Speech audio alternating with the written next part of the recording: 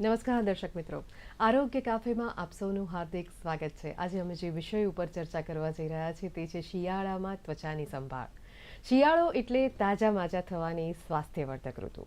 8 મહિનાની ગરમી પછી ઠંડીની સિઝન કોને ના ગમે? આપણા વડવાઓ તો હંમેશા કહેતા આવ્યા છે કે શિયાળામાં ખાઈ પીને જેટલું શારીરિક સૌષ્ઠવ જળવાય તેટલું જાળવી લેજો, આખું વર્ષ તે ગણ કરશે. ને શિયાળાની ઠંડી તો સૌ કોઈને ગમે છે. આ ઠંડીને કારણે આપણી ત્વચા રૂક્ષ થઈ જાય છે, શરદી થાય છે, સ્કિન થોડીક રફ થઈ જવી, વાળ ડ્રાય થઈ જવા, શારીરિક દુખાવા થવા જેવી સમસ્યાઓ જોવા મળતી હોય છે. પરંતુ આપણે આજે વાત કરવા જઈ રહ્યા છીએ ત્વચાની સંભાળ ખાસ કેવી રીતે લેવી તે વિષયના સંદર્ભમાં માર્ગદર્શન આપવા માટે અમારા સ્ટુડિયોમાં અત્રે પધાર્યા છે ડૉક્ટર પ્રાર્થના મહેતા. તેઓ આયુર્વેદ નિષ્ણાત છે. અને દર્શક મિત્રો, આપણે ખાસ જણાવી દઈએ કે અમારી ફોન લાઈન ચાલુ છે. આપને વિષય સંબંધિત પ્રશ્નો હોય તો તે ચોક્કસથી આવકાર્ય છે. અમારા ફોન નંબર ખાસ નોંધી લેશો. અમારા ફોન નંબર છે 07926853814, 07926853816. આપના વિષય સંબંધિત પ્રશ્નો ચોક્કસથી આવકાર્ય છે. આવો ચર્ચાનો દોર આગળ વધારીએ. નમસ્કાર મેમ, DDNના સ્ટુડિયો અને આરોગ્ય કાફેમાં આપનું હાર્દિક સ્વાગત કરીએ છીએ. આજનો વિષય ખૂબ મહત્વનો છે અને એમાં પણ શિયાળાની ઋતુ ચાલી રહી છે અને એમાં પણ શિયાળાની ઋતુમાં ત્વચાની ખાસ સંભાળ લેવી આવશ્યક રહેતી જ હોય છે. ખૂબ મહત્વનો વિષય ગણી શકાય આપણા સૌના માટે. તો સૌથી પહેલાં તો એક નિષ્ણાત તરીકે એ જણાવો કે હેલ્ધી સ્કિન કોને કહેવાય અને તેની ઓળખ કેવી રીતે થઈ શકે? શું કહેશો મેમ? નમસ્કાર દર્શક મિત્રો, હું છું ડૉક્ટર પ્રાર્થના મહેતા. આજે બહુ સરસ સબ્જેક્ટ લઈને પાયલબેન આવી રહ્યા છો આપ, અને બહુ આનંદની વાત છે કે સિઝન સરસ મજાની ફૂલ ગુલાબી ઠંડી શિયાળાનું આગમન થઈ રહ્યું છે અને દરેક મોસમનું એક આગવો મિજાજ હોય છે. શિયાળો પણ એનો મિજાજ બતાવી રહ્યો છે અને આવી ઠંડીમાં એક તો હેલ્ધી સ્કિન રાખવી જોઈએ. ને હેલ્ધી સ્કિન કોને કહેવી? તો મુલાયમ, સુંવાળી, ચમકતી, તાજગી સભર ત્વચા એ કોને ના ગમે? એક અંદરથી જ ઇનર ગ્લો પણ એ સ્કિનમાં હોય છે.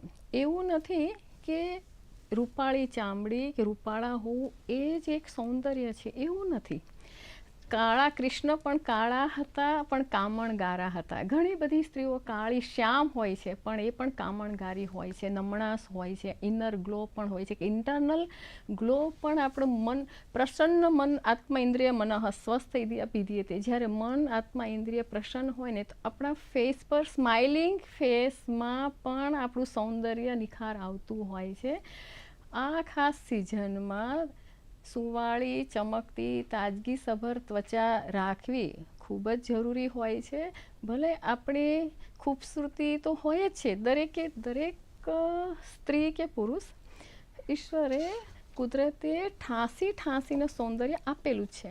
પણ આ સૌંદર્યને બરકરાર રાખવું હોય તો એની મોસમ પ્રમાણે એની માવજત કરવી પડે છે. કે જેવી રીતે માળી છે એ બગીચાને માવજત કરીને સરસ મજાનું સુંદર ઉપવન બનાવે છે, એવી રીતે કુદરતે આપણને સૌંદર્ય આપેલું જ છે. તો આ સૌંદર્યને સાચવી રાખવા માટે દરેક સિઝન. મેમ, આપણે અટકવું પડશે. આપણી સાથે દિલીપભાઈ બાવળાથી જોડાયેલા છે. જી દિલીપભાઈ, આપ તો પ્રશ્ન જણાવશો. શિયાળાની ઠંડીમાં બોડી લોશન, દૂધની તર, વેસલીન બધું ત્વચા પર લગાવે તો ત્વચા રૂક્ષ જ રહે. જી ચોક્કસથી તમારી સમસ્યાનું માર્ગદર્શન આપીએ. મેમ, આ વિશે શું કહેશો?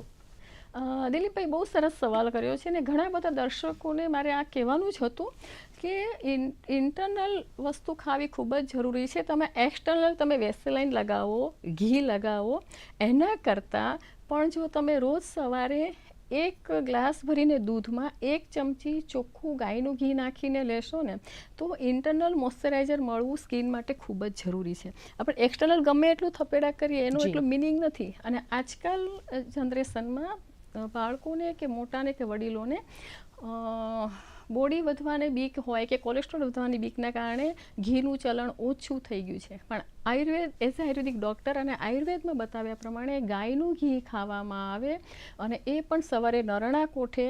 જો તમારે ગાયનું ઘી તમે લેશો ને તો તમારું મોઇશ્ચરાઇઝર સારું રહેશે. અને એક્સટર્નલ વાત કરું તો જે લોકોને આવી શુષ્ક ત્વચા શિયાળામાં થતી જ હોય છે જનરલી, તો જે કોઈ પણ પેશન્ટને આવી ત્વચા સૂકી, લુખી, તરડાયેલી કે ફાટી જવા, હોઠ ફાટી જતા હોય તો આ બધા માટે સવારે નાહ્યા પછી થોડું આલા લીલું શરીર હોય ને ત્યારે કોપરેલ તેલ, ઘરમાં હોય તો કોપરેલ તેલ લગાવી શકાય. ચોખ્ખું ઘી હોય તો ઘી પણ લગાવી શકાય, દિવેલ પણ લગાવી શકાય, ઓલિવ ઓઇલ, બદામ તેલ, કોઈ પણ ઓઇલી પદાર્થ છે આપણા ઘરમાં જે અવેલેબલ હોય. કોપરેલ તો મોટાભાગે ઘરમાં હોય જ. તો સવારે નાહ્યા પછી થોડું ભીનું શરીર હોય ત્યારે જો મોઇશ્ચરાઇઝર લગાવવામાં આવે તો કંઈ વાંધો નથી આવતો. સાથે સાથે આપણા ખાવામાં દૈનિક રોજ જ એવું નહીં કે એક દિવસ આજે ઘી ખાધું ને કાલે ચામડી સરસ થઈ ગઈ, એવું નથી હોતું. રોજ જ એમાં શિયાળામાં તો ખાસ આ સિઝનમાં તો વસાણા ખાવાનું પણ કહ્યું છે. અને એવું પણ કહ્યું છે કે શિયાળો કંઈ થાવો છે, ખાવા પીવાની મોજ મસ્તી કરવાની ને આપણા શરીરને 12 મહિનાનું સ્વાસ્થ્ય સારું રાખવાની સિઝન એ શિયાળો છે. તો આમાં વસાણા છે, ઘી સવારે ખાવામાં આવે, ઘી છે, દૂધ છે અને વેજીટેબલ્સ છે, તાજા શાકભાજી છે અને વિટામિન સી, આમળા. કુદરતે આપણને એ રીતે આ સિઝન આમળાની પણ છે. જો આમળાનું પણ નિત્ય સેવન કરવામાં આવે, આમળાનો રસ પીવામાં આવે તો પણ તમારી સ્કિનમાં કુદરતી વિટામિન સી મળવાથી કુદરતી ગ્લો આવશે અને સ્કિન સારી રહેતી હોય છે. અને જે શુષ્કતા છે એમાં તમે 2 વખત સવારે પણ તમે મસાજ કરો કોપરેલ તેલનો, રાત્રે સૂતી વખતે પણ તમે કોપરેલ તેલનું મસાજ કરીને સૂવો. વધારે પડતા ગરમ પાણીથી નાહવાનું ટાળવું જોઈએ. મેં જોયું છે પાયલબેન કે ઘણા લોકો ગરમ પાણીથી ઠંડકના કારણે નાહતા હોય છે ને તો પણ ચામડી તરડાઈ જતી હોય છે. તો પછી વેસેલાઇન કે અસર ના કરે. પણ દિલીપભાઈને જવાબ આપી દઈએ કે તમે ઘી ખાવાનું ચાલુ કરો તો તમને આ સમસ્યા દૂર ચોક્કસથી થઈ જશે. મેમ, વિષય ખૂબ રસપ્રદ છે. ખૂબ સારા એવા પ્રમાણમાં કોલર મિત્રોના ફોન આવી રહ્યા છે. અત્યારે આપણી સાથે પરેશભાઈ બોટાદથી બોલી રહ્યા છે. જી પરેશભાઈ, આપનો પ્રશ્ન જણાવશો. હાલો, નમસ્કાર. બોટાદ જિલ્લાના ગામ જૂનવદેથી પરેશ દરજી બોલું છું. જી પરેશભાઈ, આપનો પ્રશ્ન જણાવશો. મને માથામાં ખોડો થાય છે શિયાળાની ઋતુ આવે ને ત્યારે. જી, ચોક્કસથી આપની સમસ્યાનું સમાધાન લાવીએ. મેમ, તેમને ખોડાનો પ્રોબ્લેમ છે. હા, સૌથી પહેલાં તો આપને પણ નમસ્કાર. અને આપણે જે વાત કરી કે આ સિઝનમાં ખોડાની સમસ્યા થાય છે અને પ્રેક્ટિકલી પણ મેં જોયું છે કે શિયાળો શરૂ થાય છે ને તો એટલે તો પેશન્ટ ખોડાના આવતા હોય છે, માથામાં ખોડો થઈ જવો અને એના કારણે વાળ પણ ખરતા જોવા મળે છે, ડ્રાય વાળ થઈ જવા. ખોડાની સમસ્યા માટે એક સરસ મજાનો ઘરગથ્થુ ઉપચાર આપી દઉં કે કોઈ પણ વ્યક્તિને ખોડાની સમસ્યા હોય તો હરડે પાવડર અને કેરીની ગોટલીનો પાવડર કોઈ પણ ગાંધીની દુકાને મળી રહેશે. એ બંને સમાન ભાગે મિશ્રણ કરો અને દહીં સાથે પેસ્ટ જેવું બનાવીને અઠવાડિયામાં 3 વખત લગાવવામાં આવે તો ધીમે ધીમે ખોડાની સમસ્યા દૂર થઈ જતી હોય છે. સાથે સાથે આયુર્વેદિક દવાની દુકાનમાં તમને કરંજનું તેલ પણ મળી શકે છે, ધતુરપત્રાદી તેલ પણ મળી શકે છે. તો કરંજ તેલ છે અથવા તો ધતુરપત્રાદી તેલ છે એનું હળવા હાથે માથામાં માલિશ કરો અને પછી જ્યારે બીજે દિવસે સવારે માથું ધોવાનું હોય ત્યારે 10 થી 15 મિનિટ સુધી માથામાં દહીં લગાવી દેવાનું. ખાટું દહીં હોય તો વધારે સારું. અને ત્યાર પછી તમે આયુર્વેદિક શેમ્પૂ અથવા તો અરીઠાના પાણીથી કે અરીઠા સિક્કાકાઈથી જો માથું ધોવામાં આવે ને તો તમારા વાળમાં જે ખોડાની સમસ્યા છે ને એ ધીમે ધીમે દૂર થઈ જશે. પરેજ પણ રાખવાની છે. સાથે સાથે ખોડાવાળા પેશન્ટે દહીં ખાવાનું બંધ કરવાનું છે. દહીં, કેળા અને ગોળ. આયુર્વેદિક સંહિતા ગ્રંથોમાં આપણા ઋષિમુનિઓએ કે જે લોકોને ખોડો છે એને ખાવામાં પરેજ રાખવી ખૂબ જ જરૂરી છે. તો આપ કેળા છે, દહીં છે, ગોળ છે, મીઠાઈ છે, કફ કરે એવી વસ્તુઓ લેવાનું બંધ કરી દેજો. ઘરગથ્થુ પ્રયોગ તમે કરી શકો છો. અને વધારે જો તમને ખોડાની તકલીફ હોય તો આયુર્વેદિક દવાખાનામાં શિરોધારા સારવાર પણ થતી હોય છે અને આજકાલ ગવર્મેન્ટ હોસ્પિટલોમાં પણ શિરોધારા સારવાર થતી હોય છે.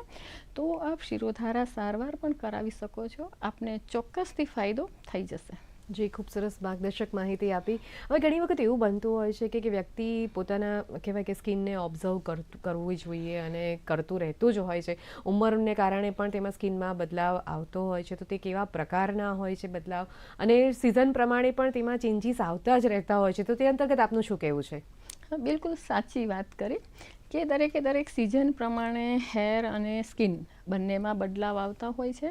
આ સાથે સાથે ઉંમરનો પણ એક એજિંગ પ્રોસેસ પણ થતી હોય છે. એમાં સ્ત્રીઓમાં તો ખાસ કે મેનોપોઝ પીરિયડમાં પણ કરચલી પડી જવી, ક્યાંક ને ક્યાંક થાઇરોઇડ નું અપડાઉન હોર્મોનલ ઇમ્બેલેન્સ હોય તો પણ સ્કિનમાં ગ્લો જતો રહેવો અથવા તો નાની નાની ફોડકીઓ થઈ જવી, અને ઘણા ડાયાબિટીસવાળા પેશન્ટ હોય એને પણ માથામાં ફોડકી થઈ જવી, કોણીમાં ફોડકી થઈ જવી. એટલે સ્કિન રિલેટેડ સમસ્યા બહેનોમાં હોર્મોનલ ઇમ્બેલેન્સના કારણે જોવા મળે છે, અને ભાઈઓમાં પણ ક્યાંક ને ક્યાંક વધારે પડતું જો જંક ફૂડ ખાવામાં આવે, ઉજાગરા કરવામાં આવે, સ્ટ્રેસ રિલેટેડ પ્રોબ્લેમ હોય તો પણ આંખ નીચે કાળા કુંડાળા પડી જવા, અને સ્કિન તડકામાં જવામાં આવે તો પણ સનટેન થઈ જવું, આવી પણ સ્કિનની સમસ્યા જોવા મળતી હોય છે. પ્રેક્ટિકલી મેં જોયું છે કે મેમ આપણે અટકવું પડશે. આપણી સાથે અન્ય કોલર મિત્રો પણ જોડાયેલા છે. રેખાબેન છે, તેઓ બારડોલીથી બોલી રહ્યા છે. જી રેખાબેન, આપનો પ્રશ્ન જણાવશો. મારો પ્રશ્ન એ છે કે શિયાળામાં મારી જે પગની એડીઓ છે એ ફાટી જાય છે, તો શું કરવું જોઈએ? જી, ખૂબ મહત્વનો પ્રશ્ન છે રેખાબેન આપનો. ચોક્કસથી તેનું સમાધાન લાવીએ. મેમ, આ વિશે શું કહેશો? પગની એડી ફાટી જવી આ સિઝનમાં કેટલાક પેશન્ટ એવા હોય છે કે ખાલી શિયાળામાં જ પગની એડી ફાટી જવી, અને કેટલાક પેશન્ટ એવા પણ છે કે 12 મહિના વાઢિયા હોય, કે જેને વાઢિયા કહે છે, અને આયુર્વેદમાં વિપાદિકા એવું નામ આપેલું છે કે પગમાં વાઢિયા પડી જવા. જ્યારે વાયુની વૃદ્ધિ થાય અને શિયાળામાં ઠંડો પવન આવતો હોય છે, ઠંડીના કારણે ચામડીની ત્વચા શુષ્ક થઈ જતી હોય છે, અને સૂકી ત્વચામાં તિરાડ પડી જતી હોય છે, અને ઠંડકના કારણે શીત ઋતુમાં વાયુનો શીત ગુણ વધવાથી ચીરા પડી જતા હોય છે ચામડીની અંદર. એના માટે એક સરસ ઘરગથ્થુ ઉપચાર આપું છું કે જે કોઈ પણ વ્યક્તિને આવી સમસ્યા હોય તો સૌથી પહેલાં તો 5 થી 10 મિનિટ સુધી એક ટબમાં થોડું હુંફાળું ગરમ પાણી નાખો, થોડુંક મીઠું નાખો, અડધું લીંબુ અને આયુર્વેદિક શેમ્પૂ નાખો, અને પછી 5 થી 10 મિનિટ એ ગરમ પાણીમાં, હુંફાળા ગરમ પાણીમાં પગને પલાળી રાખો. સોફ્ટ બ્રશથી સરસ પગ તમારા સાફ કરી નાખો, ક્યાંય ધૂળ ના હોવી જોઈએ. અને ત્યાર પછી ઘરેલું ઉપચારમાં તમે જ્યાં જ્યાં ચીરા છે ત્યાં સરસ રીતે આખા પગના તળિયામાં દિવેલને ખૂબ જ ઘસી દો. જે જાડું દિવેલ આપણે ઘઉં ચોખામાં જે મોવામાં વાપરીએ છીએ ને, એ દિવેલ વધારે સારું. જાડું દિવેલ એ તમે ખૂબ ઘસી આપો. દિવેલ ના હોય તો ચોખ્ખું ઘી, ઘરે બનાવેલું ઘી પણ ચાલે, તો એ તમે ઘીથી બંને પગના તળિયામાં 5 થી 10 મિનિટ મસાજ કરી દો. ઘી અથવા દિવેલ કોઈ પણ વસ્તુ ચાલે. ત્યાર પછી તમે મોજા, સૂતરવ, કોટન સૂતી મોજા પહેરી રાખો, અને આખો દિવસ એ મોજા પહેરી રાખવાના. રાત્રે સૂતી વખતે એ મોજા કાઢી નાખવાના. ફરી પાછું તમે દેશી ઘી, ઘરેનું જે ઘી હોય એનું મસાજ કરી દો. તમે લગભગ 3 મહિના આ પ્રયોગ કરશો ને તો તમારા એડીના જે ચીરા પડી ગયેલા છે ને એમાં ચોક્કસથી હિલિંગ થઈ જતું હોય છે. મેં કેટલા બધા દર્શકોને, પેશન્ટને આ ઘરેલું ઉપચાર આપ્યો છે, અને ખૂબ જ કારગત નીવડતો હોય છે. સાવધાની એ રાખવાની છે કે આપણા પગ ધોયા પછી પગના જ્યાં ચીરા હોય છે ને ત્યાં ધૂળ કે ડસ્ટ અડવી ના જોઈએ. ડસ્ટથી એ ચીરા વધી જતા હોય છે અને એ પેઇનફુલ બનતા હોય છે. તો સવારે અને સાંજે ઘીનું મસાજ કરો. સાથે સાથે પહેલાં મેં વાત કરી એ રીતે ખાવા પીવામાં ઘી દૂધનું ચલણ વધારે રાખો, કેમ કે મેં પ્રેક્ટિકલી જોયું છે કે આજકાલ આપણે ઘી ઓછું ખાવાથી શરીરમાં ઓઇલિંગ ઓછું થઈ જાય છે. બોડીમાંનું મોઇશ્ચરાઇઝર ઓછું થવાના કારણે વાઢિયા પડતા જોવા મળે છે. તો આ તમે ઉપાય કરો, ચોક્કસથી સારું થઈ જશે. ખૂબ સરસ માર્ગદર્શક માહિતી આપી મેમ આપે. હવે ઘણી વખત એવું બનતું હોય છે કે શિયાળાની ઋતુમાં સ્કિન એકદમ રફ થઈ જતી હોય છે. જેવી રીતે ડેન્ડ્રફ માથામાંથી નીકળતો હોય ને એવી રીતે સ્કિનની ફોતરીઓ પણ હાથમાંથી, પગમાંથી નીકળતી હોય છે. તો તેવા લોકોએ કેવા પ્રયત્નો કરવા જોઈએ કે સ્કિનને ડ્રાય સ્કિનમાંથી બચાવવા માટે? હા, સૌથી પહેલાં તો આ જે ઠંડક શિયાળાની ઋતુ છે એમાં જે ઠંડી હવા આવતી હોય છે તો ચામડી લુખી સૂકી બરછટ થઈ જતી હોય છે. તો નાહવા માટે હમણાં મેં વાત કરી ગરમ પાણી નહીં, હુંફાળું પાણી વાપરી શકાય, અને સાથે સાથે સાબુનો ઉપયોગ ના કરવો. આયુર્વેદમાં બતાવ્યા પ્રમાણે બેસન, દૂધની મલાઈ અને હળદર થોડીક જ લેવાની. ચણાનો લોટ લો 2 થી 3 ચમચી, એમાં દૂધની મલાઈ નાખો, થોડીક હળદર નાખો, અને એનાથી જો નાહવાનું રાખો ને તો ચામડી સુંવાળી અને મુલાયમ સરસ રીતે રહેતી હોય છે. અને જે લોકોને, ઘણા લોકોને ગાલ ફાટી જતા હોય છે, હાથમાં ફાટી જતા હોય છે, નાના બાળકોને પણ હોઠ ફાટી જતા હોય છે, ચામડી તરડાઈ જાય, ઘણાને તો ગાલ ફાટી જાય ને પછી કાળા થઈ જતા હોય છે. તો એ લોકોએ ગ્લિસરીન મધ એને મિશ્રણ કરીને જ્યાં જ્યાં ફાટી ગયું હોય ને ત્યાં લગાવી દેવાનું. રોજ રાત્રે લગાવી દો, 1 થી 2 કલાક રાખો અને પછી દૂધથી ફેસ ધોવાનું રાખો. કાચું દૂધ છે એને પૂમડા વટેથી જ્યાં જ્યાં તમને ફાટી ગયું હોય ને એ કોટન વડે આમ લગાવી દેવાનું રાખો. તો આ રીતે ઘરેલું ઉપચાર આપણે જે કુદરતી પ્રાકૃતિક વસ્તુથી જો સૌંદર્યનો નિખાર લાવીશું ને એ પરમેનન્ટ રહેતું હોય છે. ને મારું આ 32-33 વર્ષની આયુર્વેદિક યાત્રામાં મેં પ્રેક્ટિકલી જોયું છે કે જે કુદરતે આપણને વસ્તુઓ આપી છે કે ચણાનો લોટ છે, હળદર છે, પાકેલું કેળું, પાકેલા કેળાથી પણ જો નાહવાનું રાખો, તમે મસાજ કરો અને પછી ચણાના લોટથી તમે નાહી લો તો સાબુની જરૂર નથી પડતી, કેમ કે એક મોઇશ્ચરાઇઝરનું કામ કરે છે. એટલે આ રીતે પાકેલું કોઈ પણ ફ્રૂટ્સ હોય ને એ તમે એનાથી નાહી શકો છો. પાકેલું કેળું હોય, પછી સફરજન હોય, એનો બી થોડું પલ્પ બનાવી નાખો અને એની સફરજનની જે ખટાશ રહેલી છે એ પણ તમે વાપરી શકો છો પલ્પ બનાવી નાહવામાં. આ શિયાળાની સિઝનમાં સાબુ વાપરવા કરતાં જેને ઉદ્વર્તન ઉપટન કહે છે કે હળદર છે, બાજરીનો લોટ છે, ચોખાનો લોટ છે, જુવારનો લોટ છે, કંઈ ના હોય તો ઘરમાં ઘઉંનો લોટ હોય ને, એટલે આ બધી જ હોમ રેમેડીઝ આપણા ઘરમાંથી જ મળી રહે છે. એટલે આપણું રસોડું છે ને એ જ એક આપણું આરોગ્યને સાચવનારું મહાન ઔષધ છે. રસોડાની રાણી એ રસોડામાંથી જ મહારાણી થઈ શકે છે. રસોડામાંથી સૌંદર્ય આપણું બરકરાર રહેતું હોય છે. જી, અત્યારે આપણી સાથે અન્ય કોલર મિત્ર જોડાયેલા છે, તરલાબેન, તેઓ જામનગરથી બોલી રહ્યા છે. જી, આપનો પ્રશ્ન જણાવશો. જી, આપનો પ્રશ્ન જણાવો. 72 વર્ષ છે અને મને થાઇરોઇડનો પ્રોબ્લેમ છે. જો કે આજના એપિસોડમાં કદાચ આ ન સમાવી શકો તમે, પણ મારું કહેવાનું એવું છે કે મારા વાળ એકદમ પતલા થઈ ગયા છે અને થ્રુઆઉટ પતલા થતા જ જાય છે. તેના માટે શું રેમેડી હોઈ શકે મેમ? જી, ચોક્કસથી આપને માર્ગદર્શન પૂરું પાડીએ. જી મેમ.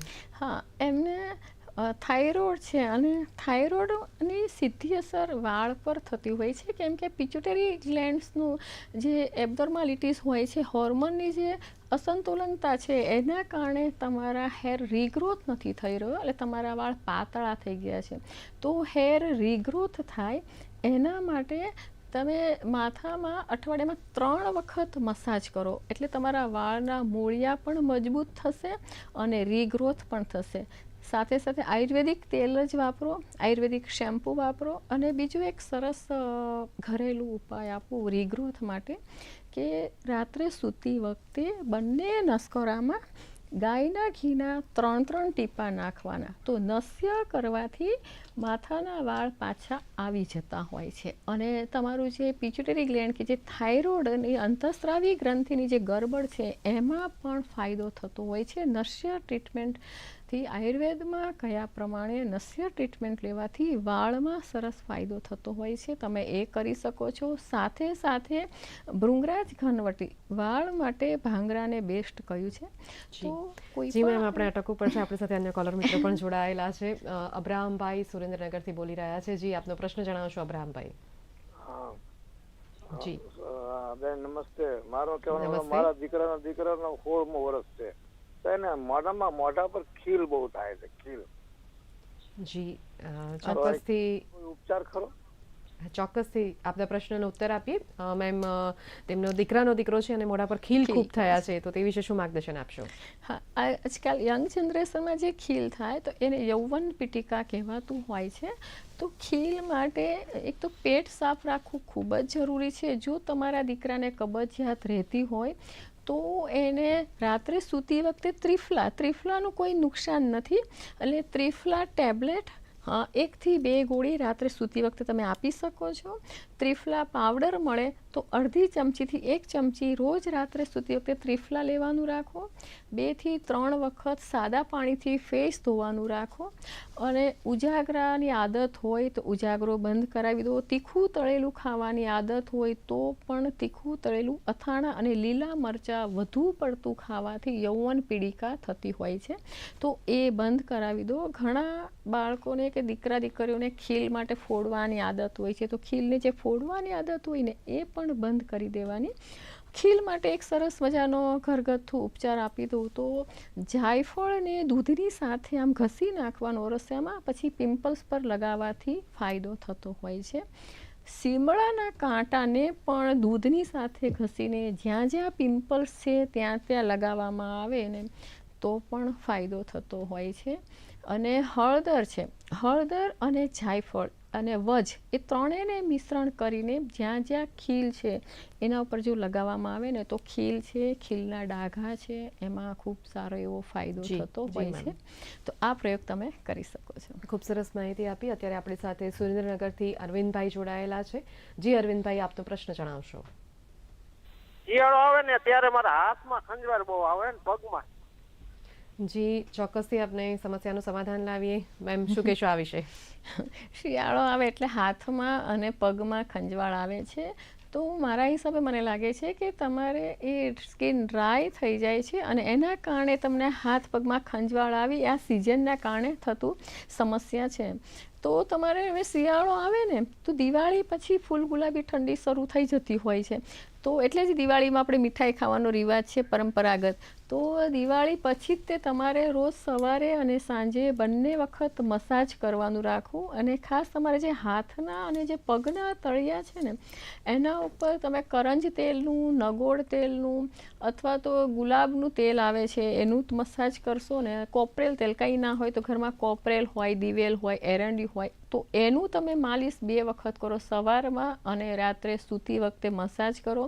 ખાવામાં તમે ઘીનું વધારે સેવન કરો અને હળદર, અત્યારે આ સિઝનમાં લીલી હળદર અને આંબળા મળતા હોય છે અને આંબા હળદરનો એક ગુણધર્મ છે કે ખંજવાળને દૂર કરે.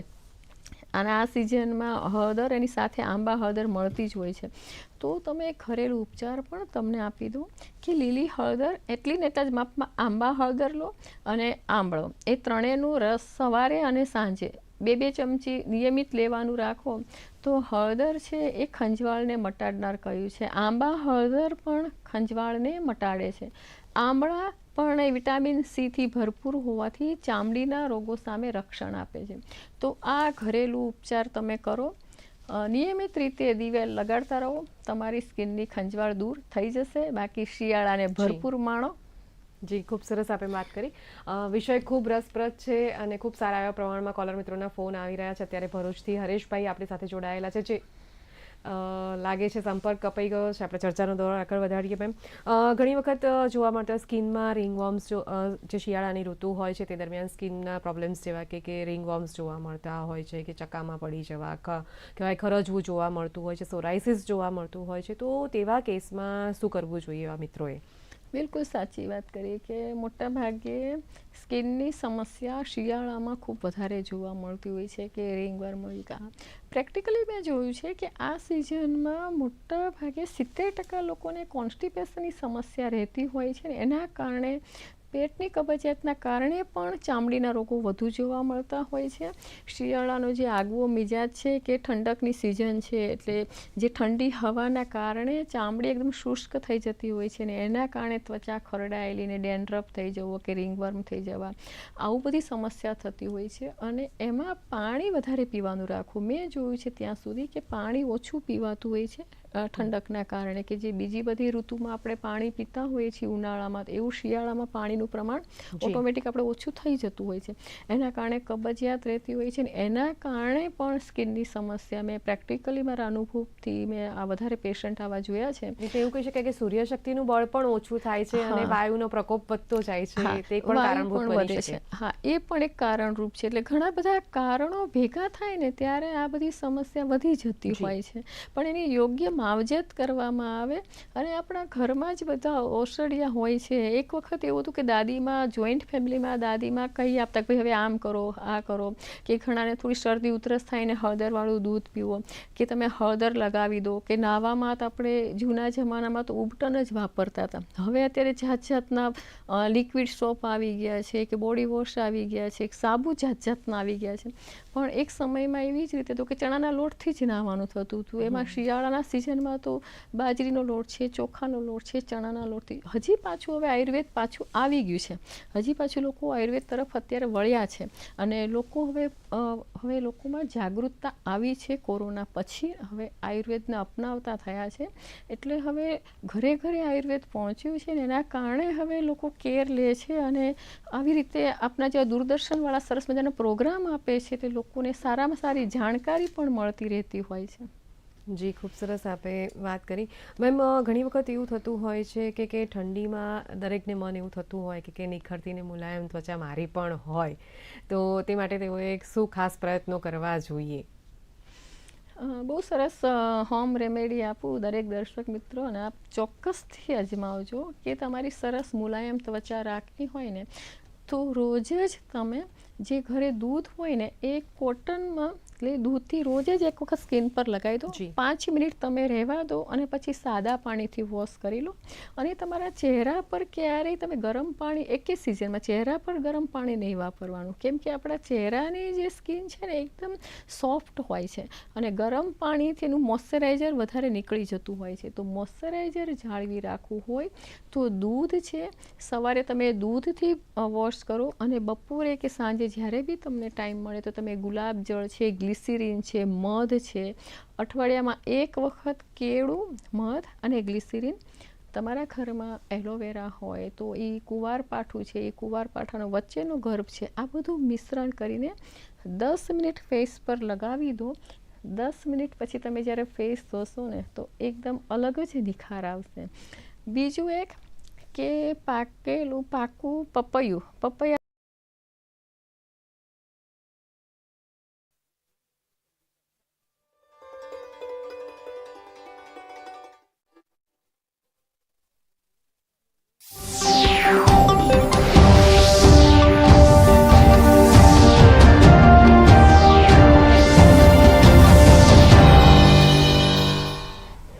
નમસ્કાર, મોર્નિંગ ન્યૂઝમાં હું નિકેતા શુક્લા આપનું હાર્દિક સ્વાગત કરું છું. બુલેટિનની શરૂઆત કરીશું હેડલાઇન્સથી.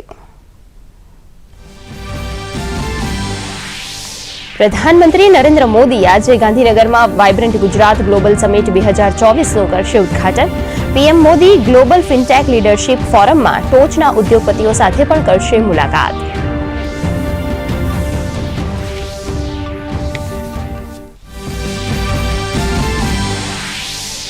પ્રધાનમંત્રીએ વાઇબ્રન્ટ ગુજરાત ગ્લોબલ ટ્રેડ શોનું કર્યું ગઈકાલે ઉદઘાટન. 16 કંપનીઓની વિશ્વસ્તરીય ટેકનોલોજીથી બનેલ ઉત્પાદનોનું પ્રધાનમંત્રીએ કર્યું અવલોકન. બુલેટ ટ્રેનને લગતો સ્ટોલ બન્યો આકર્ષણનું કેન્દ્ર.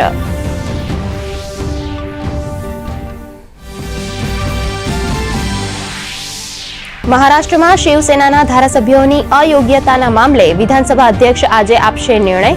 આજના નિર્ણય પર મુખ્યમંત્રી એકનાથ શિંદે અને તેમના જૂથના 16 ધારાસભ્યોનું ભાવિ થશે નક્કી.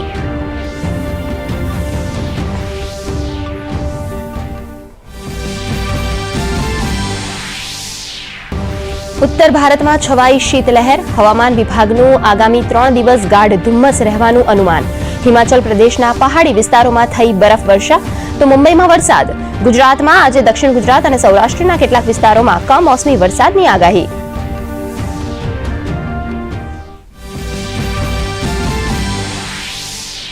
મોરબીના હળવદનો શક્તિસાગર બ્રહ્માણી ડેમ 100% ભરાયો.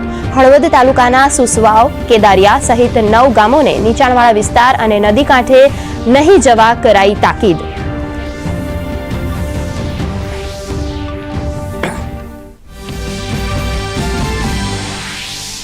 અમરેલીમાં વાડી વિસ્તારમાં કૂવામાં ખાબક્યો દીપડો. વન વિભાગે 2 કલાકની જહેમત બાદ દીપડાનું સફળ રેસ્ક્યુ કર્યું. વારંવાર દીપડા દેખાતા સ્થાનિકોમાં ભય.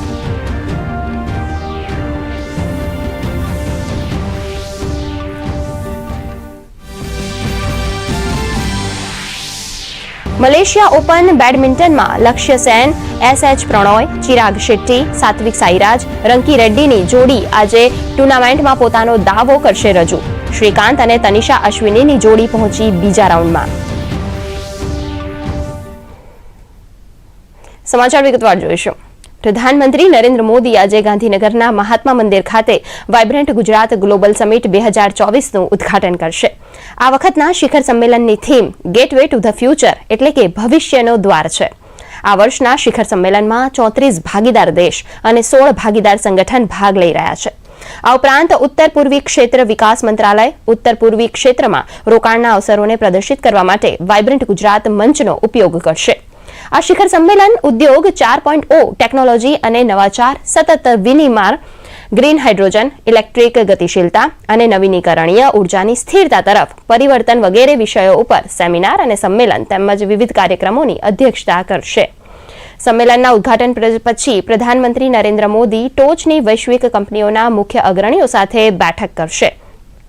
ત્યારબાદ તેઓ ગિફ્ટ સિટી જશે, જ્યાં ગ્લોબલ ફિનટેક લીડરશિપ ફોરમમાં ટોચના ઉદ્યોગપતિઓ સાથે ચર્ચા કરશે. तो इस समिट की जब हम बात करते हैं तो उसने तकरीबन 2 दशक का सफर तय किया है. तो एक बहुत महत्वपूर्ण सफर है. जहां कुछ देश इसमें हिस्सा लिया करते थे, वहां अब दर्जनों देश इसमें हिस्सा ले रहे हैं. खासकर अगर कल के ग्लोबल ट्रेड शो की बात करें तो 20 से भी अधिक जो पार्टनर कंट्रीज हैं उन्होंने अपने एग्जिबिट्स रखे हैं, अपनी प्रदर्शनियां, अपने पवेलियंस बनाए हैं, जहां पर डिस्कशंस होंगे, डेलिब्रेशंस होंगे, अपने टेक को शो करेंगे, किस तरीके का टेक एडवांसमेंट है उसको शोकेस करेंगे. उसके अलावा देखिए यहाँ पर एक और बात है कि वाइब्रेंट गुजरात का जो स्वरूप है वो इतना बड़ा हो चुका है कि साइमल्टेनियसली एक ही समय पर कई अलग अलग देशों के सेमिनार्स या कंट्री सेमिनार जिसे कहते हैं वो आयोजित किए जाते हैं. जैसे सिंगापुर का एक सेमिनार है आज, तंजानिया का, यूएस इंडिया बिजनेस काउंसिल का एक सेमिनार है, उसके साथ ही इंडो जर्मन सेमिनार है, उसके साथ अगर देखिए ऑस्ट्रेलिया की बात करें, ऐसे कई सेमिनार्स आयोजित हो रहे हैं. कल प्रधानमंत्री नरेंद्र मोदी हम जानते हैं कि कई सीईओ से मिले थे, उसमें सेमीकंडक्टर्स पर बातचीत हुई थी, पोर्ट और लॉजिस्टिक्स डेवलपमेंट पर बातचीत हुई थी और उसके साथ ही सस्टेनेबिलिटी पर बात हुई है, एजुकेशन के क्षेत्र में बात हुई है. तो कई ऐसे एस्पेक्ट्स कल ही प्रधानमंत्री नरेंद्र मोदी ने अगर कहें तो इस वाइब्रेंट गुजरात ग्लोबल समिट का जो टोन है वो सेट कर दिया था. एक रिदम जो है वो सेट हो चुकी है और उसके साथ ही आने वाले जो और 2 दिन हैं, 12 तारीख तक चुकी ये समिट चलने वाला है, तो उसमें कई सेशंस भी दिखेंगे जैसे, और कई भारत के कई अलग अलग राज्यों के भी सेमिनार्स और स्टेट सेमिनार्स आयोजित होने वाले हैं. 10મી વાઇબ્રન્ટ ગ્લોબલ ગુજરાત સમિટમાં ભાગ લેવા માટે યુએઈના રાષ્ટ્રપતિ મોહમ્મદ બિન ઝાયદ અલ નહયાન ગઈકાલે ગુજરાતના પ્રવાસે આવ્યા હતા. પ્રધાનમંત્રી નરેન્દ્ર મોદીએ અમદાવાદ એરપોર્ટ ખાતે યુએઈના રાષ્ટ્રપતિનું ઉષ્માભર્યું સ્વાગત કર્યું હતું. આ પ્રસંગે વિદેશ મંત્રી એસ જયશંકર, એનએસએ અજીત ડોભાલ, રાજ્યપાલ આચાર્ય દેવવ્રત અને મુખ્યમંત્રી ભૂપેન્દ્ર પટેલ પણ ઉપસ્થિત રહ્યા હતા. ત્યારબાદ બંને નેતાઓએ એરપોર્ટથી ઇન્દિરા બ્રિજ સુધીના ભવ્ય રોડ શોમાં ભાગ લીધો હતો. રોડ શો બાદ પ્રધાનમંત્રી મોદી અને યુએઈના રાષ્ટ્રપતિ વચ્ચે દ્વિપક્ષીય બેઠક યોજાઈ હતી, જેમાં નવીનીકરણ ઉર્જા, સ્વાસ્થ્ય અને ફૂડ પાર્ક જેવા મહત્વના મુદ્દે કરાર પર હસ્તાક્ષર કરવામાં આવ્યા હતા.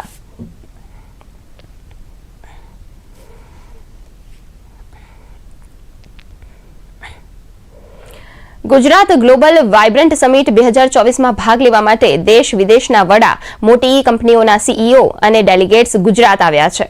પ્રધાનમંત્રી નરેન્દ્ર મોદીએ આ ડેલિગેટ્સ સાથે મુલાકાત કરી હતી. તો જોઈએ આ અંગેનો એક અહેવાલ. ગ્લોબલ સમિટ 2024નો પ્રારંભ થવા જઈ રહ્યો છે, તેવામાં પ્રધાનમંત્રી નરેન્દ્ર મોદીએ મહાત્મા મંદિર ખાતે પૂર્વ તિમોરના પ્રમુખ જોસ રામોસ હોર્ટા સાથે દ્વિપક્ષીય બેઠકમાં ભાગ લીધો હતો. બંને નેતાઓ વચ્ચે સાંસ્કૃતિક અને દ્વિપક્ષીય બાબતે મહત્વના મુદ્દે વાતચીત થઈ હતી. પૂર્વ તિમોરના આસિયાન સંગઠનમાં સ્થાન મળ્યું તે બદલ પ્રધાનમંત્રી મોદીએ અભિનંદન આપતા આંતરરાષ્ટ્રીય સૌર સંગઠનમાં સામેલ થવા નિમંત્રણ આપ્યું હતું.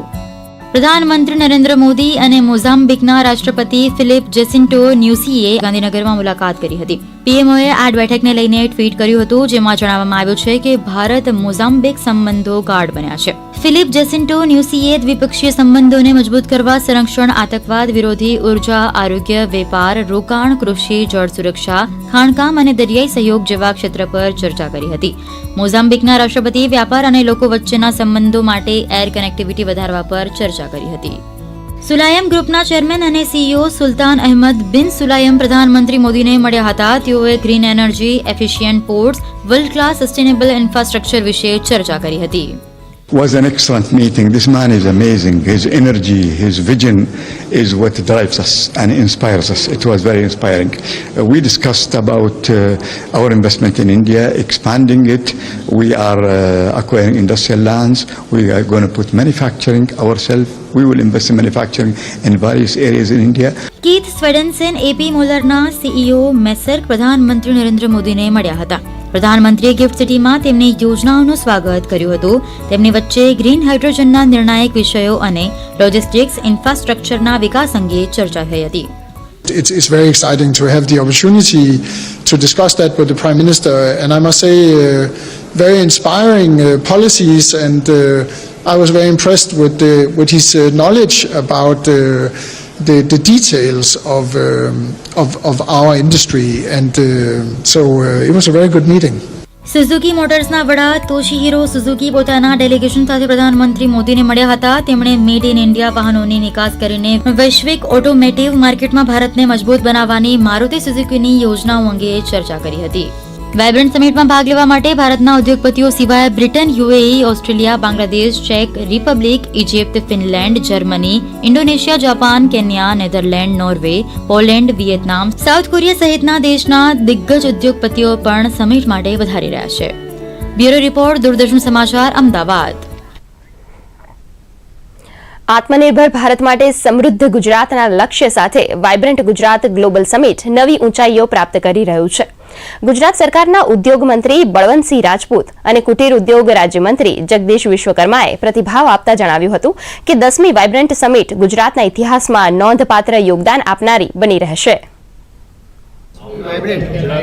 ગુજરાત માટે નવું વાઇબ્રન્ટ છે એ હંમેશા આપણી સક્સેસ સ્ટોરી છે. એ સક્સેસ સ્ટોરીના કારણે 10મી વાઇબ્રન્ટમાં અનેક દેશના લોકો, મોટા મોટા લોકો, જે સીયુથી માંડીને રાષ્ટ્રપતિથી માંડીને અનેક લોકો આવે છે. આજનો દિવસ ગુજરાતનો સ્વર્ણ દિવસ ગણાશે. વાઇબ્રન્ટ દેશના અધ્યક્ષતામાં થઈ રહી છે.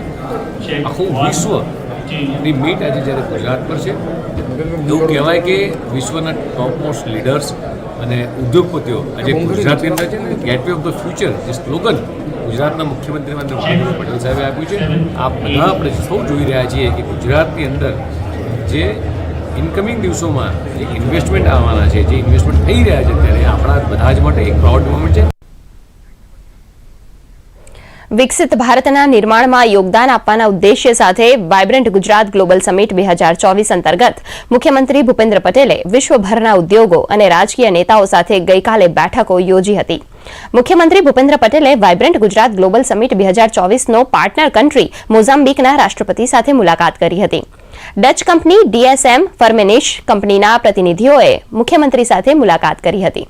તો જાપાનના ડેલિગેશને પણ મુખ્યમંત્રી સાથે મુલાકાત કરીને ગુજરાતમાં 350થી વધુ જાપાનીઝ કંપનીઝ કાર્યરત હોવાનો શ્રેય રાજ્ય સરકારના પ્રોએક્ટિવ અભિગમને આપ્યો હતો. ત્યારબાદ મુખ્યમંત્રી સિંગાપોર બિઝનેસ ફેડરેશનના સાઉથ એશિયા બિઝનેસ ગ્રુપના vice chairman Prasoon Mukherjee, Micron ટેકના પ્રેસિડેન્ટ અને CEO સંજય મહેરોત્રા, ડીપી વર્લ્ડના ગ્રુપ ચેરમેન અને CEO Sultan Ahmed bin Sulayem અને નેધરલેન્ડની પોર્ટ ઓપરેટિંગ કંપની APM ટર્મિનલ્સના CEO કીથ સ્નેવેન્ડેસ સાથે બેઠક કરી હતી.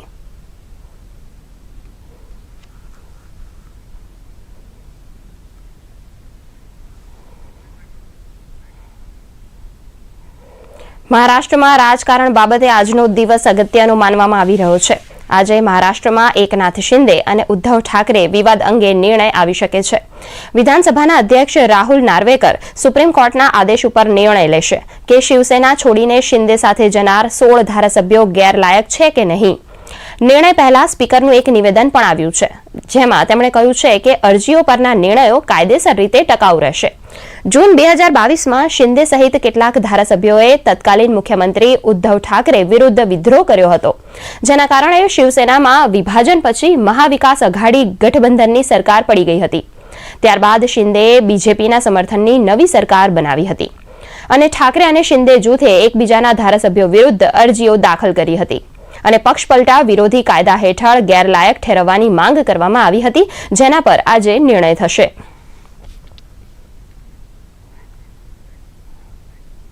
અને વધુ સમાચારો નિહાળીશું નાનકડા વિરામ બાદ.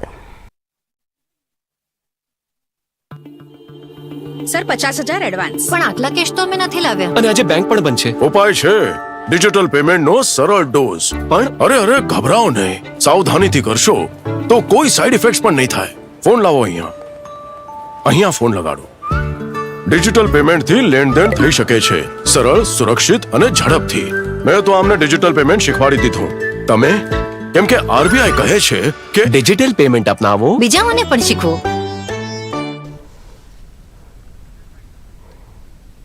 વિરામ બાદ આપનું સ્વાગત છે. સમાચારોમાં આગળ વધીશું. અમેરિકન પૂર્વ રાષ્ટ્રપતિ ડોનાલ્ડ ટ્રમ્પ 2020ના ચૂંટણીના ફોજદારી કેસને લઈને ફેડરલ કોર્ટમાં હાજર થયા હતા, જે બાદ જજોની પેનલે આ દાવા ઉપર ઊંડી શંકા વ્યક્ત કરતા જણાવ્યું હતું કે ટ્રમ્પને આ ષડયંત્રના આરોપોમાં કેસમાં સુરક્ષા જાળવવી જોઈએ. ટ્રમ્પે એવો પણ દાવો કર્યો હતો કે તેઓ પર કોઈ પુરાવા વગર કેસ ચલાવવામાં આવી રહ્યો છે, કારણ કે સર્વેક્ષણમાં તેઓને રાષ્ટ્રપતિ બાઇડનથી આગળ બતાવવામાં આવ્યા છે. ટ્રમ્પે ચેતવણી આપતા કહ્યું હતું કે જો આરોપ સાચા સાબિત થશે તો પરિણામ બહુ ખરાબ આવશે. દેશમાં હોબાળો મચી જશે અને અનેક રહસ્યો પરથી પડદાઓ પણ ઉઠશે.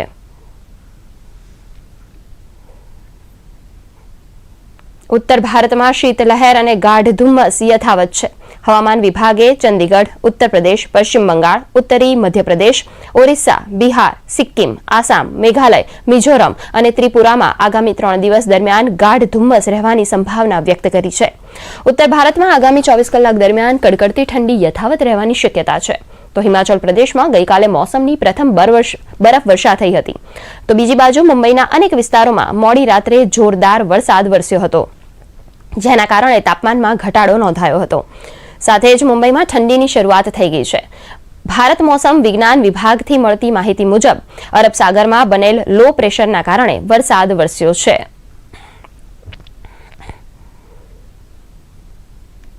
મલેશિયા ઓપન બેડમિન્ટન ટુર્નામેન્ટમાં લક્ષ્ય સેન આજે પોતાનો દાવો રજૂ કરશે. લક્ષ્ય સેન આજે ચીનના વેંગ હોંગ યાંગ સાથે બાથ ભીડશે. એચએસ પ્રણોયનો સામનો ડેનમાર્કના એડર્સ એટરસન સાથે થશે.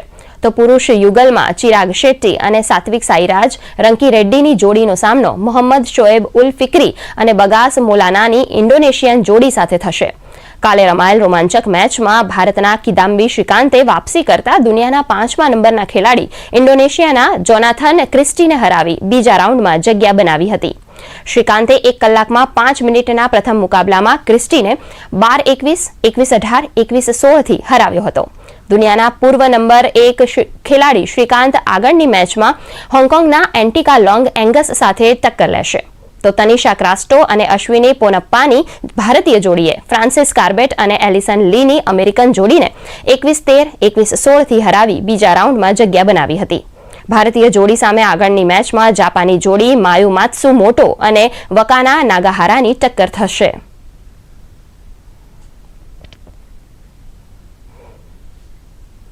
વડોદરાની નવરચના યુનિવર્સિટી ખાતે ખોજ વિન્ટર સ્કૂલ એક્ઝિબિશનનો પ્રારંભ કરવામાં આવ્યો હતો, જેમાં 650 વિદ્યાર્થીઓ અને શિક્ષકોએ સાથે મળીને 29 ઇનોવેટિવ પ્રોજેક્ટ્સ રજૂ કર્યા હતા, જેમાં જાહેર આરોગ્ય, માનસિક સ્વાસ્થ્ય, સ્વચ્છતા, પર્યાવરણ અને ટકાઉપણું, શહેરી વિકાસ, કચરા વ્યવસ્થાપન, સોશિયલ મીડિયાના વપરાશની અસરો, અર્થશાસ્ત્ર, શહેરી જીવન પર ફ્લાયઓવરની અસર, green space, biodiversity, hotspots mapping, virtual reality જેવા વિષયો પર પ્રોજેક્ટ પ્રદર્શનમાં મુકાયા હતા. નવરચના યુનિવર્સિટીમાં નવી રાષ્ટ્રીય શિક્ષા નીતિ મુજબનું શિક્ષણ કાર્ય અપાય છે, જેમાં વિદ્યાર્થીઓ ફિલ્ડમાં જઈને લોકો સાથે સંવાદ કરી રિસર્ચ કરીને प्रोजेक्ट तैयार करे छे। 600 बच्चे 30 प्रोजेक्ट से इन्होंने सोशल जो प्रॉब्लम्स है बड़ौदा और उसके आसपास शहरों में भी और गांव में भी ये बच्चे गए हैं, इन्होंने प्रॉब्लम्स को स्टडी किया है, उसके बाद सॉल्यूशंस ढूंढे हैं और मैं समझता हूं कि ये जो पूरा प्रोजेक्ट अप्रोच है एक नया अप्रोच बच्चों को जिंदगी पर काम लगने वाला है।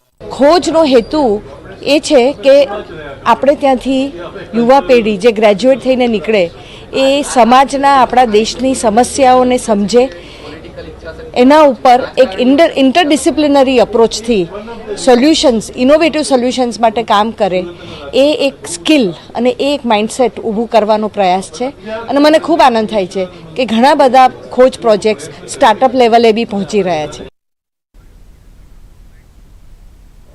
બિહાર અને મધ્યપ્રદેશના પત્રકારોનું ડેલિગેશન મહેસાણાની મુલાકાતે પહોંચ્યું છે, ત્યારે પ્રવાસનના પ્રથમ દિવસે તમામ પરપ્રાંતીય પત્રકારો વિકસિત ભારત સંકલ્પ યાત્રામાં જોડાયા હતા, જ્યાં તેઓએ ગુજરાતમાં ડ્રોન વડે ખેતરોના પાકોમાં દવા છંટકાવ અને અનેક વિવિધ ટેકનોલોજીનો ઉપયોગ કરવાની જાણકારી આપવામાં આવી હતી। આ પરપ્રાંતીય ડેલિગેશને ગુજરાતને સ્વચ્છતા મામલે પણ પ્રશંસનીય ગણાવ્યું હતું। વિશ્વવિખ્યાત મોઢેરા સૂર્ય મંદિરને જોઈ તેઓ અભિભૂત બન્યા હતા।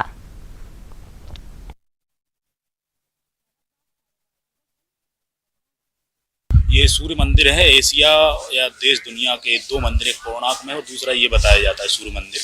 ये भी काफी प्राचीन मंदिर है सूर्य मंदिर, जहाँ पर चारों दिशाएं आकर यहाँ पर शून्य हो जाती मंदिर में। ये काफी पुराना मंदिर है, काफी दार्शनिक स्थल है और यहाँ आने से हमको हमारे देश के और पुराने पूर्वजों के बारे में पता चलता है, जानकारी मिलती है। हमें काफ़ी गुजरात काफ़ी अच्छा लगा, गुजरात का सन टेम्पल काफ़ी अच्छा लगा और आगे भी हम कभी घूमने को है ही। और एक चीज़ अच्छी चीज़ यहाँ पे ये देखने को मिली है सन टेम्पल में कि सारी दिशाएं एक तरफ आके ज़ीरो हो जाती है, जो कि हमने अभी स्क्रीनशॉट भी लिया है मोबाइल में। और यहाँ के लोग काफ़ी पोलाइटली हैं, ठीक है, और खाना बहुत टेस्टी है यहाँ।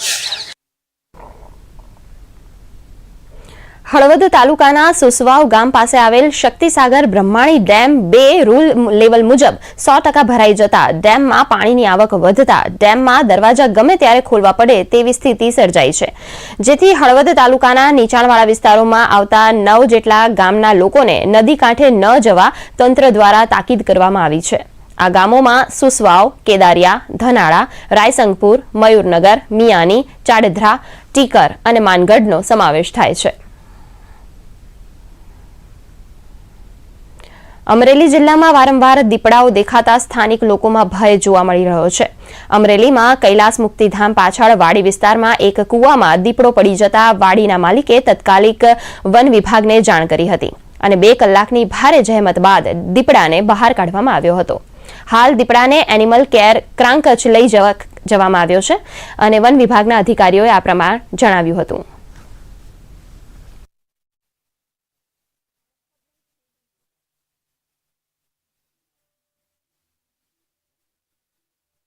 અંદરથી અવાજ આવતો હતો એટલે જોયું કૂવામાં તો એક દીપડો અંદર પડેલો હતો અને એક દીપડી હતી। દીપડી તો ભાગી ગઈ હતી તરત અને દીપડો અંદર પડી ગયેલો જોવા મળેલો હતો।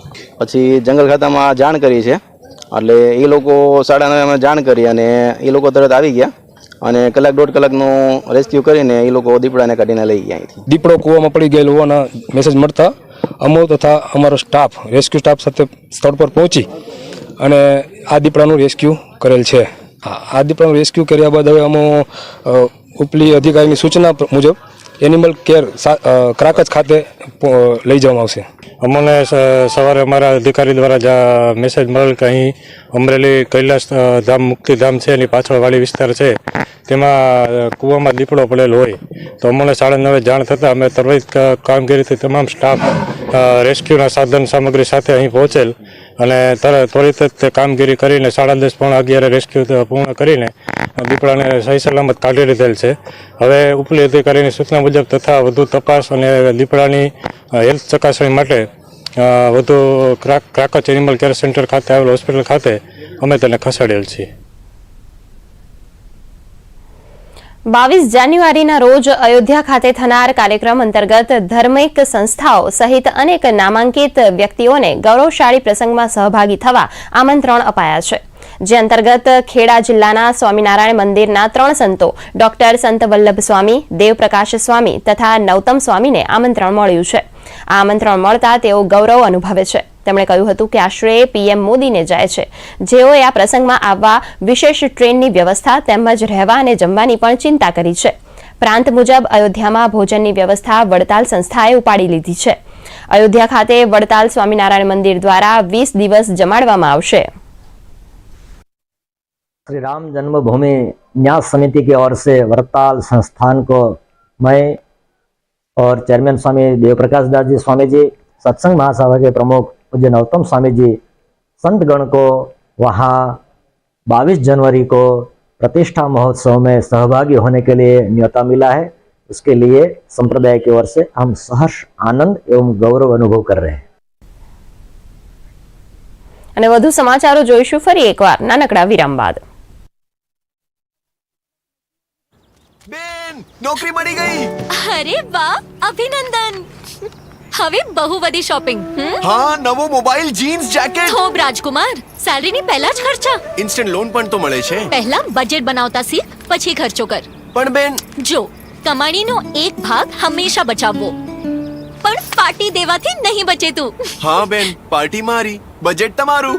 અચ્છા, આરબીઆઈ કહે છે યોગ્ય નાણાકીય વર્તન કરે તમારું રક્ષણ। વિરામ બાદ આપનું સ્વાગત છે। સમાચારોમાં આગળ વધીશું। મોરબી રાજકોટ હાઈવે પર ધ્રુવનગર ગામ પાસે મોડી રાત્રે અચાનક કોઈ કારણસર કારમાં આગ લાગતા જોતામાં કાર બળીને ખાખ થઈ ગઈ હતી. જોકે સદભાગ્યે કોઈ જાનહાનિ થઈ નહોતી. ઘટનાની જાણ થતાં ફાયરની ટીમ ઘટના સ્થળે પહોંચી ગઈ હતી અને આગને કાબૂમાં લેવા પાણીનો મારો ચલાવ્યો હતો.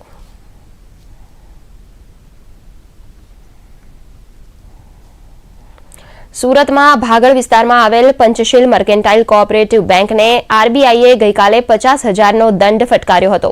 આ બેંકને અન્ય બેંકો સાથે થાપણોની પ્લેસમેન્ટ પર જારી કરાયેલા નિર્દેશોનું પાલન નહીં કરવા બદલ આ દંડ કરવામાં આવ્યો હતો. આ અંગે બેંકના ચેરમેને જણાવ્યું હતું કે આ એક પ્રકારનો ટેકનિકલ ઇસ્યુ છે. બેંકની રજૂઆત અને પરિસ્થિતિને જોતા આ દંડ ઓછો કરાયો છે. જે 2 કરોડ ડિપોઝિટ હતી સુરત પીપલ્સ બેંકની અમારી સેટલમેન્ટ બેંકમાં તે 1 કરોડ કરી નાખી છે ને 1 કરોડમાં બી હવે 90 લાખ રૂપિયા અમે ઓવરડ્રાફ્ટ વાપરી લઈએ છે એટલે સીધા 2 કરોડ રૂપિયાનો ડિફરન્સ બી આવે સાંજે તો એ વાયોલેશન ના થાય અને બાકીની જે સિંગલ બેંકમાં અમારી જે છે તે બી લિમિટ ઘટાડીને માનો કે 4.25 હોય તો અમે 3.25 સુધી જ રાખીએ છીએ ભલે અમને વ્યાજનું નુકસાન થાય એટલે ખાલી આ ટેકનિકલ મુદ્દો છે અને દરેક બેંકની સાથે આવું બનતું હોય છે ને 2 વર્ષમાં આવા દિવસો 2 દિવસ હોય 3 દિવસ હોય એવા ભેગા કરીને જે 25 દિવસો થાય એને એ લોકો વાયોલેશન ગણતા હોય છે અને આ વાયોલેશનમાં 1 કરોડ સુધીનો દંડ થતો હોય છે. અમને અમારી રજૂઆત સાંભળીને આરબીઆઈ ઓછામાં ઓછો ટોકન દંડ કર્યો છે 50,000નો. પણ હવે પછી એક પણ દિવસ અમારું વાયોલેશન નહીં થાય એવું અમે બેંકમાં વ્યવસ્થા તંત્ર રોજે રોજનું ગોઠવું છે. નવસારી શહેરમાં ફાઇનાન્સ કંપની શરૂ કરીને લોકોના કરોડો રૂપિયા ડૂબાડી દેવાનો કિસ્સો નોંધાયો હતો. હાલ પોલીસે ફાઇનાન્સ કંપનીના સંચાલક સહિત 4ની ધરપકડ કરીને આગળની કાર્યવાહી હાથ ધરી છે. આરોપીએ રિઝર્વ બેંકની નોંધણી વગર જ બેંક જેવા બિઝનેસની શરૂઆત કરી હતી. Daily recurring, gold loan, home loan વગેરે આપવાનું શરૂ કર્યું હતું. એક જ પરિવારના 26 જેટલા સભ્યોએ તો ફાઇનાન્સ કંપનીમાં 2,37,22,000 જેટલું માતબર રોકાણ કર્યું હતું. રોકાણકારોને પોતે છેતરપિંડીનો ભોગ બન્યા હોવાનું લાગતા પોલીસનું શરણું લીધું હતું. ચંદ્રકાંત પટેલ અને એમના પરિવાર દ્વારા 2,37,00,000 જેટલા પૈસાનું રોકાણ છે અને બીજા સાહેદો તપાસ દરમિયાન 71 લાખ રૂપિયાના પોલીસ દ્વારા ઉજાગર થયા છે. ટોટલ આ કેસની અંદર અત્યાર સુધી 3,08,00,000 જેટલા પૈસાનું રોકાણ થયું છે. પોલીસ દ્વારા ઓફિસની સર્ચ દરમિયાન થોડા ઘણા બધા ડોક્યુમેન્ટ્સ હાથ લાગ્યા છે જેના અનુસંધાને પોલીસ બીજા બધા ડિપોઝિટર્સને અત્યારે ફોનથી કોન્ટેક્ટ કરે છે અને તેમને સામે આવીને આ કેસ બાબતે પોતાનું નિવેદન લખાવવા માટેની રજૂઆત કરે છે જેથી મૂળ તમામ માલિકોના પૈસાની નોંધણી આ કેસની અંદર થઈ શકે. ટોટલ અત્યાર સુધી પોલીસ દ્વારા 4 આરોપી અટક કરવામાં આવ્યા છે. દેશમાં ઈ-કોમર્સ માર્કેટ હવે ટ્રેન્ડ બની ગયો છે ત્યારે તેની સામે નાના વેપારીઓને પણ ડિજિટલ માર્કેટિંગ દ્વારા વેપાર માટે પ્રેરક બળ પૂરું પાડવા માટે વડોદરાની CAIT સંસ્થા આગળ આવી છે. આ માટે સોશિયલ મીડિયાના માધ્યમથી ઓનલાઈન વેપાર માટેની જાણકારી અને તાલીમ આપવા માટે બિઝનેસ લીડર વર્કશોપનું આયોજન કરવામાં આવ્યું હતું. આ વર્કશોપમાં CAITના રાષ્ટ્રીય મહામંત્રી પ્રવીણ ખંડેલવાલ, VVBSના પ્રમુખ પરેશ પરીખ સહિત મોટી સંખ્યામાં વેપારીઓ ઉપસ્થિત રહ્યા હતા.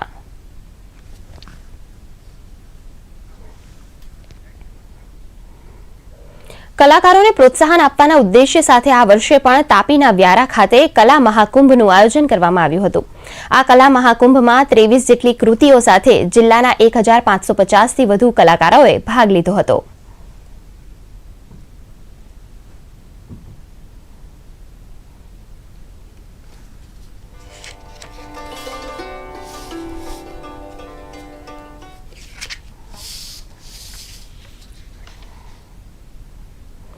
મહીસાગર જિલ્લા રોજગાર કચેરી દ્વારા બેટી બચાવો બેટી પઢાઓ યોજના હેઠળ જિલ્લા રોજગાર વિનિમય કચેરી તેમજ મહિલા અને બાળ અધિકારીની કચેરી મહીસાગર દ્વારા રોજગાર ઇચ્છુક મહિલાઓ માટે જિલ્લા કક્ષાનો ઔદ્યોગિક રોજગાર ભરતી મેળો યોજાઈ ગયો. મહિલાઓએ મેળામાં ભાગ લઈને ઇન્ટરવ્યૂ આપીને રોજગારી મેળવી હતી. રોજગાર મળતા મહિલાઓએ સરકારનો આભાર માન્યો હતો.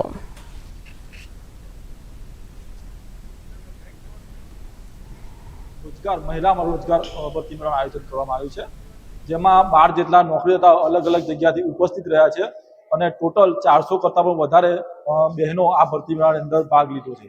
તો એ 12 નોકરીદાતાઓ દ્વારા અલગ અલગ જગ્યાએ એમનું નોકરીનું પ્લેસમેન્ટ કરવામાં આવશે. લુણાવાડા ખાતે મહિલા રોજગાર મેળો રાખવામાં આવેલો હતો, જેમાં મેં ભાગ લીધો હતો. મેં ઇન્ટરવ્યૂ આપ્યું હતું. મને એવું લાગી રહ્યું છે કે હું ઇન્ટરવ્યુમાં સિલેક્શન કરી રહીશ. આંતરરાષ્ટ્રીય પતંગ મહોત્સવ 2024 દ્વારકા ખાતે પણ યોજાઈ ગયો. દ્વારકા ખાતે ગુજરાત પ્રવાસન નિગમ અને જિલ્લા વહીવટીતંત્રના સંયુક્ત ઉપક્રમે આયોજિત આંતરરાષ્ટ્રીય પતંગ મહોત્સવમાં ઇસ્ટોનિયા, મલેશિયા, નેધરલેન્ડ, નેપાળ સહિત 14 દેશ અને 2 રાજ્યના પતંગબાજોના રંગબેરંગી પતંગો આકર્ષણનું કેન્દ્ર બન્યા હતા. દ્વારકાવાસીઓ, મહેમાનો, અધિકારીઓ, કર્મચારીઓ અને વિદ્યાર્થીઓ આ ઉત્સવમાં જોડાયા હતા. ઝાંઝરી ગ્રુપ દ્વારા સાંસ્કૃતિક કાર્યક્રમ રજૂ કરવામાં આવ્યો હતો.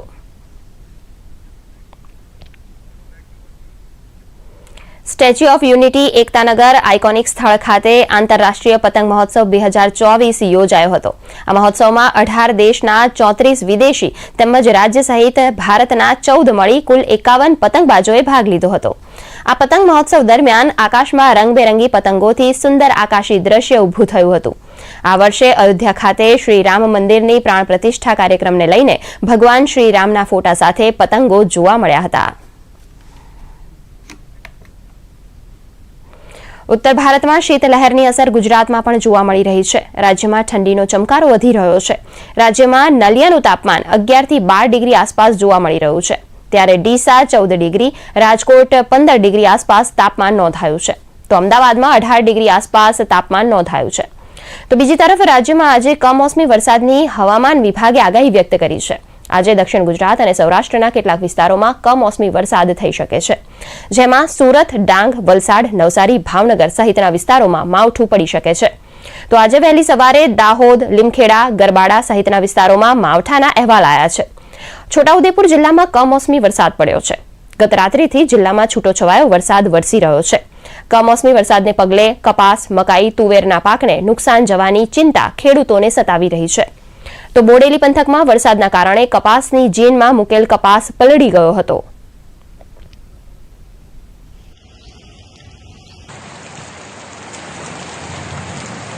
હવામાન વિભાગની આગાહી મુજબ છોટાઉદેપુર જિલ્લામાં કમોસમી વરસાદ વરસી રહ્યો છે. ગત રાત્રિએ બોડેલી તાલુકામાં છૂટોછવાયો કમોસમી વરસાદ વરસ્યો હતો. આજે વહેલી સવારે છોટાઉદેપુર તાલુકામાં કમોસમી વરસાદ વરસી રહ્યો છે. માવઠાને લઈને ખેડૂતોમાં એક પાકને નુકસાન થવાની ભીતિ સેવાઈ રહી છે. તો વહેલી સવારથી જે વરસાદી માહોલ જામ્યો છે તેના કારણે વિઝિબિલિટીમાં પણ ઘટાડો નોંધાયો છે. માજીદ ખાન, દૂરદર્શન સમાચાર, છોટાઉદેપુર. તો આ સાથે જ મોર્નિંગ ન્યૂઝ અહીં સમાપ્ત કરીશું. નમસ્કાર.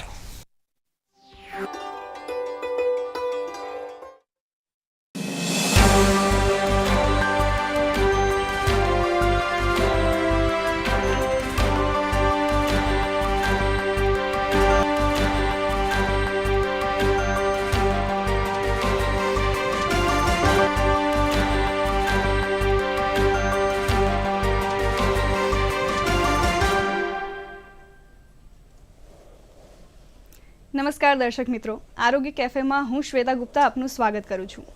મિત્રો, વાસ્તવિક સ્વાસ્થ્ય એટલે શું?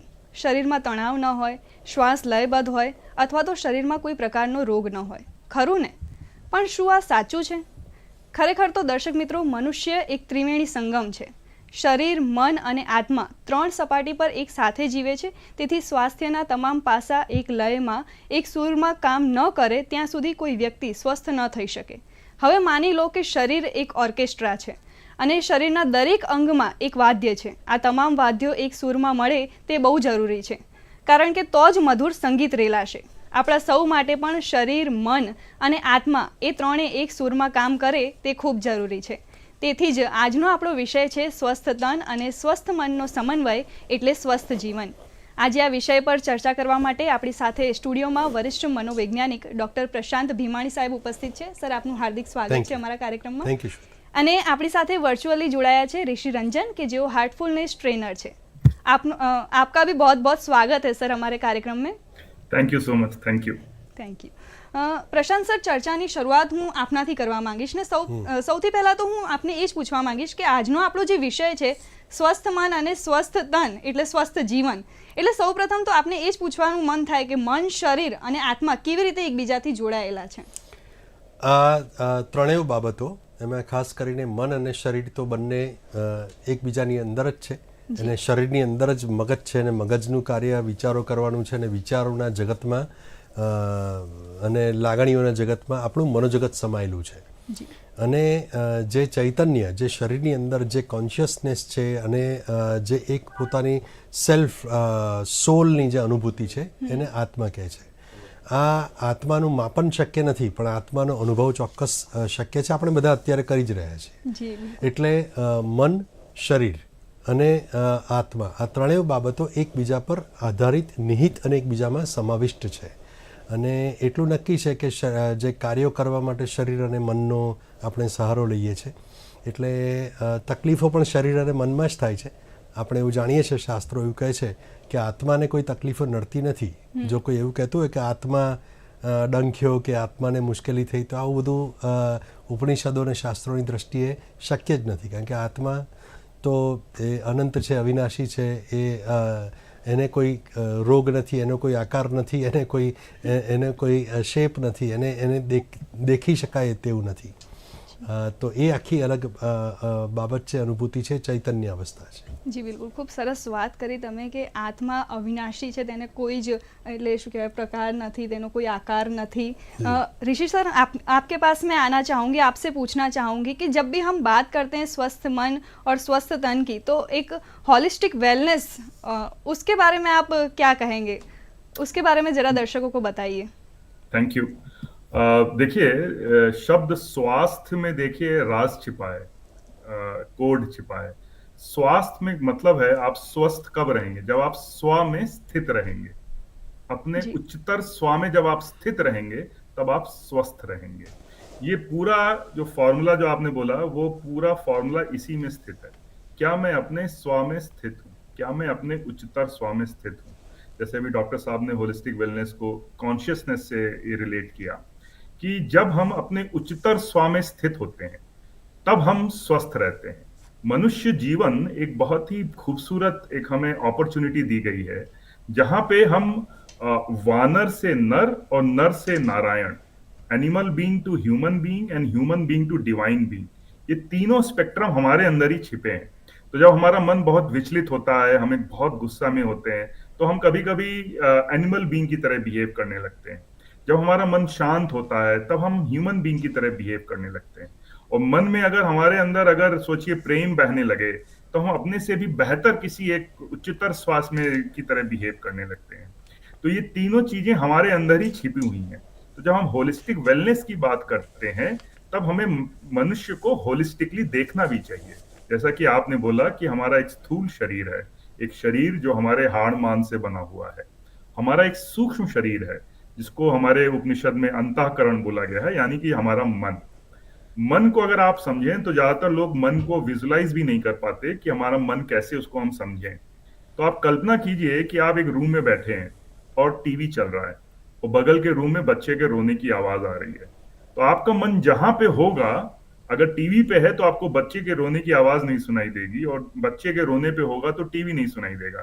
यानी आपका मन आपके साथ जब जुड़ा रहता है तभी आपको चीजों का अनुमान रहता है। और इसके पीछे हमारा कारण शरीर जो हमारा आत्मा है, जिसको उच्चतर स्व भी बोल सकते हैं।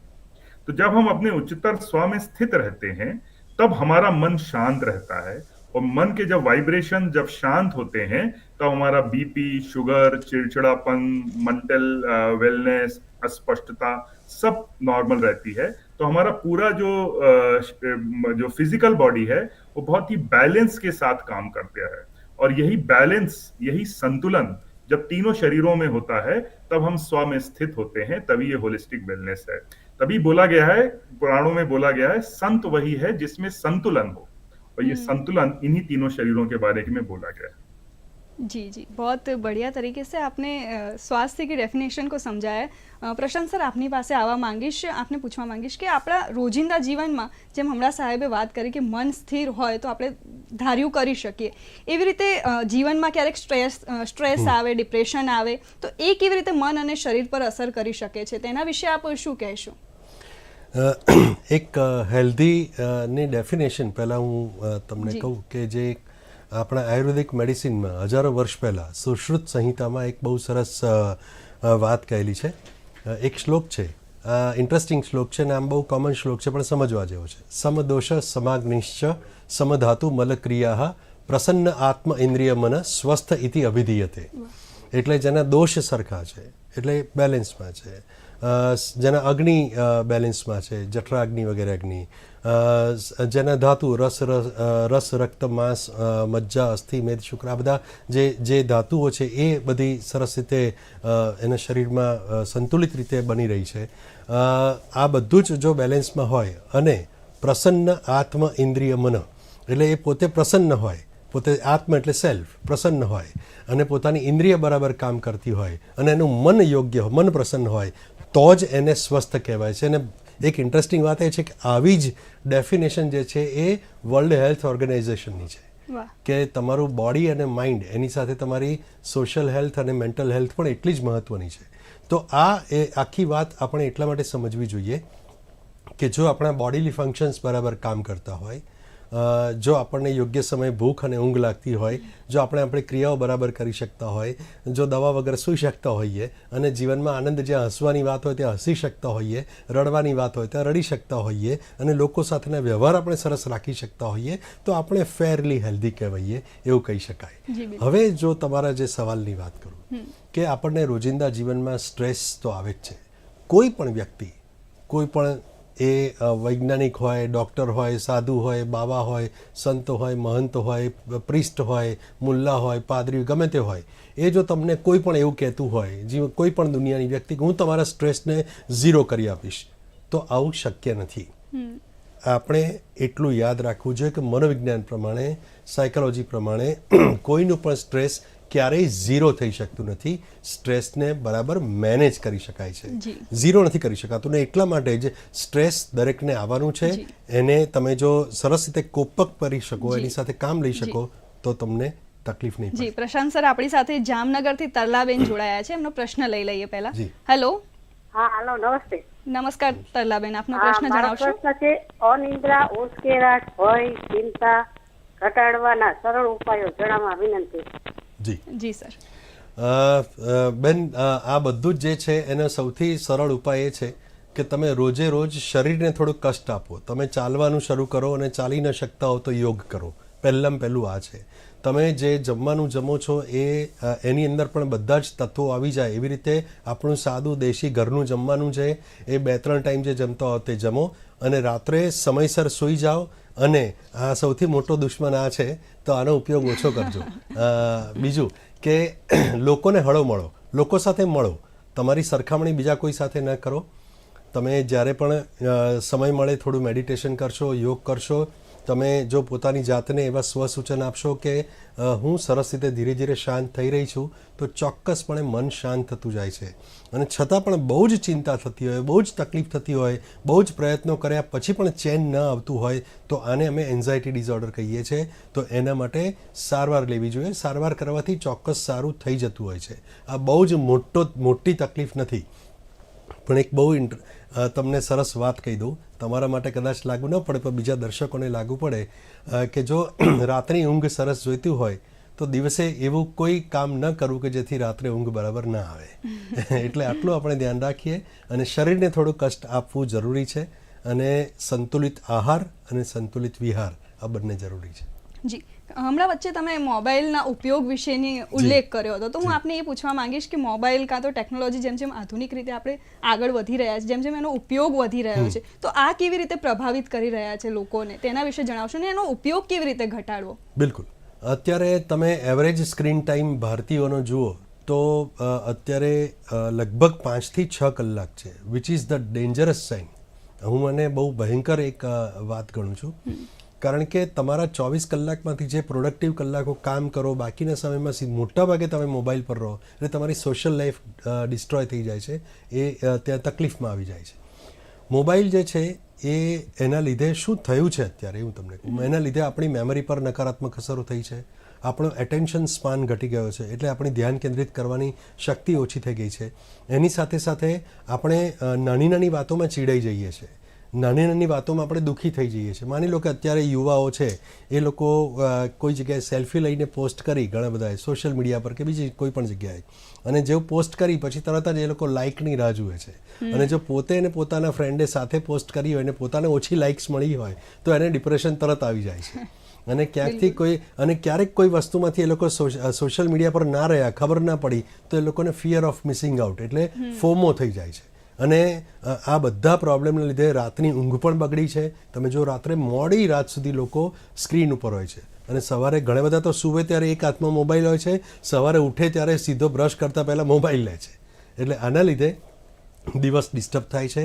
મોબાઈલનો ઉપયોગ કરવા માટે એક સરસ શબ્દ છે, એને કહેવાય છે મોબાઈલ લિટરસી અથવા તો સોશિયલ મીડિયા લિટરસી, સોશિયલ મીડિયાની સાક્ષરતા. કોઈ પણ વસ્તુ આપણે કેટલી વાપરવી કેટલી નહીં વાપરવી એ નક્કી કરવું પડે અને પછી એને મૂકી દેવી પડે. એના વિશે આગળ વાત કરીશું. જી બિલકુલ. અત્યારે આપણી સાથે સુરતથી પ્રેરણાબેન જોડાયા છે, એમનો પ્રશ્ન પૂછવા માંગે છે. હેલો. જી નમસ્કાર પ્રેરણાબેન, આપનો પ્રશ્ન જણાવશો? 60 યર્સ છે અને વેઇટ મારું 26 kg છે અને મારી છે આમ વાત પ્રકૃતિ, પણ સાથે સાથે પીચ સખતનું વધી ગયું છે. મને અલ્સરેટિવ કોલાઇટિસ છે. જી. ખાવાનું પતતું નથી, શરીર બનતું નથી, વારંવાર ટોયલેટ જવું પડે છે, ચીકણો પદાર્થ નીકળે છે અને હાથમાં છાલા બહુ પડી ગયા છે, ચામડી ઉખડેલી રહે છે, લાલાશ રહે છે, બહુ હાથ ભીના થાય, સાબુ લાગે, વારંવાર ટોયલેટ જવું પડે એટલે હાથ બી. રાઈટ સર, આપ શું કહેવા માંગો? બિલકુલ. આ જે તકલીફ છે એને મેડિકલ લેંગ્વેજમાં અમે ઇરિટેબલ બોવેલ સિન્ડ્રોમ કહી શકાય. એની સાથે એન્ઝાયટી ડિસઓર્ડર તમને છે. એટલે આ બંનેની સારવાર, બંનેના મૂળમાં મન છે, ચિંતા છે અને એની સારવાર કરવી ખૂબ જરૂરી છે. તમે જો એ માનસિક રીતે સ્વસ્થ બનશો તો આ બધી જ તકલીફો ધીરે ધીરે એમાંથી મુક્ત થઈ શકશો. તમને વહેલામાં વહેલી તકે હું ચોક્કસ એવું કહીશ કે માનસિક સ્વાસ્થ્યના નિષ્ણાતને તમે ચોક્કસ મળો અને સારવાર શરૂ કરો. અને તમે મેં કહ્યું તે પ્રમાણે મનને થોડું શાંત રાખતા જાતે પણ શીખી જાઓ. મેં આગળ જે બેન સાથે વાત કરી એમ ચાલવાનું રાખો, રોજનું વ્યાયામ રાખો, કસરત રાખો અને યોગ કરો. એનાથી પણ તમને ખૂબ ફાયદો થશે. અને ફૂડમાં પણ તમે ધ્યાન રાખો, બધું જ ખાઈ શકો, પણ એટલું યાદ રાખો કે અહીંયાથી ચિંતા થાય એટલે આખું આપણું અંદરની સિસ્ટમ જે છે એ સિસ્ટમ પર એની અસરો થાય છે અને એના લીધે તમને આ બધું થાય છે. જી, આપણી સાથે એક બીજા દર્શક મિત્ર જોડાયા છે, ગોરધનભાઈ જંબુસરથી. હેલો. હા નમસ્કાર બેન. નમસ્કાર, આપનો પ્રશ્ન જણાવશો?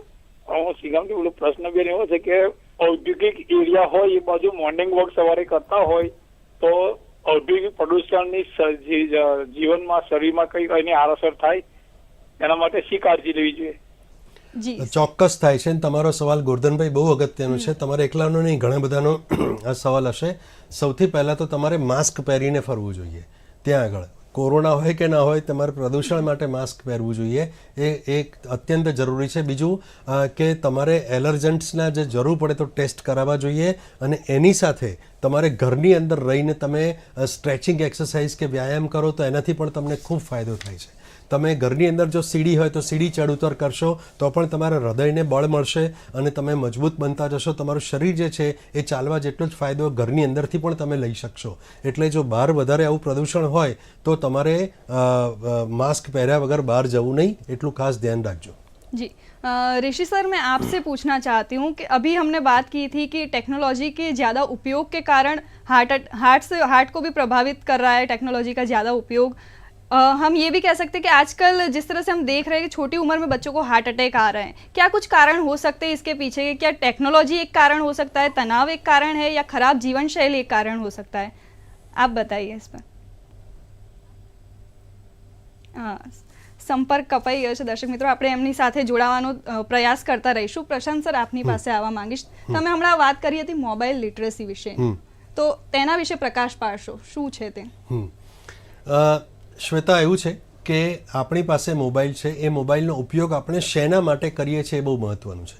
ધારો કે આપણે મોબાઈલનો ઉપયોગ આપણો જે સમય છે એને ગમે તેમ એને વાપરવા માટે ઉપયોગ કરીએ છીએ કે આપણને એમાંથી કંઈક શીખવા મળે છે, કંઈક શીખતા હોઈએ છીએ. જો તમે કંઈક લર્નિંગ કરતા હો સ્ક્રીનમાંથી તો એ તમારા માટે એ મોબાઈલ સારું કામ કરે છે. પણ તમારે યાદ રાખવું જોઈએ કે તમે જ્યારે કોઈ વ્યક્તિની નજીક બેઠા છો, પરિવાર સાથે બેઠા છો, વાતચીત કરો છો, ત્યારે મોબાઈલ હાથમાં લઈને વાતચીત ન કરો. મહેરબાની કરીને તમે નિયમ બનાવો, ઘરમાં જમતી વખતે મોબાઈલ નહીં લેવાનો, સૂવાના 1 કલાક પહેલાં મોબાઈલ બાજુમાં મૂકી દેવાનો લેવાનો. આ મને ખબર છે અઘરું છે, પણ તમારે કરવું પડશે અને કરજો જ તો જ તમને ફાયદો થશે. પશ્ચિમની દુનિયામાં આપણે જેટલું વોટ્સએપ વાપરીએ છીએ એટલું એ લોકો વાપરતા નથી, કારણ કે એ લોકો માત્ર ને માત્ર જરૂર માટે, કામ માટે જ એનો ઉપયોગ કરે છે અને એના માટે જ આ બનેલું છે. આપણા એન્ટરટેનમેન્ટ માટે આપણે ઉપયોગ કરીએ છીએ વધારે પડતો, ને એના લીધે આપણું જે મન છે એ ખરેખર એની અંદર ધીરે ધીરે ઘસાતું જાય છે. કેવી રીતે હું તમને સમજાવું? નાના છોકરાઓ છે એ અત્યારે વિડીયો ગેમ રમે છે મોબાઈલ પર, એના લીધે એ લોકોમાં હિંસાનું પ્રમાણ વધી ગયું છે. તમે જુઓ કે નાના છોકરાઓ કારણ વગર ચીડિયા થઈ જાય છે, હિંસા કરે છે, એડિક્ટેડ થઈ ગયા છે. સ્ક્રીન એડિક્શન એમનું ઘટાડવા માટે મા બાપ જે છે અમારા ક્લિનિકમાં બહુ ચિંતા સાથે આવતા હોય છે. એટલે મારે ખાસ બધાને કહેવું છે કે મા બાપ પોતે મોબાઈલનો ઉપયોગ ઘટાડે તો બાળકો એ જોઈને પણ એ શીખશે કે મારે પણ મોબાઈલને ઓછો વાપરવો. જરૂર હોય તો ચોક્કસ વાપરો, અને તમે કેમ વાપર્યો છે એનું પણ ચર્ચા ઘરમાં કરો. જ્યારે ઘરના લોકો સાથે બેઠા હો ત્યારે એકબીજા સાથે એકબીજાના મનની વાત કરો, એકબીજાને ગમતી વાત કરો. મોબાઈલને તમે પોતે પહેલા સાઈડમાં મૂકો, પછી બીજાને કહો. જી, પ્રશાંત સર આપણી સાથે રાજકોટથી વર્ષાબેન જોડાયા છે, એમનો પ્રશ્ન પૂછવા માંગે છે. હેલો. હા, હું એમ કહું છું કે મારા બાબાને છે ને સખત કમરમાં દુખાવો બહુ જ થાય છે, તો રૂમાલી ટેબ્લેટ પીએ છે. આમ તો સારું થઈ જાય, પછી આખા દિવસમાં બહુ દુખાવો થાય છે તો 3-4 ટેબ્લેટ લઈ લે છે, બરોબર છે. એટલે એનો પ્રોબ્લેમ બહુ થાય છે. તો શું કે મારો બાબો જ મોટો છે, અમારો મોબાઈલ ઓલો છે સાદો, એટલે ઉપાધિ નથી. હા, તો તમે એની માટે મને આ મગજ ઉપર બહુ અસર થવા માંડી. જી સર, ધારો કે બેક એક કે જો દુખાવો કમરનો રહેતો હોય તો પહેલાં તમે હાડકાના ડૉક્ટરને એટલે કે ઓર્થોપેડિક સર્જનને કેવી રીતે એકવાર મળો. એ નિદાન શું કરે છે એ જુઓ. તમે એનું સ્કેનિંગ કે એનું સ્ક્રીનિંગ જે હોય એ બધું કરાવો. કદાચ ફોટા પાડવાની જરૂર હોય, સીટી સ્કેનની જરૂર હોય તો એ પણ તમને ઉપયોગી થશે. અને એની સાથે પછીથી તમે ફિઝિયોથેરાપી તમે કરો તો એ તમારા આ જે સન છે કે દીકરો છે એને ધીરે ધીરે સરસ થઈ જશે. અને એટલું યાદ રાખો કે અમુક બેસવાની પદ્ધતિ છે, અમુક સૂવાની પદ્ધતિ છે, આ બધામાં પણ ફેરફાર કરવાથી, જેને અમે અર્ગોનોમિક્સ કહીએ છીએ, એનાથી પણ શરીરમાં ચોક્કસ ફાયદો થાય છે. અને સ્ટ્રેસ ઓછું થાય તો કોઈ પણ દુખાવો પણ ઓછો થાય એવું સંશોધનો કહે છે. એટલે વિચારોની શાંતિ પણ ખૂબ મહત્વની છે. જી જી, આપણી ऋषि सर अपनी साथ जुड़ाई गया है, हमने प्रश्न पूछी लिए. ऋषि सर, आपसे मैं पूछना चाहती हूँ कि जैसे हमने बात की थी, अभी हम चर्चा कर रहे थे कि टेक्नोलॉजी का ये जो उपयोग बढ़ रहा है उससे हार्ट को कैसे, मतलब हार्ट कैसे प्रभावित हो सकता है. आजकल हम देख रहे हैं कि छोटी उम्र में बच्चों को हार्ट अटैक आ रहे हैं. क्या कुछ कारण हो सकते हैं इसके पीछे? क्या तनाव इसके पीछे का एक कारण है, टेक्नोलॉजी का ज़्यादा उपयोग इसके पीछे का कारण है, या फिर खराब जीवन शैली? राइट, आई थिंक इसका मूल कारण है हमारा मन असंयमित होना और हमारे विचारों का जो बोझ है हमारी तरफ, वो बहुत सारा हमारे अंदर स्ट्रेस पैदा कर रहा है. स्ट्रेस का मतलब आप ये समझ लीजिए कि हमारे अंदर एक चिड़चिड़ापन, एक हमारे अंदर एक मानसिक अस्पष्टता, काम करने में थोड़ा भय, एक तरीके से हमारे अंदर असंतुलन, ये सब हमारे अंदर जो एक समझिए कि जो शांत समुद्र होना चाहिए उसकी बजाय एक कोलाहल वाला समुद्र है. तो उसकी वजह से हमारा जो शरीर है उस पर भी बहुत बड़ा प्रभाव पड़ रहा है. और उसके ऊपर अगर आप ऐड कर दीजिए तो हमारी जो ये टेक्नोलॉजी का जो यूसेज है, जो हम देखते हैं कि iPad, iPhone, mobile phone, TV और तरह तरह की, तो हमारे मन चारों ओर बहुत तेजी से खींचा हुआ चला जा रहा है. तो आपने देखा होगा भगवान श्री कृष्ण का जो 5 घोड़े वाला रथ था, उसको वो संयमित कर रहे थे. अब आप सोचिए वो 5 नहीं, हमारे पास 500 हो गए हैं, और उसमें हमें कैसे संयमित करेंगे, कैसे हम उसमें अपने को ढालेंगे. तो ये सब जो चारों ओर से चीजें हो रही हैं उसकी वजह से हमारा मन और उसका प्रभाव हमारे हृदय सब पे पड़ रहा है. इसीलिए अगर शुरू से जैसे हम हार्टफुलनेस मेडिटेशन को बचपन में ही, जब 16 साल की उम्र में ही बच्चों को समझा देते हैं कि मन को ऐसे संयमित करना है, ऐसे ध्यान करना है, और हार्टफुलनेस मेडिटेशन में एक सफाई की प्रक्रिया है जिससे कि हमारे ऊपर जो विचारों का जो बोझ है जो हमारे मन पे पड़ा है वो हल्का हो जाता है. और शाम को जब हम प्रार्थना करके सोते हैं तो हम बड़ी ही एक योग निद्रा में सोते हैं. तो इन तीनों जो प्रक्रियाओं की वजह से हमारा जो मन है वो शांत होने लगता है. और जैसे ही मन शांत होने लगता है तो जैसे ही आपको सामने जो दर्पण है वो इस पे धूल पड़ी हुई थी, और जब धूल साफ होने लगती है तब आपको आगे का नेक्स्ट स्टेप दिखता है. तो जो हमारी जो योग की प्रोसेस है उसमें हम इफेक्ट पे कॉज नहीं करते. हम ये नहीं कहते कि मोबाइल मत पकड़ो, क्योंकि कोई भी चीज हम कह दें कि ये मत करो तो आप मान लीजिए कि वो आदमी जरूर करेगा, क्योंकि उसका मन कहने से नहीं शांत होता है. कोई भी चीज लिख के अगर आप अब हम पढ़ लें तो क्या हम शांत हो जाएंगे? नहीं। कितनी भी प्रॉब्लम्स वर्ल्ड में हैं, उनके सारे सोल्यूशन कहीं ना कहीं लिखे हैं या बताए गए हैं, लेकिन आज तक वो प्रॉब्लम सॉल्व नहीं हुई, बढ़ती ही जा रही है। क्यों? क्योंकि सिर्फ लिखने और पढ़ने से ये शांत या हटती नहीं है, ये हटती है जब हम अपने मन को शांत जी ऋषि सर, आपसे हम लगातार जुड़े रहेंगे, लेकिन अभी एक फोन कॉल आया है दर्शक का, वो ले लेते हैं पहले। सूरत थी રીટાબેન આપણી સાથે જોડાયા છે। હેલો હેલો જી રીટાબેન, આપનો પ્રશ્ન જણાવો। હેલો હા હેલો મેડમ જી। હા, હું આપને પૂછવા માંગીશ કે આપણે જે તમે સ્વાસ્થ્ય બાબતની બાબતો ચાલી રહી છે, પણ અમને એ ખબર નથી કે આપણી આ એજની પ્રમાણે ડાયટ પ્લાન હોવો જોઈએ કે આ એજમાં આ તમારે ખાવું જોઈએ, આ એજમાં આ હોવું જોઈએ। મારી વર્ષ 51 વર્ષની ઉંમર છે મારી, તો મારે 51 વર્ષની ઉંમરે એવું કયું ખાવું જોઈએ કે મારું હેલ્ધી રહી શકું મારું, એના માટે કોઈક અમને પ્લાન કે સમજ જોઈએ કે જે સમજ નથી અમને। જી સર, આપ શું કહેશો? બહુ ઇન્ટરેસ્ટિંગ સવાલ છે એમનો કે ડાયટ પ્લાન 50+ કેવું હોવું જોઈએ। તો આપણે બધા જ જાણીએ છીએ કે ઓછું ખાઈએ એમ વધારે સ્વસ્થ રહીએ છીએ, પહેલી વાત તો આ છે। પણ ઓછું કેવું ખાવાનું? તો કે જેમાં ફાઇબર્સ વધારે હોય, જેમાં પોષક તત્વો વધારે હોય, દિવસ દરમિયાન પુષ્કળ પ્રવાહી પીવું પડે, 8 થી 10 ગ્લાસ પાણી પીવું પડે। આ બધું હું કોમન લોકો માટે કહું છું, જેને કોઈ રોગ છે એવા લોકોએ એમના ડૉક્ટરને પૂછીને જ બધું નક્કી કરવું પડે। પણ સામાન્ય રીતે શું કરવું જોઈએ? તો આપણે સવારનું બ્રેકફાસ્ટ બહુ જરૂરી છે, એટલે નાસ્તો એ ગરમ નાસ્તો હોય તો બહુ જ સારું, અને એની સાથે સાથે ફ્રૂટ્સ ખાવા બહુ જરૂરી છે। તમને ડાયાબિટીસ ના હોય તો કેળું વગેરે ખાઈ શકો, એનાથી પણ તમારા મગજના જે અમુક સિરોટોનિન નામનું તત્વ છે, જે હેપી હોર્મોન કહેવાય, એ બહુ સરસ રીતે શરીરમાં જરે છે, મૂડ આખા દિવસ દરમિયાન બહુ સારું રહે છે। નહીંતર પછી તમે સફરજન ખાઈ શકો, બીજું કંઈ પણ ખાઈ શકો।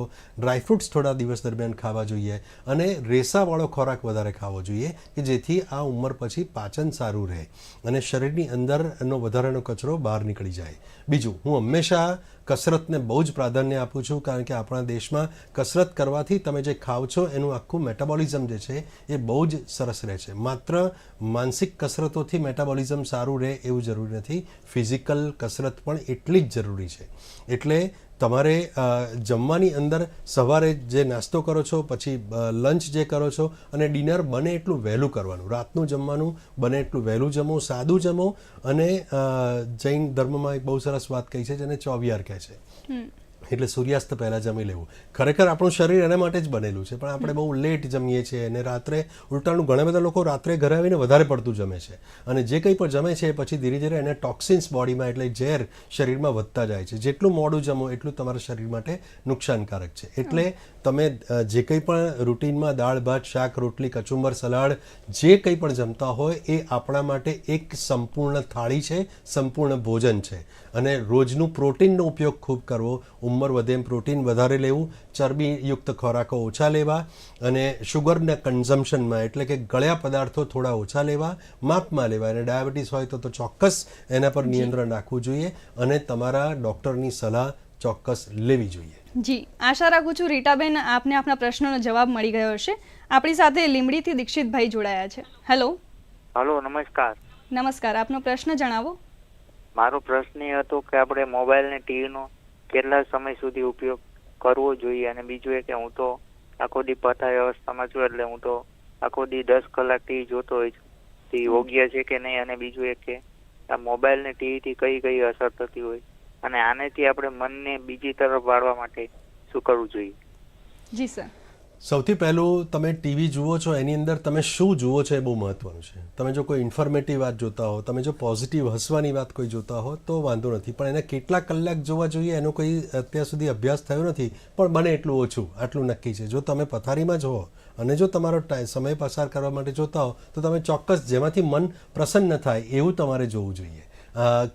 કોમેડી છે કે લાઇટમાં જ્યાં મજા આવે ત્યાં, મારધાડ છે કે સોશિયલ પ્રોબ્લેમવાળું છે, જેટલું વધારે જોઈએ એટલું આપણું મન વધારે દુઃખી થાય છે। જેટલા સાસુ વહુના ઝઘડા જોઈએ આપણને પણ ઘરમાં એવું જ બધું દેખાયા કરે છે, એટલે આવું બધું બને એટલું ઓછું જુઓ એ જરૂરી છે। એની સાથે મોબાઈલ જે છે એને તમે માત્ર જરૂર પૂરતો ઉપયોગ કરો, અને એના બદલે શું કરવું તો એના બદલે વાંચન કરવું। એના બદલે તમે કોઈની સાથે ફોનનો ઉપયોગ કરો તો ફોન પર વાત કરો, તમારા મિત્ર સાથે વાત કરો, નજીકના લોકો સાથે વાત કરો, અને એની સાથે સાથે તમે જો બેસીને કંઈક પોતે જાતે કંઈક લખી શકો, તમે કંઈક ક્રિએટિવ કંઈક કરી શકો, તમે ડ્રોઈંગ કરી શકો, પેઇન્ટિંગ કરી શકો, એની સાથે સાથે તમે એવું પણ વિચારી શકો કે હવે પછીના દિવસે મારું પ્લાનિંગ હું કેવું કરીશ, હવે હું કેવી રીતે વધારે એક્ટિવ રહી શકીશ. આ બધું તમે લોકો સાથે કરો. અને યાદ રાખીએ કે આ સોશિયલ મીડિયા પર તમારા હજારો મિત્રો હોય, પણ વાસ્તવમાં 1 કે 2 મિત્રો પણ જો સાચા ના હોય ને તો જીવન યોગ્ય નથી, એવું ચોક્કસ માનજો. તમારા નજીકના એવા લોકો બનાવો, એવા મિત્રો બનાવો કે જેને તમે તમારા મનની વાત કહી શકો ને હળવા થઈ શકો. खूब सरस बात करी तमें. ऋषि सर, मैं आपके पास आना चाहूँगी, आपसे पूछना चाहूँगी कि हार्ट को खुश कैसे रखें, क्या करें कि हमारा हार्ट हेल्दी भी रहे और हैप्पी भी रहे. बिल्कुल बिल्कुल. मेरे ख्याल से जैसे प्यार किया नहीं जाता हो जाता है, वैसे ही अगर हम जीवन सरल बना लें तो हम खुशियां उसमें ऑटोमेटिकली निहित हैं. तो सरल जीवन बनाना चाहिए हमें, अपना सरल जीवन, जिसको बोला गया है अपना जीवन साधारण बना लें और वो ऐसा हो कि प्रकृति से मिलजुल जाए. हम जब अपनी प्रकृति से, अपनी खुद की प्रकृति से जब रेजोनेट करते हैं तो हमारा हार्ट भी खुश रहता है, हमारा मन भी खुश रहता है, हमारा तन भी खुश रहता है, हमारे आसपास के लोग भी बहुत हमसे खुश रहते हैं और हम भी उनसे बहुत खुश रहते हैं. तो इस सरलता का मतलब क्या है? साधारण. जब हम उसको धारण कर लेते हैं, जब हम अपनी धारणा अपने स्व के साथ जब जोड़ लेते हैं, तब हमारे अंदर वो खुशी अपने ऑटोमेटिक आने लगती है. तो वो इफेक्ट नहीं होता. कोई खा के हमें खुशी मिलेगी तो आपको 2 मिनट 3 मिनट या 1 घंटे की मिलेगी. जी सर, वो कहते हैं ना, जब हम खुश रहेंगे तो ही हम हमारे आसपास के लोगों को भी खुश रख सकेंगे. सर, आप हमारे साथ जुड़े, इसके लिए आपका बहुत बहुत धन्यवाद. प्रशांत सर, आपने पूछवा માંગીશ, आप અંતમાં અમારા દર્શકોને શું સંદેશ આપશો? એક બહુ સરસ વાત મારે કહેવી છે. જો તમારે ચિંતા કે ટેન્શન ઓછા કરવા હોય ને તો એક બહુ હંમેશા હું વાક્ય કહેતો હોઉં છું કે અપેક્ષા અને વાસ્તવિકતા વચ્ચેનું અંતર જેટલું ઓછું એટલું સુખ વધારે. અને જીવનમાં થોડીક કરુણા રાખશો ને તો ચોક્કસ ફાયદો થશે. જી, પ્રશાંત સર, આપ અહીં સુધી આવ્યા અને અમારા દર્શકોને ખૂબ સરસ માહિતી આપી તે બદલ આપનો ખૂબ ખૂબ આભાર. Thank you. તો દર્શક મિત્રો, જેમ મેં અગાઉ કહ્યું હતું કે શરીર એક ઓર્કેસ્ટ્રા છે અને શરીરના દરેક અંગમાં એક વાદ્ય છે. આ તમામ વાદ્યો એક સુરમાં મળે ત્યારે જ મધુર સંગીત રેલાય. તેવી જ રીતે આપણું તન, મન અને આત્મા સ્વસ્થ રહેશે તો ચોક્કસથી આપણું જીવન પણ સ્વસ્થ રહેશે. આ વિચાર સાથે અત્યારે બસ આટલું જ. આવતા કાર્યક્રમમાં ફરી મળીશું. ત્યાં સુધી રજા આપશો. નમસ્કાર.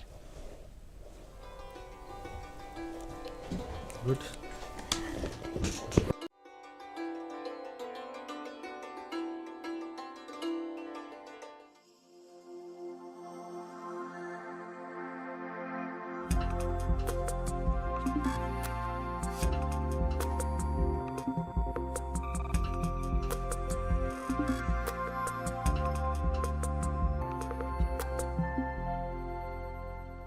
નવું વર્ષ પુસ્તકના નવા પૃષ્ઠ જેવું છે. તો પોતાના જીવનના પુસ્તકની પેન પોતાના હાથમાં લો અને આ નવા વર્ષને તમારું સૌથી સફળ વર્ષ બનાવો. નવા વર્ષ 2024ની શુભકામનાઓ સાથે હું હિતાંશ અમારી આ વિશેષ ચર્ચામાં આપનું સ્વાગત કરું છું. મિત્રો, નવું અઠવાડિયું, નવો મહિનો, નવું વર્ષ અને નવા 365 પાનાનો આજે પહેલો દિવસ. વીતેલું આખું વર્ષ ઘણું આપીને ગયું. હવે નવી તક છે કે નવા વર્ષમાં સારી યાદો અને સારા અનુભવોને જીવવાની. નવા વર્ષને લગતી વાતો કરવા અમારા આજના વિશેષ કાર્યક્રમ વેલકમ 2024 નવી આશા નવો ઉમંગ પર ચર્ચા કરવા અમારી સાથે સ્ટુડિયોમાં ઉપસ્થિત છે વરિષ્ઠ પત્રકાર, વિચારશીલ લેખક, સકારાત્મકતાના પર્યાય એવા રમેશભાઈ તન્ના. રમેશભાઈ, આપનું ખૂબ ખૂબ સ્વાગત છે દૂરદર્શનના સ્ટુડિયોમાં. મને પણ આનંદ છે કે આજે હું પ્રેક્ષકો સાથે વાત કરવા માટે અહીંયા આવ્યો છું. જી રમેશભાઈ, 2024નો પહેલો દિવસ કઈ રીતે જુઓ છો? કઈ આશાઓ અને ખુશીઓ લઈને આવ્યું છે આ વર્ષ? नवू वर्ष के सीईओज उनके साथ मुलाकात की, बड़े निवेश का अंदेशा जताया जा रहा है और कुछ ही देर में हम देखेंगे कि जो तिमोर लेस्ट के राष्ट्रपति हैं होसे रामोस होर्ता वो भी पहुंचेंगे यहाँ पर. तो ये तमाम जो राष्ट्र अध्यक्ष हैं उनका आना जारी है. तो आप देख सकते हैं तिमोर लेस्ट के राष्ट्रपति होसे रामोस होर्ता यहाँ पर पहुंच गए हैं और यहाँ पर उन्होंने प्रधानमंत्री से हाथ मिलाया. प्रधानमंत्री ने उनका अभिवादन किया. वो गेटवे ऑफ द फ्यूचर की तरफ इंकित करके, उन्हें इशारा करके बता रहे हैं कि किस तरह से जब हम टेक्नोलॉजी के रथ पर सवार होकर आर्थिक प्रगति की बात करते हैं तो गुजरात उस पर सरपट दौड़ रहा है और इसीलिए यहाँ पर ज्यादा से ज्यादा ज्यादा निवेश की उम्मीद जताई जा रही है। अगर हम इसको इस तरह से समझें, अपने दर्शकों को बताएं कि कैसे वैश्विक भागीदारी से इस पूरे समिट को एक नई जान मिलती हुई नजर आ रही है। हम जानते हैं कि इसमें 34 भागीदार देश हैं और 16 भागीदार संगठन हैं, और हम इसमें जब टेक्नोलॉजी 4.0 की बात करते हैं जिसमें आर्टिफिशियल इंटेलिजेंस का भी जिक्र है। आर्टिफिशियल इंटेलिजेंस से मुझे याद आया, हम जानते हैं कि गिफ्ट सिटी का जिस तरह से एक नया रंग रूप हमने देखा, आज वहां पर भी 5 बजे कार्यक्रम है। लेकिन क्यों बहुत जरूरी है जब हम बात करते हैं वाइब्रेंट गुजरात की? देखिए, वैश्विक भागीदारी, वैश्विक भागीदारी जरूरी क्यों है? वैश्विक भागीदारी जरूरी यूं इस तरह से है कि 135 देश और 2000 से ज्यादा जो एग्जिबिटर्स हैं वो अपना उत्कृष्ट प्रदर्शन यहां दिखाएंगे ताकि ज्यादा से ज्यादा निवेश यहां आए। जब हम ऑटो इंडस्ट्री की बात करते हैं तो टेस्ला यहां क्या कुछ करने वाली, एक बड़ी यहां पर संभावना जताई गई है, बड़ी डील का कहीं ना कहीं अनुमान जताया गया है, और साथ ही साथ कैसे ऑटो इंडस्ट्री एक नया गतिमान यहां पर स्थापित करती हुई नजर आएगी, खास तौर पर जब हम इलेक्ट्रिकल व्हीकल्स की बात करते हैं। इलेक्ट्रिकल व्हीकल्स नई क्रांति है आने वाले समय में। जब हम बात करते हैं तो ये जो तस्वीरें हैं वो उसी क्रांति का आगाज करती हुई कि कैसे कुछ अनएक्सप्लोरेबल सेक्टर्स में नया नवोन्मेष कैसे आएगा। तो एक बार हम आपको फिर से बताएं कि प्रधानमंत्री ने स्वागत किया है जो मोजाम्बिक के राष्ट्रपति हैं फिलिप न्यूसी का, तिमोर लेस्टे के राष्ट्रपति खोसे रामोस होर्ता का, और चेक गणराज्य के प्रधानमंत्री का भी प्रधानमंत्री स्वागत करते हुए नजर आ रहे हैं। और ये जो कार्यक्रम है भविष्य का प्रवेश द्वार, कैसे भविष्य के इस प्रवेश द्वार के लिए वैश्विक भागीदारी और जन समर्थन मिलेगा, उस लिहाज से वाइब्रेंट गुजरात बेहद अहम है। और साफ तौर पर तमाम जिन सीईओज के साथ प्रधानमंत्री की मुलाकात हुई है, जो तमाम ये राष्ट्राध्यक्ष हैं उनके साथ मुलाकात हुई है, तो रिकॉर्ड निवेश लाने की उम्मीद की जा रही है। अगर हम अकेले 2022-23 का आंकड़ों के लिहाज से जिक्र करें तो करीबन 4.9 बिलियन अमेरिकी डॉलर एफडीआई गुजरात में आया था। और जो बड़ा बयान कल गुजरात के मुख्यमंत्री का आया कि पूरे जीडीपी में 8% से ज्यादा का योगदान अकेला गुजरात करेगा। अब आप समझ लीजिए कि इस तरह से वाइब्रेंट गुजरात जो पिछले कई सालों से जिसका आयोजन किया जा रहा है, जिसमें तमाम कंपनी, तमाम स्टार्टअप्स यहां पर आकर एक प्लेटफॉर्म, एक मंच उन्हें मिलता है, तो उस लिहाज से ये बहुत बड़ा मंच है। और बहुत बड़ा मंच उन सेक्टर्स के लिए, देखिए सेमीकंडक्टर्स, ड्रोन्स, ये वो सेक्टर्स हैं जहां से नई रोजगार के मोर्चे, नए स्टार्टअप्स के मोर्चे, पब्लिक प्राइवेट पार्टनरशिप के नए B2B जो मॉडल्स हैं उनका आना बहुत अहम माना गया। तो वैश्विक भागीदारी के साथ ये vibrant Gujarat gateway of the future. और आर्थिक प्रभाव की अगर बात की जाए, क्योंकि हम लगातार ऑटो सेक्टर का जिक्र कर रहे हैं, अब ऑटो सेक्टर क्यों जरूरी है? ऑटो सेक्टर इसलिए जरूरी है क्योंकि गुजरात में अगर हम बात करें तो ऑटो सेक्टर का अकेला एफडीआई आप मानिए 13% है। तो देखिए ऑटो इंडस्ट्री कितनी बड़ी बैकबोन मानी जाती है जब हम बात करते हैं यहां पर एफडीआई के लिहाज से, और इसीलिए रिकॉर्ड संख्या में यहां पर निवेश की उम्मीद है। तो टेस्ला की उपस्थिति की भी बात यहां पर कही जा रही है। तो ये तमाम जो सेक्टर, अब ये जो तस्वीर आप देख रहे हैं इसमें वाइब्रेंट गुजरात की तो हम बात कर ही रहे हैं। ये मोहम्मद बिन नहयान हैं और यहां पर वो मौजूद हैं इस स्वागत में, प्रधानमंत्री ने उनका स्वागत किया है।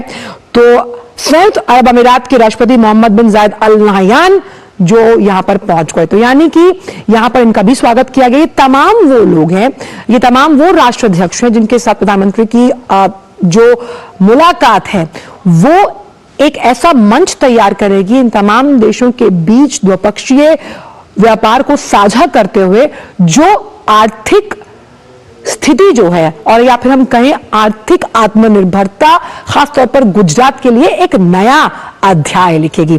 तो जिन तमाम राष्ट्राध्यक्षों से प्रधानमंत्री की मुलाकात हुई है, एक बार फिर आपको बता दें, इस वक्त जो आप तस्वीर देख रहे हैं वो संयुक्त अरब अमीरात के राष्ट्रपति Mohammad bin Zayed Al Nahyan की है।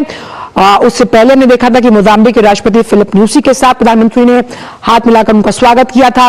उसके बाद तिमोर लेस्टे के राष्ट्रपति खोसे रामोस होर्ता थे, और फिर चेक गणराज्य के जो प्रधानमंत्री, उनके साथ प्रधानमंत्री की मुलाकात हुई थी। और खासतौर पर संयुक्त अरब अमीरात, बहुत अहम रिश्ते हैं भारत के, खासतौर पर जो बायोफ्यूल अलायंस हुआ है, हमने देखा था G20 में, उसके लिहाज से अगर देखा जाए तो बहुत कुछ संयुक्त अरब अमीरात के साथ साझा करता है भारत, जिसमें खासतौर पर ऑयल एंड गैस सेक्टर है, हम बात करते हैं तमाम उन नई तकनीकों के टेक्नोलॉजी ट्रांसफर की, जिसमें भारत ने मल्टीलैटरल फोरम्स पे ये कहा है कि अब इस हिचक को दूर करना है, विकसित देशों को, विकासशील देशों को आगे, विकासशील देशों के लिए हाथ आगे बढ़ाना होगा। इसीलिए जब हम डिजिटल पब्लिक इंफ्रास्ट्रक्चर की बात करते हैं, यानी डीपीआई, हम बात करते हैं उन तमाम अहम मॉडल्स की जो भारत ने खड़े किए हैं, जो इन तमाम देशों के लिए एक उदाहरण के तौर पर बहुत अहम साबित हो सकते हैं। तो कैसे जब हम कैशलेस इकोनॉमी की बात करते हैं, डिजिटल ट्रांजैक्शन का जिक्र करते हैं,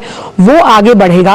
और व्यापार के लिहाज से आप देखिए कि इसमें ऑटोमेटिव इंडस्ट्रीज के साथ साथ ऐसी कई और इंडस्ट्रीज हैं जिनमें हम आगे बढ़ने की कवायद, क्योंकि देखिए हर देश के पास कुछ ना कुछ नित्य नया नूतन है, और नित्य नए नूतन को लेकर आगे बढ़ना, और कौन सी ऐसी तमाम तकनीकें तमाम देशों के पास जिनसे भारत को मदद मिलेगी और भारत मदद देगा।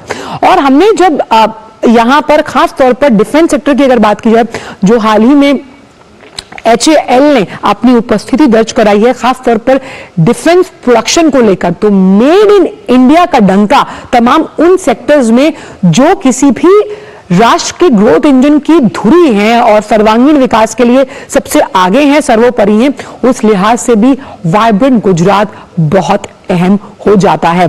और क्योंकि ऑटो इंडस्ट्री में जब हम इलेक्ट्रिकल व्हीकल्स की बात करते हैं, आने वाले समय में पर्यावरण के अनुकूल, फिर आप ये देखिए कि उसमें आपका जो ईंधन है उसकी बचत, उस लिहाज से आप देखिए कि कितना ज्यादा निवेश आकर्षित कर पाता है जब हम वाइब्रेंट गुजरात की बात करते हैं। तो वैश्विक भागीदारी को आगे बढ़ाता हुआ जब आगे बढ़ रहा है ये वाइब्रेंट गुजरात, जिसमें हमने ये देखा कि इस पूरे मीटिंग में जो आज 10 तारीख से शुरू होने वाली है, इसमें कई वैश्विक नेताओं और शीर्ष कंपनियों के साथ प्रधानमंत्री की बैठक होनी है। और सबसे अहम यहां पर यह है कि गुजरात में रिकॉर्ड निवेश की उम्मीद जताई जा रही है इन तमाम देशों की बदौलत। और इसीलिए देखिए जो फैसले सरकार ने अपनी पॉलिटिकल विल के आधार पर सरकार में आते ही लिए थे, ये देखिए ये फॉर्मल फोटो अप है जिसमें प्रधानमंत्री हाथ हिलाकर अभिवादन करते हुए इन तमाम राष्ट्राध्यक्षों का स्वागत वो पहले ही कर चुके हैं। और इस फोटो अप के जरिए हम ये उम्मीद जता रहे हैं कि सार्थक जो है वो मुलाकात होगी, सार्थक अभी संबोधन प्रधानमंत्री का होगा। तो गेटवे ऑफ द फ्यूचर यानी भविष्य का प्रवेश द्वार। तो आप कोई बार बता दें, फोटो अप में संयुक्त अरब अमीरात के राष्ट्रपति मोहम्मद बिन जायद अल नायान, मोजाम्बिक के राष्ट्रपति फिलिप न्यूसी, तिमोर लेस्टे के राष्ट्रपति होसे रामोस होर्ता और साथ ही साथ चेक गणराज्य के प्रधानमंत्री भी मौजूद हैं। और ये वो मंच जहां से आगवानी करते हुए प्रधानमंत्री तमाम राष्ट्राध्यक्षों की और इस वाइब्रेंट गुजरात समिट से एक नए आर्थिक अध्याय की उम्मीद की जा रही है, जो लिखा जाएगा गुजरात की आर्थिक प्रगति के लिए। और गुजरात के लोग जिस तरह से मेहनती होने के साथ साथ कुशल नेतृत्व के लिए भी जाने जाते हैं, तो उस लिहाज से तमाम कंपनियां किस तरह से निवेश करती हैं, क्योंकि लाल फीताशाही से देश आजाद हुआ है। हम जब टैक्स के मोर्चे पर सरलीकरण की बात करते हैं, इसमें भी जीएसटी आने से बहुत चीजें आसान हुई। तो देखिए ये दो बहुत अहम चीजें होती हैं जो किसी भी कंपनी को किसी भी राज्य में निवेश करने के लिए एक आसान रास्ता देती है। सिंगल विंडो क्लियरेंसेस यानी तमाम वो जो बाधाएं आती हैं किसी इंडस्ट्री को सेटअप करने के लिए, उसमें बहुत कटौती की गई है। अब आपका कोई भी काम है वो सिंगल विंडो क्लियरेंस से हो जाएगा। और ये भारत के उस कद को दर्शाता है कि भारत इन तमाम देशों को साथ लेकर वसुधैव कुटुंबकम की भावना के साथ आगे चल रहा है। ये जो वसुधैव कुटुंबकम की भावना है, यही हमने G20 में जब हमें अध्यक्षता मिली थी तो उसी को हमने उसमें प्रदर्शित किया था कि सबको साथ कैसे लेकर चलना है, क्योंकि बात यहां पर साझा तकनीक की है, बात यहां पर साझा नवोन्मेष की है, बात यहां पर साझा आकर साझा हितों को, राष्ट्र हित को समर्पित करने की है। तो कैसे दो तमाम ये देश जो इसमें भागीदार हैं और संगठन के तौर पे कई ऐसे देश इसमें भाग ले रहे हैं, जिसमें हमें उम्मीद है कि वहां की तकनीक कैसे भारत को फायदा करेगी। देखिए, अगर कुछ गुजरात में ये जो कंपनी निवेश करती है वहां से कोई मॉडल उठकर अगर हम मध्य प्रदेश में लगाना चाहें तो यही तो इन तरह के जो तमाम वाइब्रेंट समिट्स होते हैं जो निवेश को आकर्षित करते हैं, यही उनका मकसद होता है कि तमाम अलग अलग राज्यों में जब इन समिट्स का आयोजन किया जाता है तो कौन किससे क्या सीखता है। इसी तरह का आयोजन हमने मध्य प्रदेश में देखा है, इसी तरह का आयोजन हमने उत्तर प्रदेश में देखा है, और कैसे तमाम अलग अलग वैश्विक कंपनियां जो हैं उनके लिए भारत एक उभरता हुआ बाजार है। और जिस अहम रुख पर प्रधानमंत्री हमेशा फोकस करते हैं वो ये है कि यहां पर जो युवा शक्ति है यानी डेमोग्राफी और डिविडेंड है उसका मुकाबला हम अगर अलग अलग देशों से करें तो कुछ है ही नहीं है। वर्ल्ड बैंक की जो अभी हालिया रिपोर्ट है वो भी यही कहती है कि किस तरह से भारत 2024-25 है उसमें कैसे प्रमुख अर्थव्यवस्था बना रहेगा अन्य अर्थव्यवस्थाओं की तुलना में। अब ऐसा क्यों? क्योंकि अभी भी जब हम मैन्युफैक्चरिंग की बात करते हैं यानी इंफ्रास्ट्रक्चर की बात करते हैं, ये तमाम दो ऐसे क्षेत्र जिसमें भारत उल्लेखनीय प्रगति कर रहा है। ऐसी अब बहुत छोटा सा एक एग्जांपल ये है कि हम जानते हैं कि टॉय इंडस्ट्री यानी खिलौना उद्योग जो कहीं ना कहीं दम तोड़ रहा था, प्रधानमंत्री के आह्वान से उसका विनिर्माण डबल डिजिट में पहुंच गया। तो कई ऐसे क्षेत्र हैं जिसकी हम मैन्युफैक्चरिंग की हम बात करते हैं उसमें हम डबल डिजिट्स में कई देशों से आगे हैं। और इसीलिए जब तमाम देश यहां पर आकर निवेश करने की बात करते हैं, अपनी रकम लगाने की बात करते हैं, उन्हें मालूम है जो पूंजीगत निवेश वो यहां पर कर रहे हैं उससे ज्यादा वो लेकर जाएंगे। क्यों? क्योंकि यहां पर तमाम बिजनेस करने के रास्ते अब आसान बनाए गए हैं। डिफेंस की बात की जाए, मैन्युफैक्चरिंग की बात की जाए, इंफ्रास्ट्रक्चर की बात की जाए, कैपिटल मार्केट की बात की जाए, स्पेस की बात की जाए, ऑटो की बात की जाए, बैंकिंग की बात की जाए, ये तमाम ऐसे वो इंपॉर्टेंट सेक्टर्स हैं जिनमें भारत लगातार आगे बढ़ रहा है। तो महात्मा मंदिर जो कन्वेंशन सेंटर है वहां पर आयोजन किया गया है वाइब्रेंट गुजरात समिट का, और तमाम जो राष्ट्राध्यक्ष हैं तिमोर लेस्ते के राष्ट्रपति का स्वागत किया गया, चेक गणराज्य के प्रधानमंत्री का स्वागत किया गया है, मोजाम्बिक के राष्ट्रपति का स्वागत किया गया है।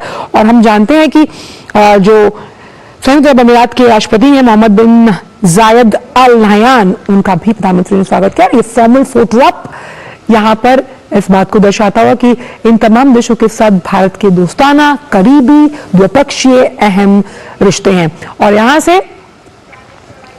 से आते हुए प्रधानमंत्री अब आगे बढ़ते हुए, क्योंकि ये आगे बढ़ना यही दर्शा रहा है कि अब वाइब्रेंट गुजरात अपनी आर्थिक भागीदारी को सुनिश्चित करते हुए एक नई इबारत लिखता हुआ। कन्वेंशन सेंटर महात्मा मंदिर में प्रधानमंत्री का स्वागत, यहाँ पर जो वहां पर मौजूद लोग हैं जिसमें कई कंपनीज के सीईओज भी हैं यहाँ पर मौजूद हैं। It is a great privilege to welcome the Honorable Prime Minister Shri Narendra Modi ji, who had initiated the Vibrant Gujarat Global Summit 2 decades ago. It is our honor to welcome His Highness Sheikh Mohammed bin Zayed Al Nahyan, Honorable President of the United Arab Emirates and ruler of Abu Dhabi. His Excellency Mr. Jose Ramzorda, Honorable President Timor-Leste. His Excellency Mr. Philip Nyusi, Honorable President Mozambique. His Excellency Mr. Petr Fiala, Honorable Prime Minister Czech Republic. And we welcome all the esteemed dignitaries. Thank you.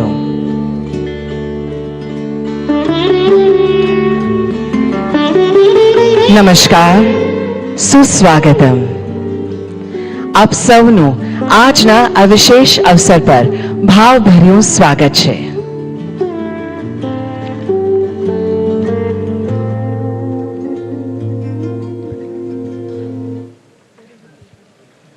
The banal event, Vibrant Gujarat Global Summit, has turned into a benchmark event globally, and its success can be attributed to various factors, including the state government's proactive policies, infrastructure development, and efforts to attract both domestic and international investors.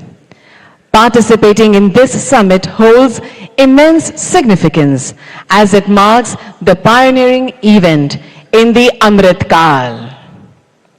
On this occasion, we also welcome the Honorable Governor of Gujarat, Shri Acharya Devratji, and Honorable Chief Minister of Gujarat, Shri Bhupendrabhai Patel.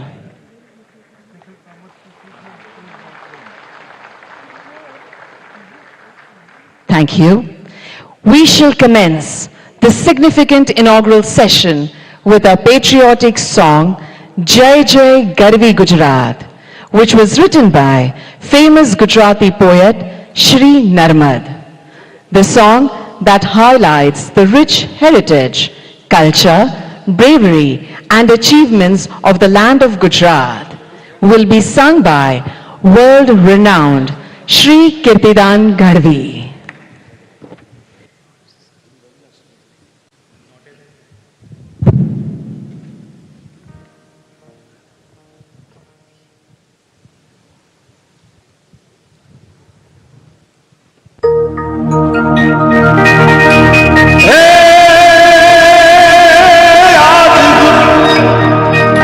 गुजरातनी स्वर्ण भूमि पर उग्યું स्वर्ण प्रभात जय गुजरात जय गुजरात ए जय जय हो गर्वी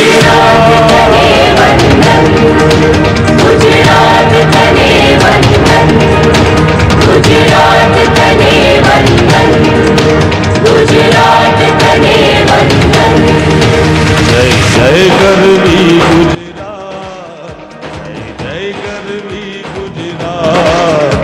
अरुण परमार जय जय गर्वी गुजरात जय जय गर्वी गुजरात जय जय गर्वी गुजरात अरुण परमार जय जय गर्वी गुजरात वंदन वंदन वंदन वंदन गुजरात तने वंदन वंदन वंदन गुजरात तने वंदन प्रकाश से जल कसुंबी प्रेम शौर्य अंकी तू भणव भणव निज संतति सौने प्रेम भक्ति नीरी ऊंची तुझ सुंदरिदा जय जय गर्वी गुजरात जय गर्वी गुजरात जय जय गर्वी गुजरात गीते अरुण परमार जय जय गर्वी गुजरात वंदन वंदन वंदन वंदन गुजरात तने वंदन वंदन वंदन गुजरात तने वंदन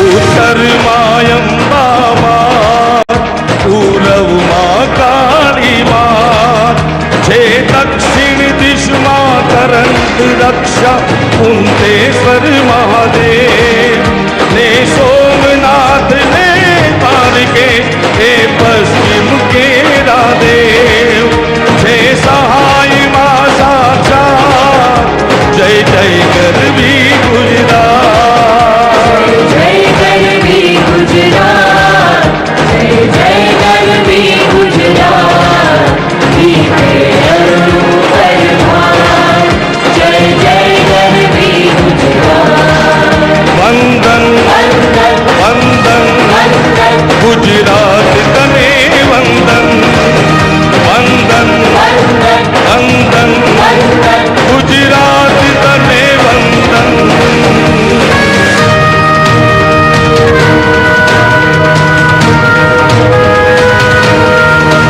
नदी कापी नर्मदा जोई महीने बीती पण जोई वળી જોઈ સુભદ્રા સુધ રમણ ને રત્ના કર સાગર પર્વત ઉપરથી વીર પૂર્વજો તે આશીષ દય કર સંતે સોએ સૌજા જય જય ગરવી ગુજરાત જય જય ગરવી ગુજરાત જય જય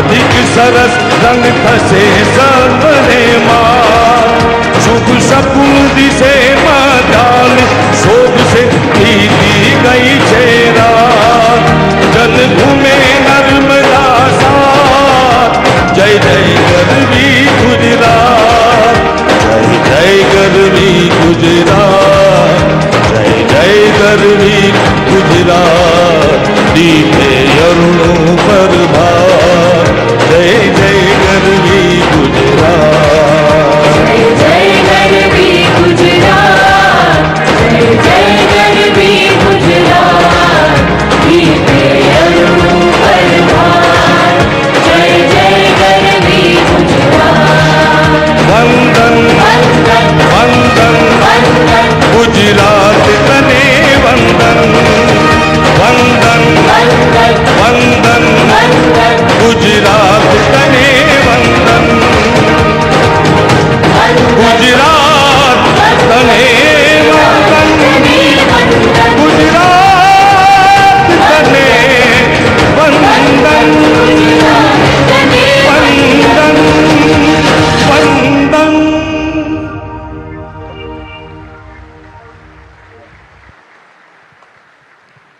Thank you very much, artists, for the melodious presentation. Over the past 20 years, the Vibrant Gujarat Summit has achieved remarkable success in its development and growth initiatives, thereby transforming Gujarat into an economic powerhouse. Let's have a look at an audio-visual film narrating the success story. That is Vibrant Gujarat Global Summit.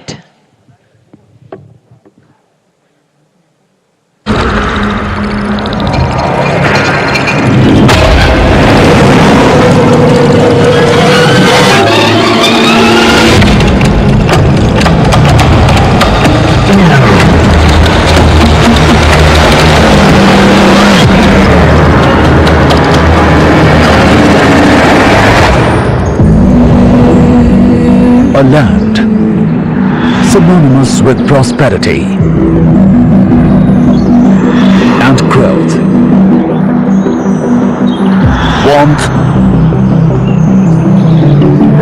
and hospitality, innovation and enterprise par excellence.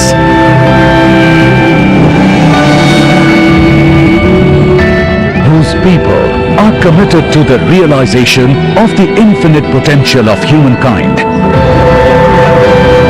and wedded to the doctrine of Vasudhaiv Kutumbakam. One earth, one family, one future. A state blessed with the guidance of a visionary who is pioneering India's ascent as a Vishwamitra, a universal friend.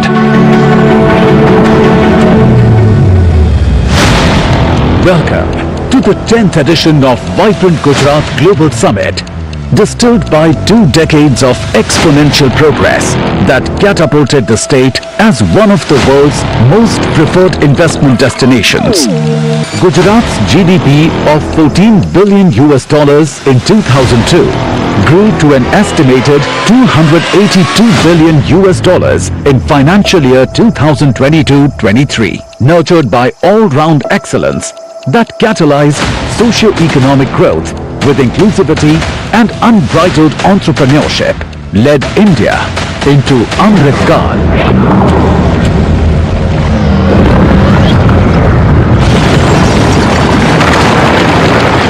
Envisioned in the face of adversity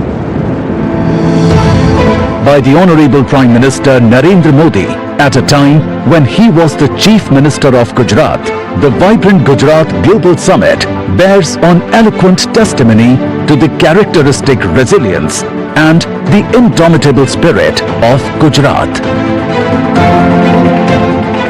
Inspired by Shri Modi's vision, the last 20 years have been an unparalleled saga of progress that has witnessed Vibrant Gujarat transform the state into India's growth engine. with unmatched state-of-the-art infrastructure, unsurpassed manufacturing prowess, and unparalleled growth. From farm to fintech, drip irrigation to drones, new age technological advancements in semiconductors and electronics. From a vibrant startup ecosystem to flourishing e-commerce. from India's biggest hybrid energy park to the world's biggest diamond hub and office complex. Vibrant Gujarat Global Summit has elevated the esteem and stature of the state within the country and beyond.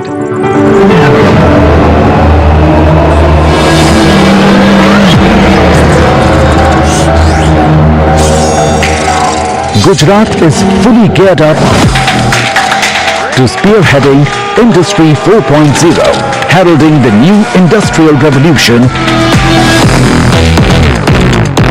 with human augmentation frameworks and smart manufacturing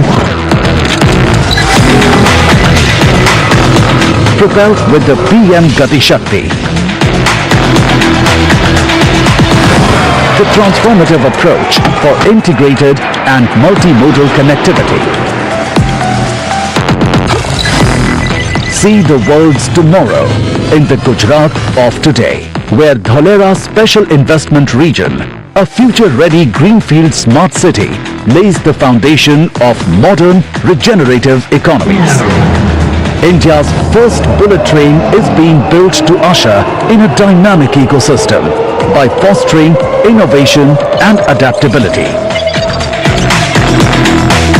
Artificial intelligence, robotics and intelligent supply chain orchestration leverage symbiotic growth paradigm and a future-ready landscape with 80% of India's rooftop solar.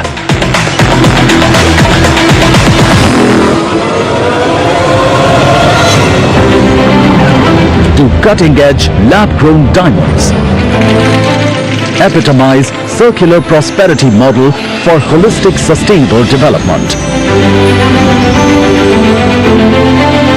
It is gearing India's decade as a launchpad for technology and innovation, with new opportunities in semiconductors and electronics, unlocking infinite potential for startups and e-commerce with quantum-resilient infrastructure, shaping the future of fintech and continuing to foster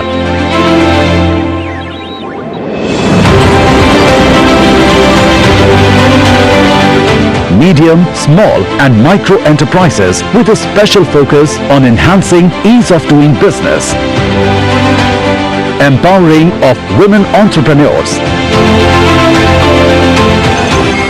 and creating eco-innovation hubs. Abuzz with green infrastructure integration, Gujarat's commitment to harmonious urbanization is transforming every harbour into a gateway of prosperity.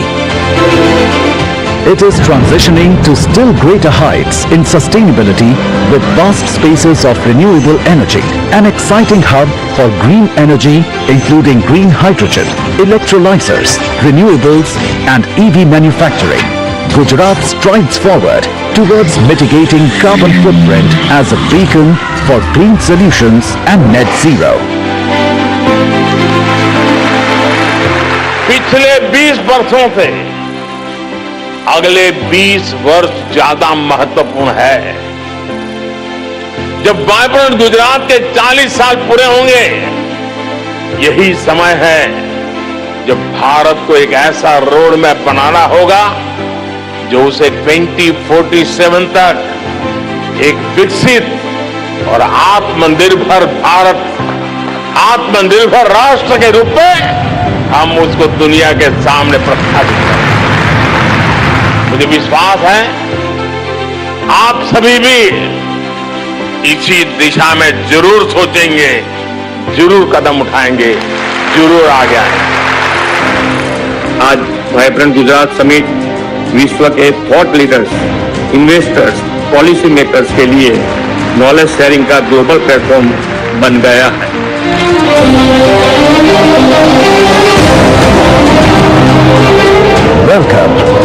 Vibrant Gujarat Global Summit 2024. Welcome to the gateway of a greener earth, richer life, smarter business.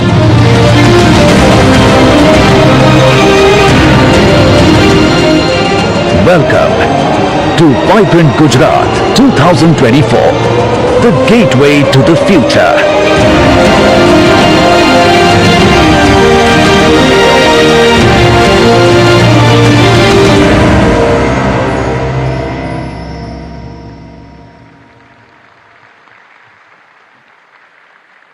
Thank you. With the attributes like transparency, inclusivity, efficiency, empathy, and accountability, the Honorable Chief Minister of Gujarat, Shri Bhupendra Bhai Patel, has steered the state of Gujarat towards progress, ensuring equitable development in all the sectors. Under the prudent governance and pro-business policies of his government, Gujarat has made robust progress. We would like to welcome the Honorable Chief Minister of Gujarat, Shri Bhupendra Bhai Patel, for his address.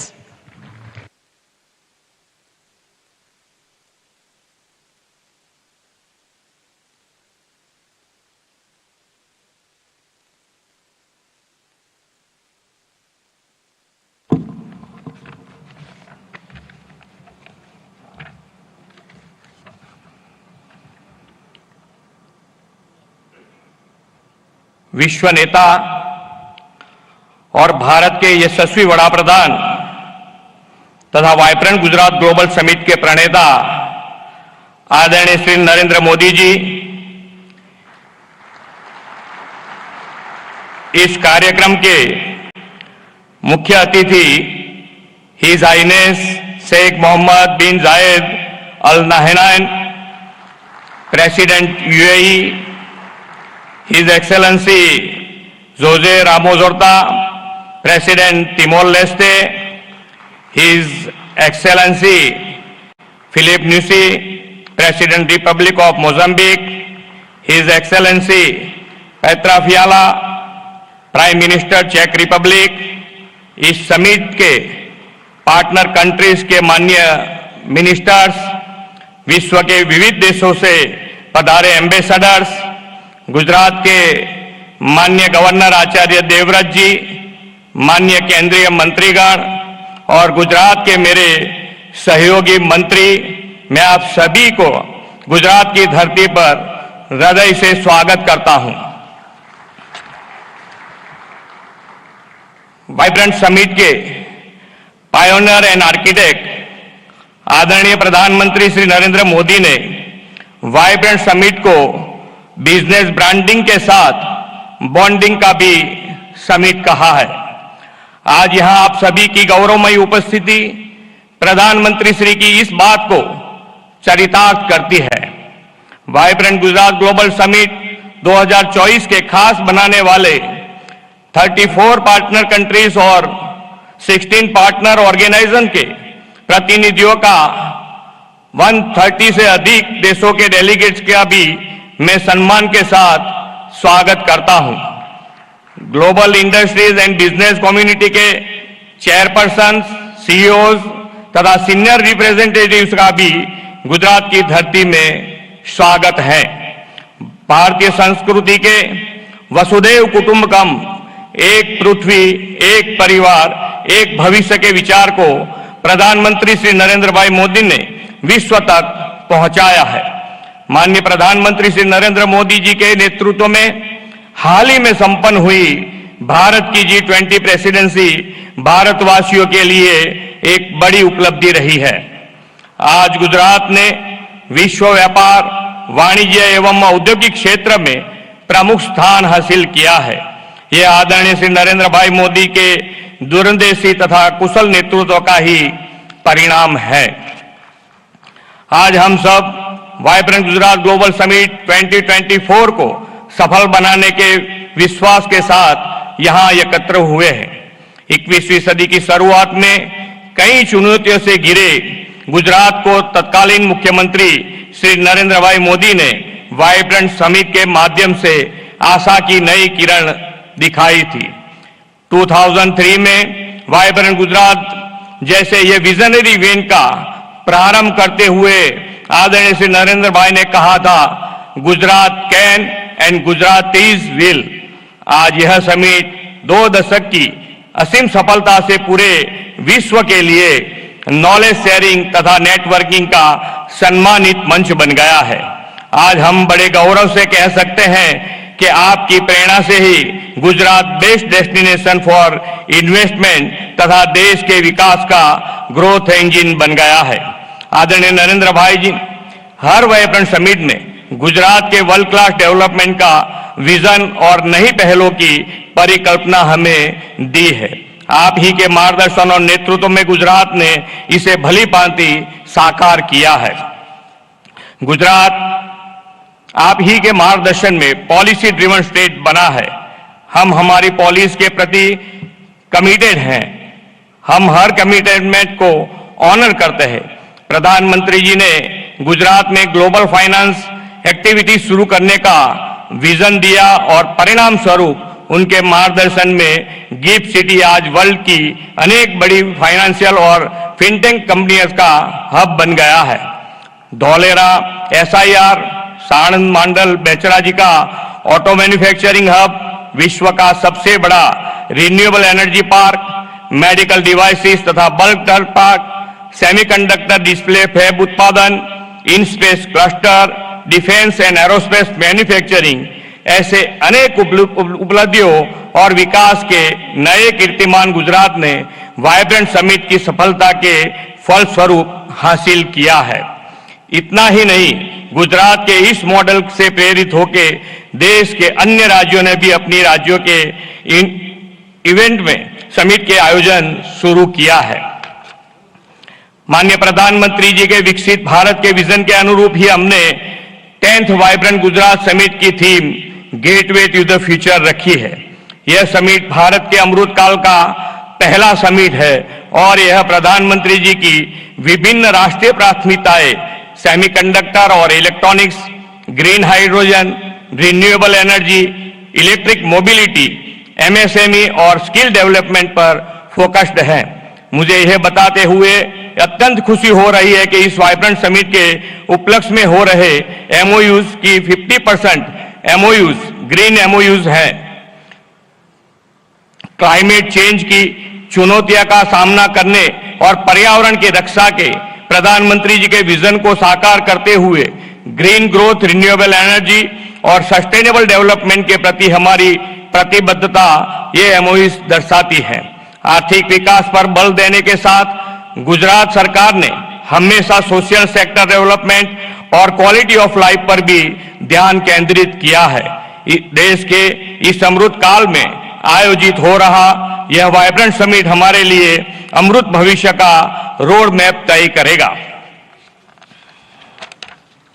इस अमृत भविष्य के निर्माण में हमारा सहयोग देने इस vibrant summit में विश्व के अनेक राष्ट्र जुड़े हैं।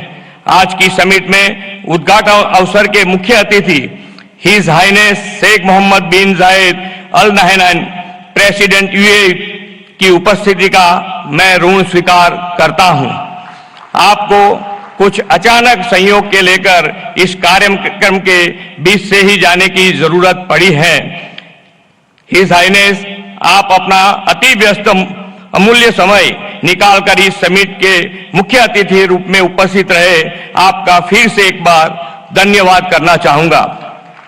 मैं प्रधानमंत्री जी को आश्वस्त करना चाहूंगा कि विकसित भारत 2047 को आपके विजन को पूरा करने में गुजरात ग्रोथ इंजन की भूमिका निभाएगा। फिर एक बार आप सभी महानुभावों का वाइब्रेंट गुजरात की वाइब्रेंट समिट में स्वागत है। धन्यवाद। भारत माता की जय। वंदे मातरम। जय जय Garvi Gujarat. Thank you very much, Honorable Chief Minister, sir, for your welcome address. As mentioned by our Honorable Chief Minister, sir, our chief guest, His Highness Sheikh Mohammed bin Zayed Al Nahyan, Honorable President of the United Arab Emirates and ruler of Abu Dhabi, has to leave due to a pressing commitment, but before that, he has graciously agreed to say a few words. We welcome you, sir.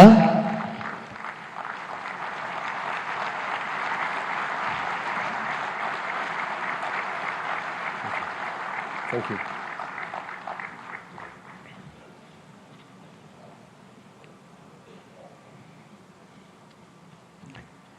السلام عليكم.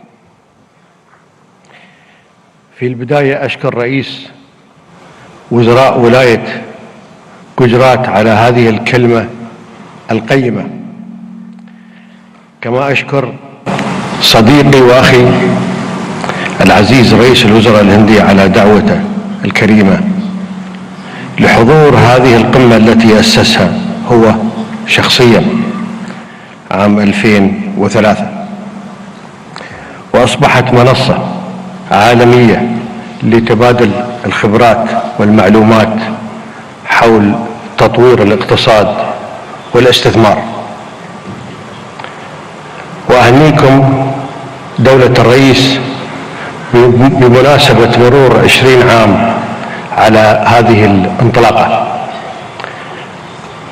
سيدي، نحن سعداء جدا بالمشاركة مع أصدقائنا في الهند والعالم في هذه القمة لنبعث جميعا ما يسعد شعوبنا ويطور دولنا.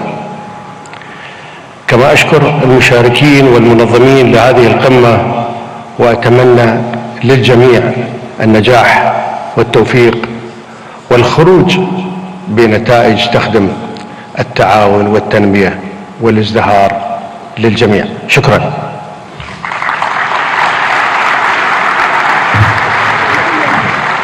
Thank you, Your Highness.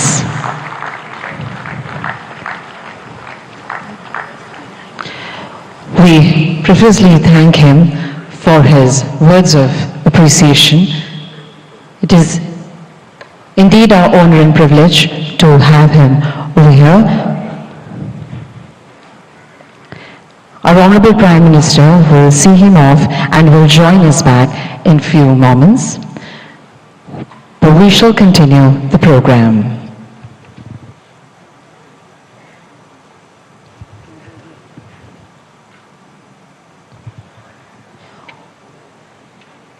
On this occasion, we have with us some eminent captains of industry. We would like to request them to address the gathering and share their insightful perspectives, enriching this prestigious summit with their profound knowledge and vision. We would like to invite Shri Lakshmi Mittal, Chairman, ArcelorMittal, for his address.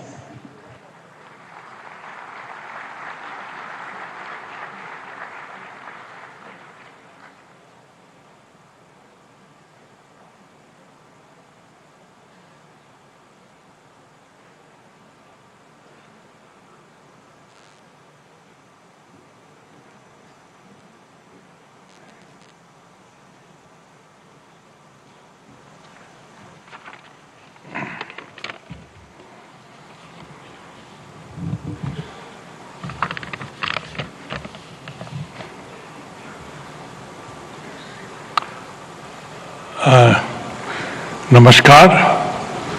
प्रधानमंत्री जी अभी हैं नहीं, शीघ्र ही आते होंगे, but मैं मुख्यमंत्री Shri Bhupendra bhai Patel ji, governor Acharya Devvrat ji and मेरे साथियों एंड ऑनरेबल डिग्निटरीज,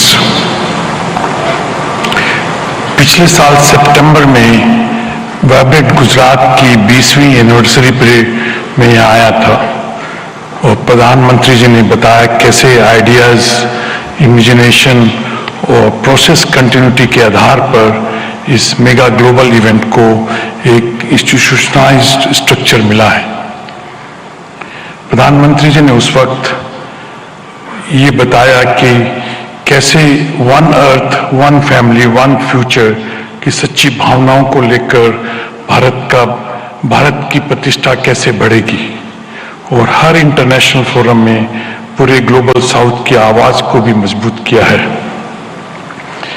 माननीय मुख्यमंत्री भाई पटेल जी, मैं आपको भी डेवलपमेंट को आगे रखने और इन्वेस्टमेंट्स को आकर्षित करने और एडमिनिस्ट्रेशन को स्तर ऊंचा उठाने के लिए बधाई देता हूं। गुजरात में fair, transparent and policy driven governance की एक पहचान रही है और जिसमें मेरी कंपनी ने भी अनुभव किया है। स्टील किसी भी राष्ट्र के आत्मनिर्भरता में एक बड़ी भूमिका निभाता है क्योंकि ये infrastructure development, urbanisation, renewable sectors, automotive industry, electric vehicles, defence, railways आदि में बहुत उपयोग होता है।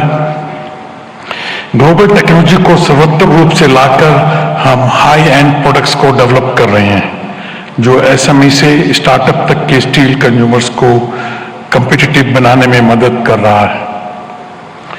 गुजरात ने आज से 4 साल पहले आर्सलरमित्तल निप्पन स्टील इंडिया का स्वागत किया था और 2021 में प्रधानमंत्री जी ने और मुख्यमंत्री ने हमारे हजीरा एक्सपेंशन प्रोजेक्ट की भूमि पूजन की थी। मुझे ये बताते हुए गर्व हो रहा है कि ये एक्सपेंशन प्रोजेक्ट तेजी से बढ़ रहा है और लक्ष्य के अनुसार इसका फेज 1 2026 में पूरा हो जाएगा। आज वाइब्रेंट गुजरात 2024 के इस मौके पर हमने सेकेंड फेज के लिए एमओयू साइन किए हैं। जब ये प्रोजेक्ट 2029 में पूरा होगा तो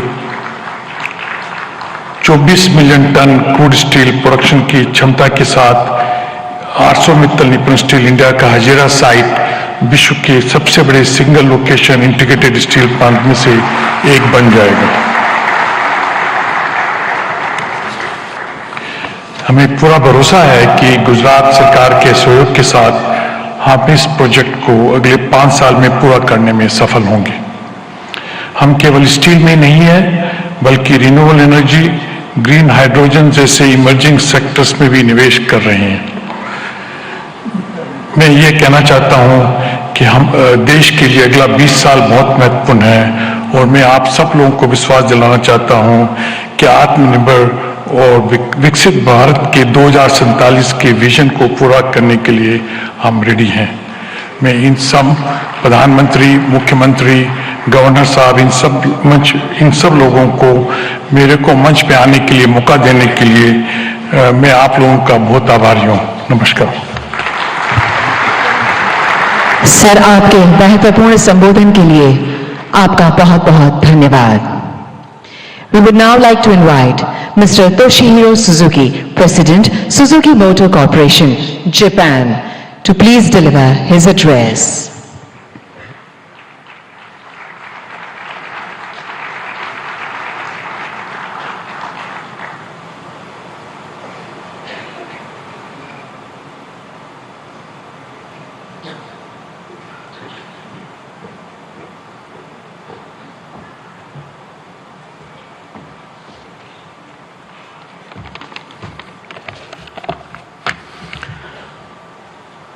Honorable Prime Minister, Mr. Narendramodi, and all senior guests, good morning and namaskar.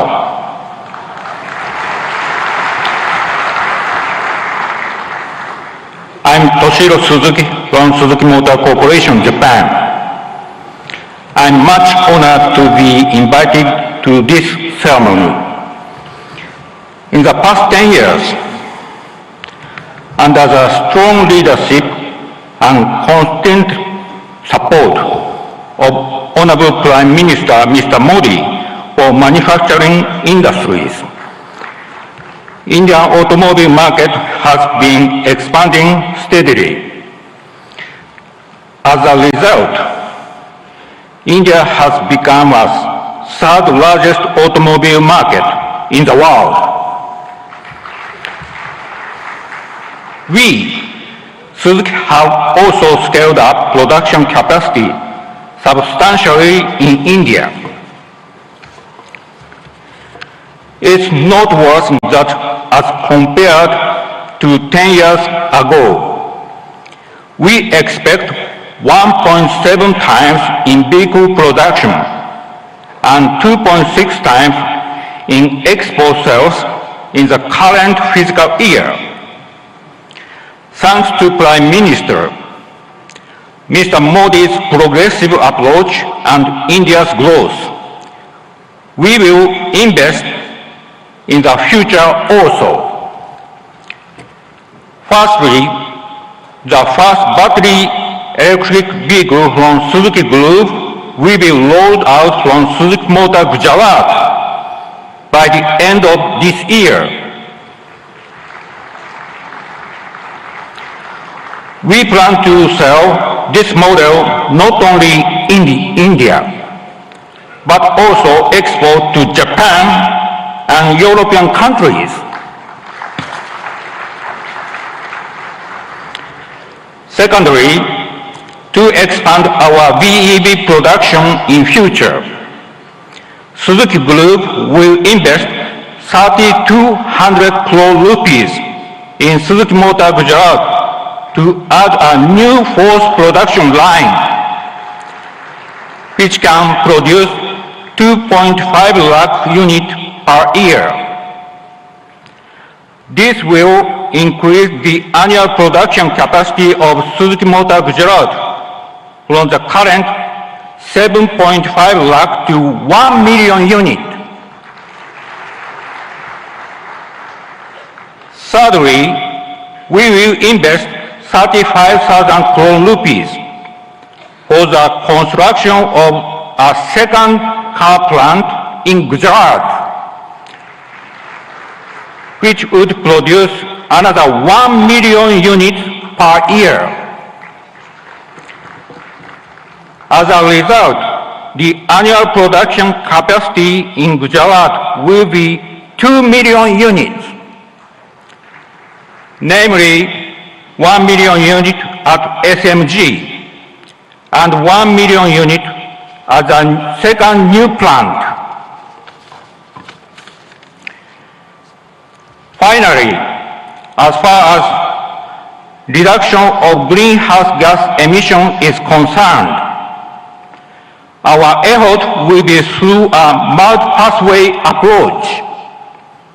That means, in addition to vehicle electrification, we will offer multiple options, such as compressed natural gas, biogas, bioethanol, and green hydrogen. Taking advantage of India's animal wealth, we will start production of biogas from cow dung.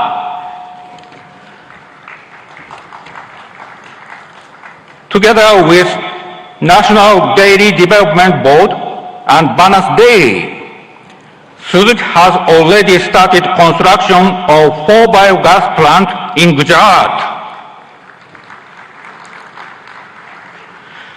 Suzuki Group will always work to provide a variety of sustainable customer-oriented mobility options. Thank you for your kind attention. Thank you very much, sir. We would like to invite Shri Mukesh Ambani, Chairman, Reliance Industries Limited.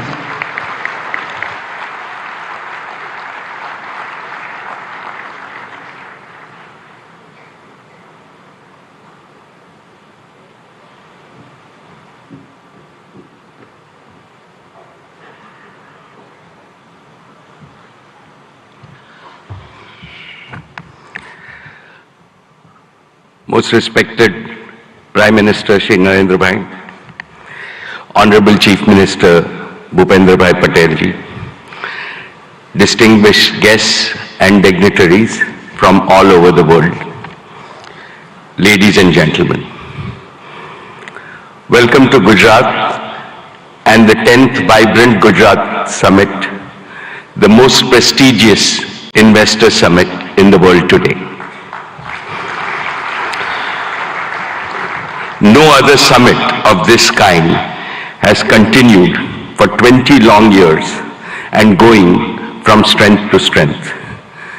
This is a tribute to our Prime Minister, Shri Narendramodi Modi's vision and consistency.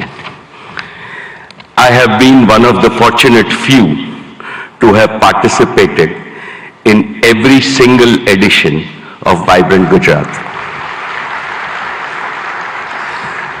I have come from the city of the gateway of India to the gateway of modern India's growth, Gujarat. I am a proud Gujarati. મને ગુજરાતી હોવાનું અભિમાન છે.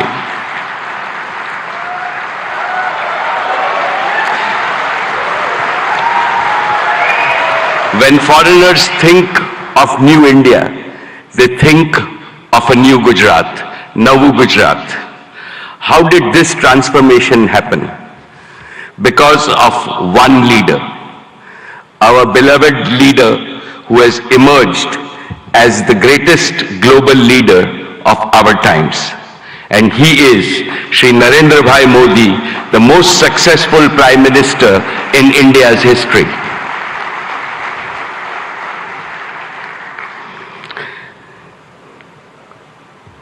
About Narendra Bhai, when you speak, the whole world not only listens but applauds you.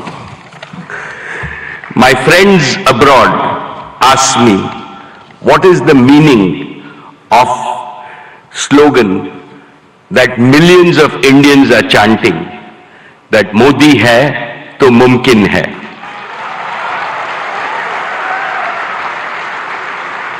I tell them,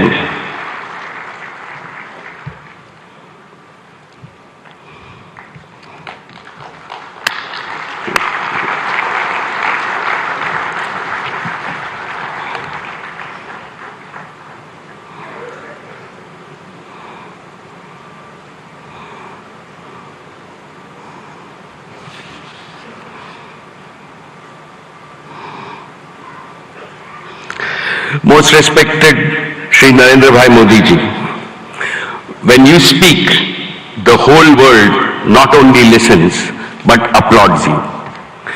My friends abroad ask me, what is the meaning of the slogan, millions of Indians are chanting, Modi hai to mumkin hai. I tell them, it means India's Prime Minister makes the impossible possible with his vision, determination and execution. They agree and they also say, Modi hai to mumkin hai. My esteemed friends, I will never forget what my father, Dhirubhai Ambani, used to tell me in my childhood. Gujarat is your Matrubhumi and Gujarat should always remain your Karm Bhumi. Today, let me declare yet again, Reliance was, is and will always remain a Gujarati company.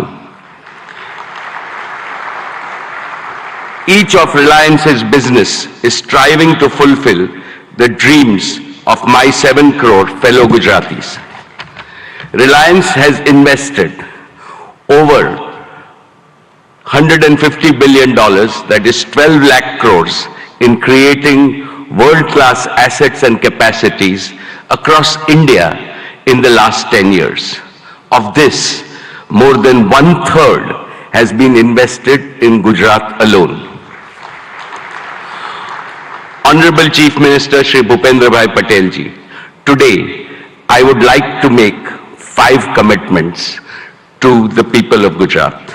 First, Reliance will continue to play a leading role in Gujarat's growth story with significant investments in the next 10 years. Specifically, Reliance will contribute to making Gujarat a global leader in green growth. We will help Gujarat target to meet half of its energy need through renewable energy by the year 2030. For this, we have started building the Dhirubhai Ambani Green Energy Giga Complex over 5,000 acres in Jamnagar. This will generate a large number of green jobs and enable production of green products and materials, and will make Gujarat a leading exporter of green products, and we are ready to commission this in the second half of 2024 itself. Second, Reliance Jio completed the fastest rollout of 5G infrastructure anywhere in the world. Today, Gujarat is fully 5G enabled, something that most of the world does not yet have. This will make Gujarat a global leader in digital data platforms and AI adoption. 5G enabled AI revolution will make Gujarat's economy more productive, more efficient, and more globally competitive. Besides generating millions of new employment opportunities, it will produce AI-enabled doctors, AI-enabled teachers, and AI-enabled farming, which will revolutionize healthcare, education, and agricultural productivity in the state of Gujarat. This will benefit every Gujarati in urban as well as rural areas, since to my mind, AI also means an all-inclusive growth. Third, Reliance Retail will further accelerate its mission to bring quality products to consumers and simultaneously empower lakhs of kisans and small merchants. Our retail business improves the quality of life of all households of Gujarat with better products and services. Fourth, Reliance will make Gujarat a pioneer in new materials and the circular economy. As a first step, Reliance is setting up India's first and world-class carbon fiber facility at Hazira. And finally, fifth, Prime Minister Modi ji has announced that India will bid for 2036 Olympics. In preparation for that, Reliance and Reliance Foundation will join forces with several other partners in Gujarat to improve education, sports, and skills infrastructure that will nurture the champions of tomorrow in various Olympic sports. Most respected Prime Minister Narendramodi Modi ji, before I conclude, permit me to articulate a conviction that resides in the heart of everyone in this hall and most Indians. As Chief Minister of Gujarat, you used to say, Bharat ke vikas ke liye Gujarat ka vikas. And that is how you made Gujarat India's growth engine. Now, as Prime Minister of India, your mission is Dunya ke vikas ke liye Bharat ka vikas. You are working on the mantra of global good and make India the world's growth engine. The story of your journey from Gujarat to the global stage in just 2 decades is nothing short of a modern epic. Today, and in today's India, is the best time for young people to enter the economy, to innovate, and to provide ease of living and ease of earning to hundreds of millions of people. The coming generations will indeed be thankful to Prime Minister Modi for being both a nationalist and an internationalist. You have laid a solid foundation for Viksit Bharat, India as a fully developed nation in Amrit Kal. No power on earth can stop India from becoming a $35 trillion economy by 2047. And as I see, Gujarat alone will become a $3 trillion economy. Therefore, I am confident, every Gujarati is confident, and every Indian is confident that the Modi era will take India to new summits of prosperity, progress, and glory. Thank you very much, sir. Jai Gujarat, Jai Jai Garvi Gujarat, Jai Hind. Thank you very much, sir. We would now like to invite Mr. Sanjay Mehrotra, CEO, Micron Technologies USA, to deliver his address.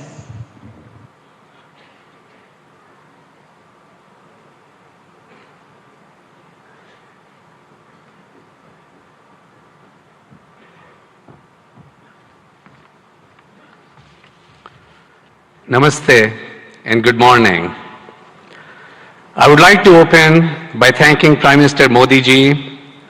Your vision to make India a global hub for semiconductors will be a huge economic driver for India's future as India marches toward becoming the third largest global economy. I would also like to recognize the several industry leaders who are going to be speaking here today and have already spoken. It truly is an honor for me to share this stage with you to open this critical forum discussing opportunities for India to accelerate domestic manufacturing as India marches towards a very bright future. There is a tremendous opportunity ahead for India in semiconductors. Vibrant Gujarat will also address the visionary ideas that are critical for India's growth as a semiconductor power. Today, I'm proud to represent Micron. Micron is one of the world's largest semiconductor companies and the leader in memory and storage. Micron's innovations have been at the heart of all computing systems for more than 4 decades. Memory is a key enabler of AI, and Micron is a leading powerhouse in memory. I'm proud that in June we announced plans to build a world-class memory assembly and test facility right here in Gujarat, the first of its kind in India. I'm grateful to the Indian government and all the officials with the great support from Bhupendra Bhaiji and the central government and the state government, all that have been involved in making this investment possible. We have begun phased construction and proud to partner with Tata projects to build this world-class facility. In fact, I visited this facility just yesterday and the construction is coming along very nicely. The first phase, 500,000 square feet of planned clean room space, will be operational by early 2025. Hiring has already begun, and we estimate that this project will create 5,000 new direct jobs for Micron here in Sanand, Gujarat, and will also create an additional 15,000 community jobs over the coming years. The combined investment by Micron and the government over the course of both phases could reach up to $2.75 billion US. Government support will help fund the project and facilitate access to essential semiconductor infrastructure and resources, which will drive innovation and enhance local talent development.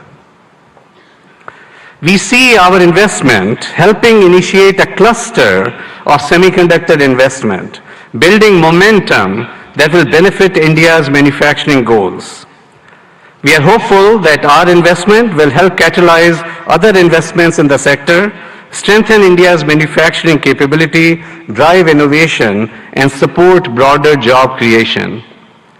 In fact, I'm pleased that my good friend Jeffrey Chan, who is going to be speaking here soon, of Simtech, is considering bringing his substrate manufacturing capabilities here to Gujarat in support of Micron's plant here. This is an example of the ecosystem, the cluster that Micron is capable of generating as an anchor semiconductor company here in Gujarat, here in India. We are proud to partner with India to bring advanced semiconductor memory assembly and a greater technology manufacturing ecosystem to Gujarat. Together, we are building the future of technology manufacturing.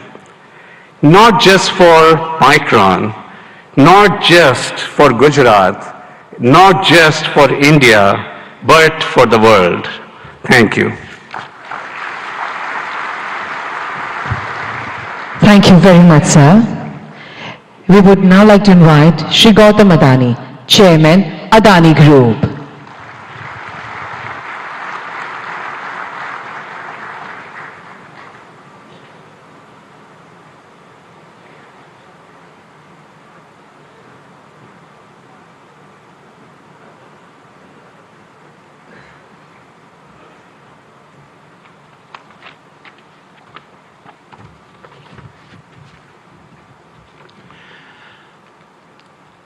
Honorable Prime Minister, Shri Narendramodi, distinguished heads of government of our partner countries, His Excellency Governor of Gujarat, Honorable Chief Minister Shri Bhupendra Bhai Patel, distinguished ministers, captains of industries, and my dear friends. Good morning. It is a privilege to address the 10th Vibrant Gujarat Summit. I take immense pride in having been a part of every one of these summits. Honorable Prime Minister, Vibrant Gujarat is a stunning manifestation of your extraordinary vision. It has all your hallmark signatures, merging grand ambition, massive scale, meticulous governance, and a flawless executions. It ignited a nationwide movement as all our states march forward, competing and cooperating to fundamentally remodel India's industrial landscape. The statistics of the past decade are remarkable. Since 2014, India's GDP has grown by 185% and per capita income by a stunning 165%. This achievement is unparalleled, especially considering this decade's geopolitical conflicts and a pandemic challenges.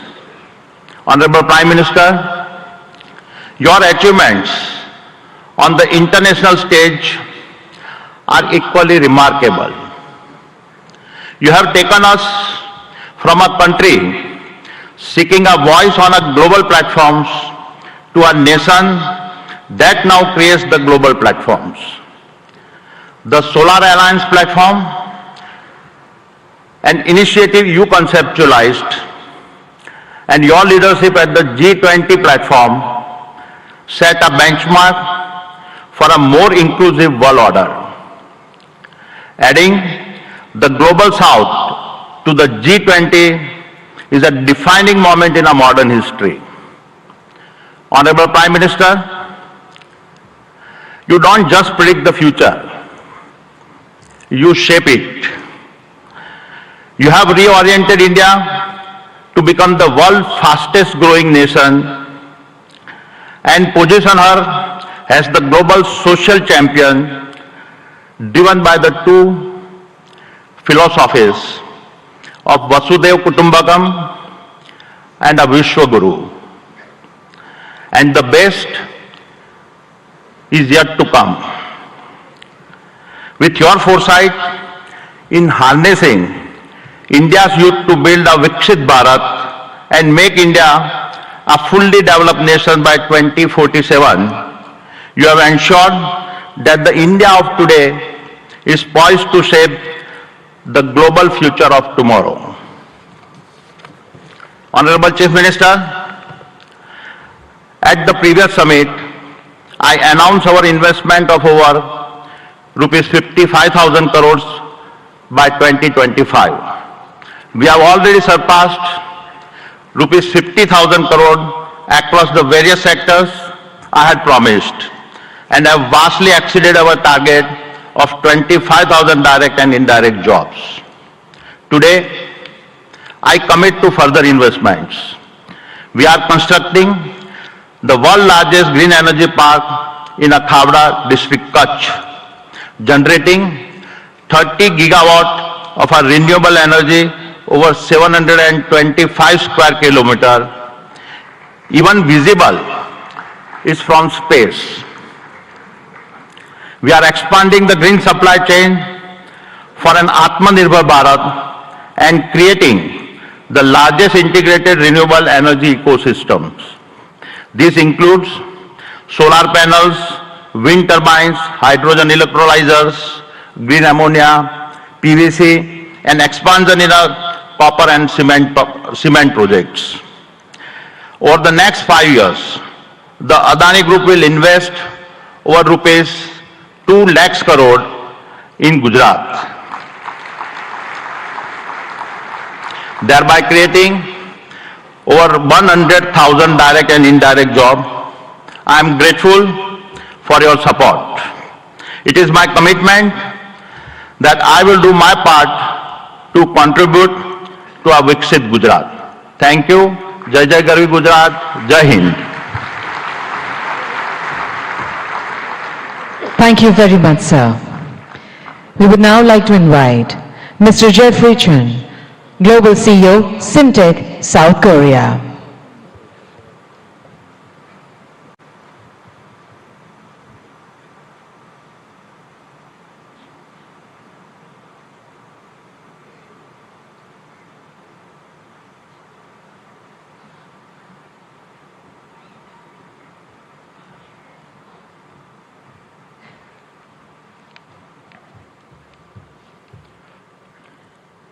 Good morning. Thank you, Honorable Prime Minister, Head of State, Government, Union and State Ministers, senior officials of Government of India, and the State Government of Gujarat for hosting Vibrant Gujarat Global Summit 2024. It is my great honor to participate in this event and given the opportunity to interact with global and national industry leaders and other distinguished guests. As a supply chain partner for the semiconductor assembly and test industry, we, Simtech, provide the best-in-class semiconductor packaging, IC substrates, and high-density interconnect printed circuit boards to our industry-leading customers. We are very excited to share our own angle to the India project as a co-location investment. Following our major customer, Micron's project in the state of Gujarat. I would like to emphasize that this is not our first time supporting our key customers' supply chain network with co-location investment. We have already done our project with Micron in China more than 10 years ago. We have recently executed another project in Malaysia together. Through these projects, we have proven to the market that co-location investment really boosted the growth of a semiconductor ecosystem in the region, and that it also helped our business to settle in the initial stage of the investment, which would not have been possible without the support of the next door neighbor like Micron. Vibrant Gujarat Global Summit 2024 showcases the global movement of creating a new supply chain network in a fast-growing nation like India. And Simtech, as a company from Korea, is very proud to be part of this movement to achieve a new milestone, making a prosperous Gujarat for self-reliant India supply chain. We are now preparing for another round of co-location investment in India, following Micron's investment plan in Gujarat state. And I'm very pleased to share the progress with the audience today that with the support from the central and state government, we are ready to make an investment, a significant investment in India and create thousands of job opportunities for high-skilled talents in the state of Gujarat together with Micron. And most of all, elevating the India's PCB and IC packaging substrate industry to another level to make India's presence in the semiconductor supply chain network much stronger. We really look forward to further supporting our customers' supply chain, both in India and globally, and we will further enable India's domestic players to be part of the global supply chain ecosystem. Thank you very much. Thank you very much, sir. We now invite Shri N. Chandrasekharan, Chairman, Tata Sons Limited, for his address.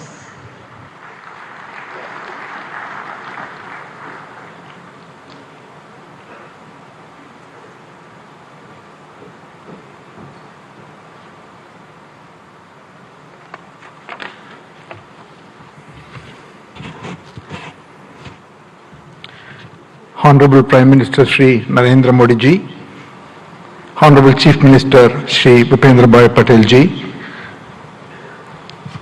Governor of Gujarat, distinguished heads of states, ministers, ladies and gentlemen. It's truly a great privilege and honor to attend and share a few thoughts on the 10th edition of Vibrant Gujarat Global Summit. The steady and spectacular progress of Gujarat consistently over such a long period of time clearly demonstrates the visionary leadership and the mindset of our Honorable Prime Minister Narendramodi ji. Thank you, sir, for your leadership to Gujarat and to the whole country and to all of us. The impact of economic development has also resulted in tremendous social development. Gujarat clearly has established itself as the gateway to the future. For the Tata Group, Gujarat is a very special place. The Tata Group's origins started in Navsari, the birthplace of our founder Jamshedji Tata. The Tata Group started its presence here in 1939 with Tata Chemicals, 85 years ago. Today, 21 of our Tata Group companies have a very strong presence, from Tata Power, Tata Motors, Tata Consultancy, our defense company Advanced Systems, Hotel, Tata Steel, and all our retail companies, and Air India, and many other companies. The group employs over 50,000 people in the state of Gujarat. Recently, we have made significant commitments to expand our presence in the state of Gujarat. Sanand is becoming home for all our electric vehicles technology. We expanded the footprint in Sanand with additional capacity so that we can meet the growing demands of the electric vehicles. We concluded and are about to launch the building of a huge gigafactory for 20 gigawatts of lithium-ion batteries in Sanand.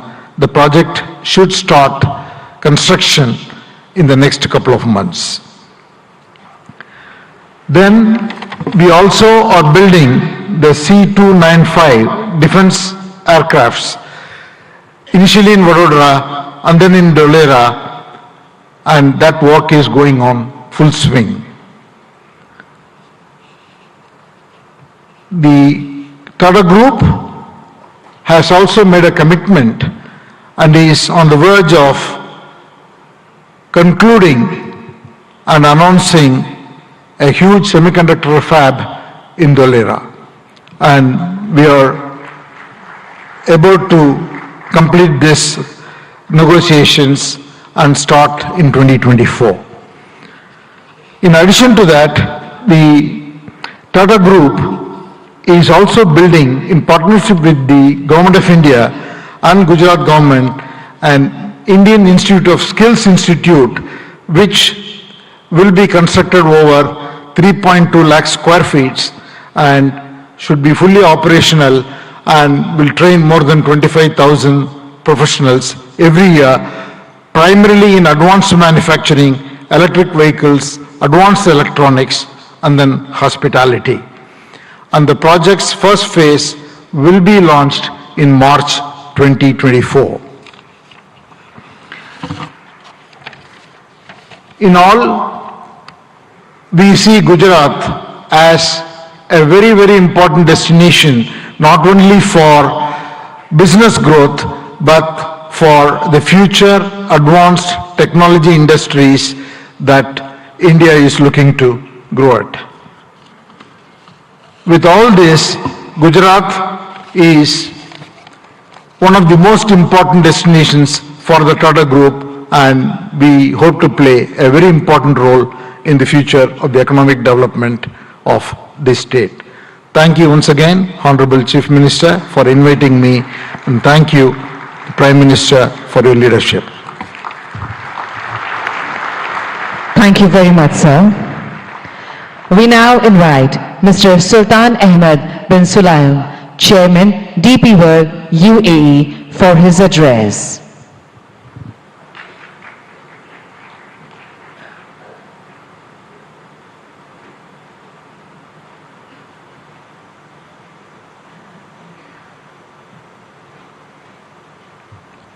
Honorable Minister Shri Narendramodi,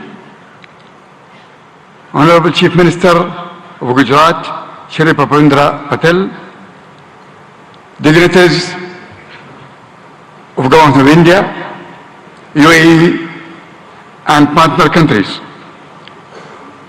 distinguished guests, good morning. It's a great honor and a privilege to address the inaugural session of the 10th edition of the Vibrant Gujarat Global Summit. It is heartening to see Honorable Prime Minister Modi's vision of Vibrant Gujarat became a reality. I would like to congratulate and thank the Government of Gujarat, led by Honorable Chief Minister Prabhupendra Patel, for organizing this summit and inviting me. The 10th edition of the Vibrant Gujarat Summit truly showcases its exponential rise as India's premier business forum, guiding the nation to Honorable Prime Minister's vision of Viksit Bharat 2047. Gujarat also have been a pioneer in developing and promoting various industrial clusters and estates, such as the Gujarat International Finance Tech City, the Dholera Special Investment Region, and the Gujarat Maritime Cluster, truly acting as the gateway to the future. Gujarat has a special place within the strong bilateral ties between UAE and India. The UAE is one of the biggest overseas investors in Gujarat, having invested more than $2.4 billion since 2017. And these strong connections have seen Gujarat export more than $7 billion worth of goods to UAE in the last year. India was the fastest growing major economy in the world in 2023. This growth is set to continue under the strong leadership of Honorable Prime Minister Modi and Honorable Chief Minister Patel. Through investment and initiative like Gati Shakti, Gujarat and India will continue to realize their potential economic powerhouses. Like the Vibrant Gujarat Summit, DP World also started our operation in Gujarat in 2003 with the opening of the Mundra International Container Terminal. Since 2003, DP World have invested in the state of Gujarat as well in other states in India in the tune of $2.5 billion to develop multimodal logistics, ecosystem connection ports to free trade zone, container freight station, inland rail terminal, contract logistic, cold chain, and express cargo services. DP World is planning in the next 3 years to invest, in addition to that, $3 billion. We will continue to support Gujarat economy by building state-of-the-art container terminal at Kandla with a capacity of 2 million containers. Looking ahead, we foresee deeper trade, employment, and cultural collaboration between India and UAE. DP World has signed strategic memorandum of understanding with the government of Gujarat on the sideline of the summit, which reiterates our commitment to the state of Gujarat and India. We are proud to partner with the government for the development of India's logistics sector, and we will continue to support the manufacturing industries of Gujarat and the rest of India to make India goods globally competitive and accessible. I am grateful to the government of Gujarat and to the organizer for inviting me to this summit, and I am certain that the 10th edition of Vibrant Gujarat will set new benchmarks for success for years to come. Thank you very much. Thank you very much, sir. We now invite Mr. Shankar Trivedi, Senior Vice President, NVIDIA Global Field Operations, for his address.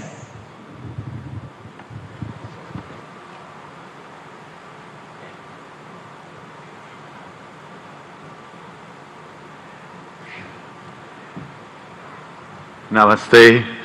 Good morning, Honorable Prime Minister Narendramodi ji, Honorable Chief Minister Bhupendra Bhai Patel ji, distinguished heads of state and leaders of government and captains of industry, ladies and gentlemen, ane bhaiyo ane behno.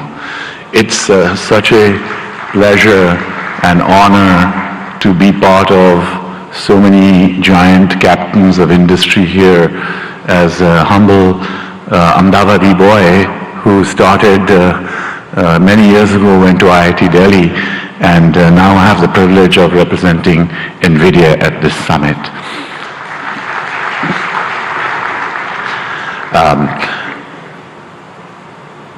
Generative AI is going to change the way we work, the way we do business, the way we govern, the way we live.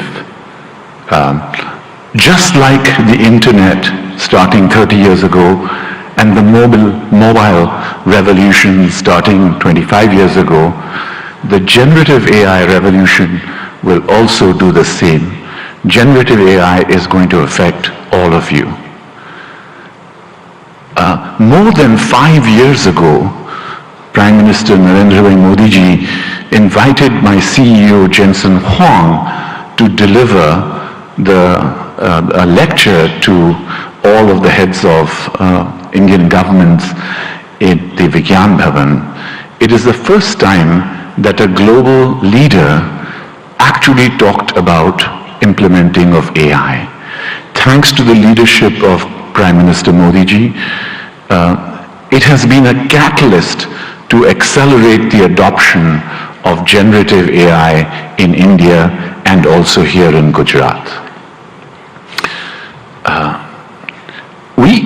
Today, I want to give you 3 specific things that NVIDIA has actioned over the last few months. Number 1, skills development. We have created digital content that can be delivered online and in person to hundreds of thousands of students, developers, researchers, and technical institutions. We are already rolling out this curriculum content on generative AI to all of our business partners here in India, especially the global systems integrators. We are now most willing and keen and eager to partner with universities and technical institutions here in Gujarat and elsewhere in India to deliver this compelling content to the hundreds and thousands of developers in India. India has scale, India has talent, India has amazing data, India has a unique culture. Sovereign generative AI requires scalable AI data center infrastructure, hardware and software in order to be successful.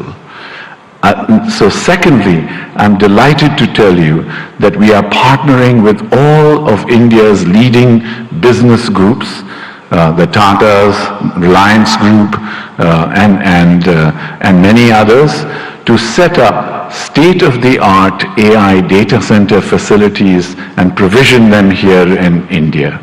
Specifically today, I'm very happy to inform you that our partner Yotta is setting up a state-of-the-art AI data center here in Gift City, and it will be available and go live before the end of March. Thank you, sir. And thirdly, we are very strong supporters of Make in India. Make in India for India and Make in India for the world. Our partners such as NetWeb and others, Eviden, Atos, are actually already making state-of-the-art AI hardware for consumption here in India and elsewhere in the world.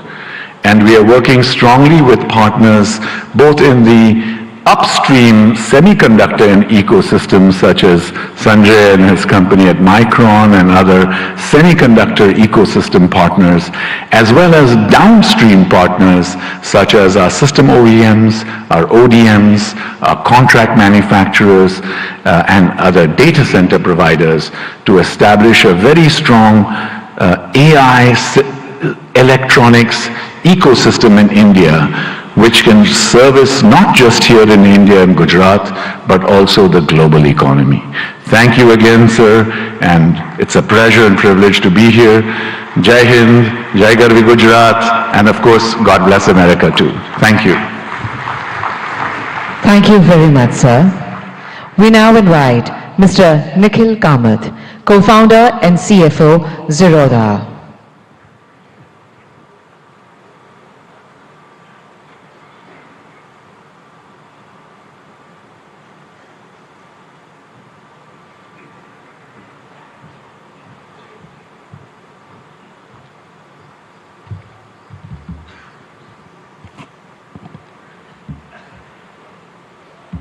I only have 3 minutes today, so I won't waste too much time by talking about me or setting context.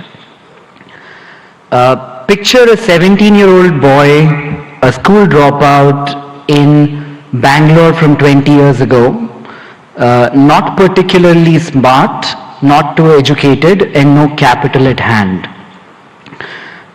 Bangalore from 20 years ago was a lot quieter, greener, without the vibrance that one might associate with Bangalore today. The fact that I'm able to stand here today in front of all of you, people I have idolized for so long, that opportunity to me has been incredible, and that to me is the India story. I often hear people talking about what India could be 10 years from now, what needs to change, or the fact that we will arrive in 10 years, in 5 years, or a certain period of time from today. I think we are standing too close to the trees and not seeing the forest, because the India I am in today, that is the India that to me has already arrived.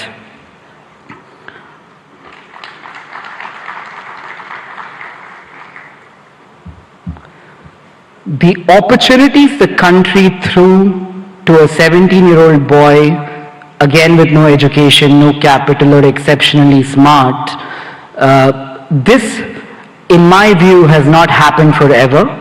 The last 10 years have been incredible, and I'm not the only exception here in India. There are many other exceptions like me. We all hang out. We call this the startup ecosystem of India.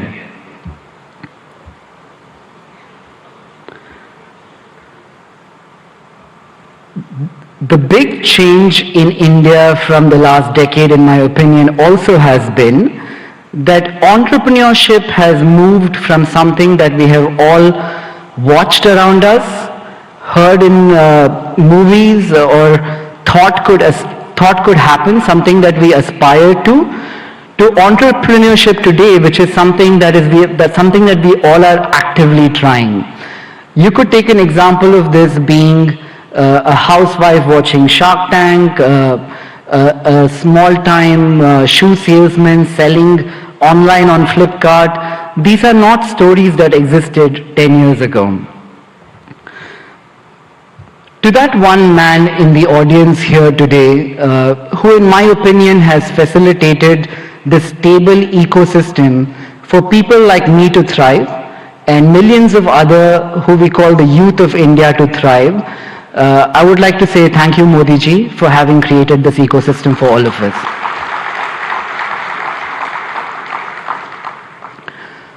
Growing up, I used to talk to people, that one relative in my family who went abroad, studied and did very well.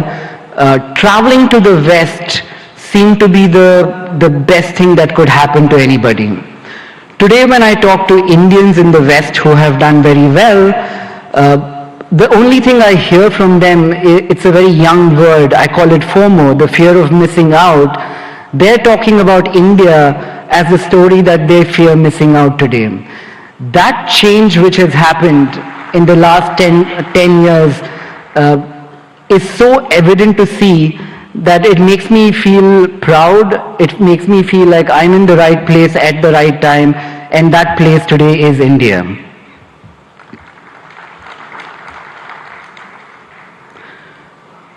I often ask people, if their life was a book, what would they call the current chapter? It's a good question for all of us to ask ourselves. When I look at India and I ask myself, what would be this chapter in the book of India, the first word that came up in my mind was arrived. And finally, as I stand here in a room full of politicians, diplomats, dignitaries, mentors, I don't look upon this ecosystem as potential, as the way I'm looking at this today is we're all potential partners in a story that could change the global economic landscape today, and that story is India. And to all the foreign investors here, India is seemingly looking like the coolest party in town. I think what you need to be aware of is if you arrive too late, you might not get in. So I'd like to thank everybody, thank Modi ji for this opportunity. Thank you, everyone. Thank you very much, sir. Today we have with us dignitaries from a number of countries. We would like to invite them to share their thoughts with us today. We would like to invite His Excellency Mr. Shin Hosaka, Vice Minister for International Affairs, Japan.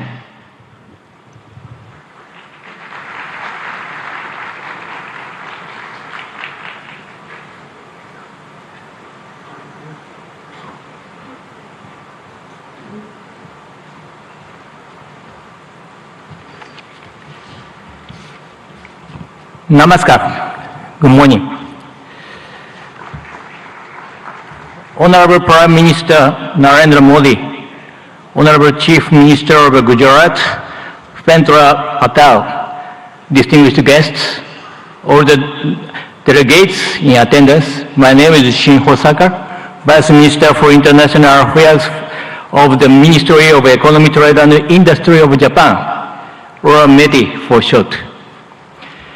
First of all, on behalf of the Japanese government, I'd like to express our gratitude to Prime Minister Modi for the letter to our Prime Minister Kishida expressing his condolences regarding the large earthquake joining first in the Noto region in Japan. Thank you very much. Well, thank you for graciously inviting me to Vibrant Gujarat 2024. It's a great honor to have a speech in this Sunday event.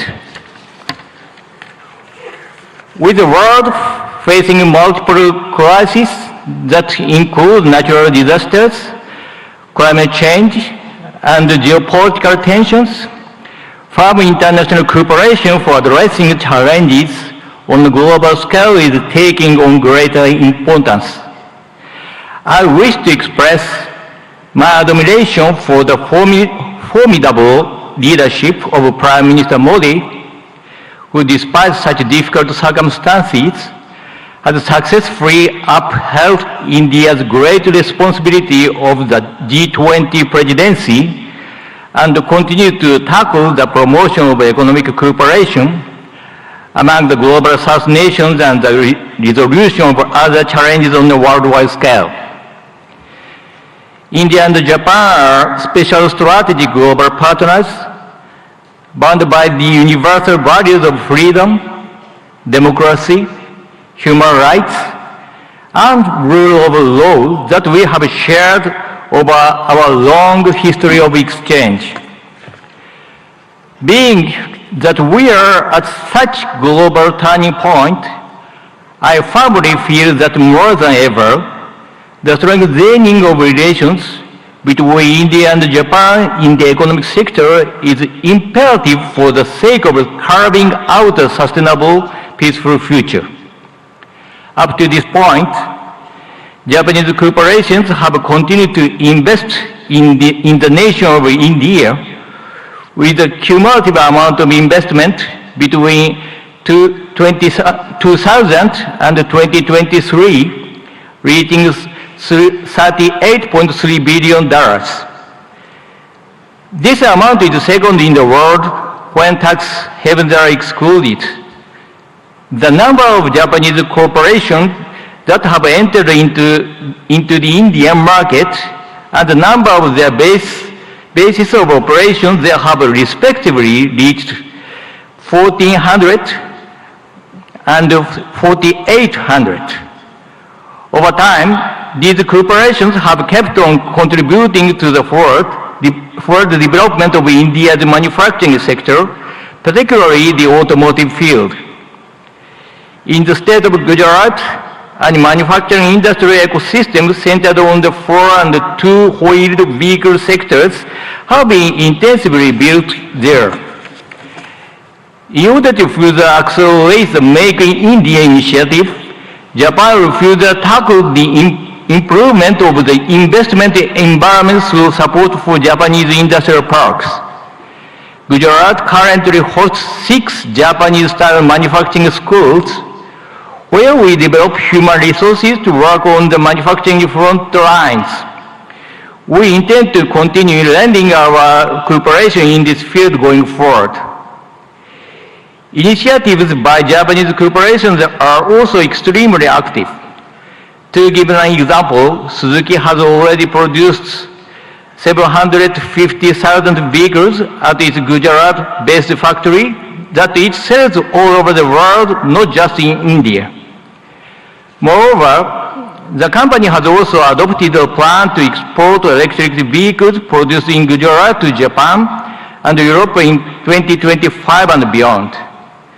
I feel deep gratitude toward the Indian Gujarat governments for their cooperation for so long. Last July, we announced the Japan-India Industrial Co-Creation Initiatives in order to go beyond cooperation in the automotive industry and other existing industry domains to create industries in the name of further developing relations between our respective nations as we move forward. In the semiconductor, hydrogen green, and digital domains in particular, METE is carrying out preparation to proactively assist with business development in India.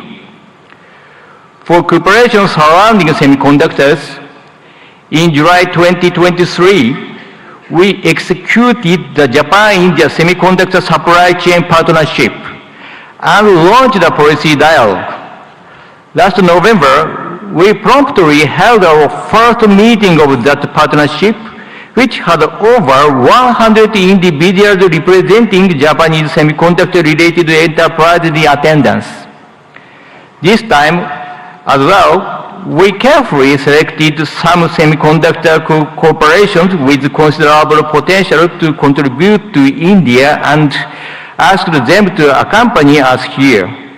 We hope to go beyond contribution to the establishment of semiconductor ecosystem in India in the form of developing semiconductor manufacturing environment, improving the logistic environment, and developing semiconductor human capital. For the hydrogen domains as well, we are providing support for attracting Japanese cooperation to India and lowering the initial risk associated with the start of operations in order to accelerate cooperation with the nation. In fact, world-leading equipment such as water electricity systems and ammonia mixed combustion burners is in the process of being introduced in India. In addition, METI will enact budgetary measures of $200 million for the purpose of accelerating economic cooperation with India. Our hope is to develop concrete projects through these funds towards the future. The concept of Vibrant Gujarat 2024 is gateway to the future. Let Japan, with its accumulation of technology, and India, whose growth is just beginning, join hands in driving forward international society and carving out the future of the world. I will close my speech with the pledge of cooperation as a representative of Japan, India's best friend. Thank you for being such an attentive audience. Thank you very much. Thank you very much, sir. We now invite His Excellency Mr. Ibrahim Yusuf Al Mubarak, Assistant Minister of Investment, Kingdom of Saudi Arabia, for his address.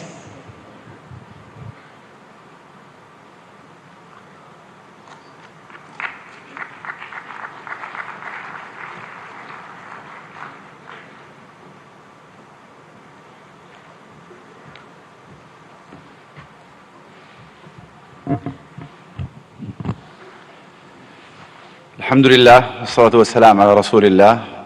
دولة رئيس الوزراء ناريندرا مودي، معالي رئيس الوزراء باتيل رئيس وزراء ولاية جوجرات، أصحاب الفخامة والسمو والمعالي الحضور الكرام، السلام عليكم ورحمة الله وبركاته.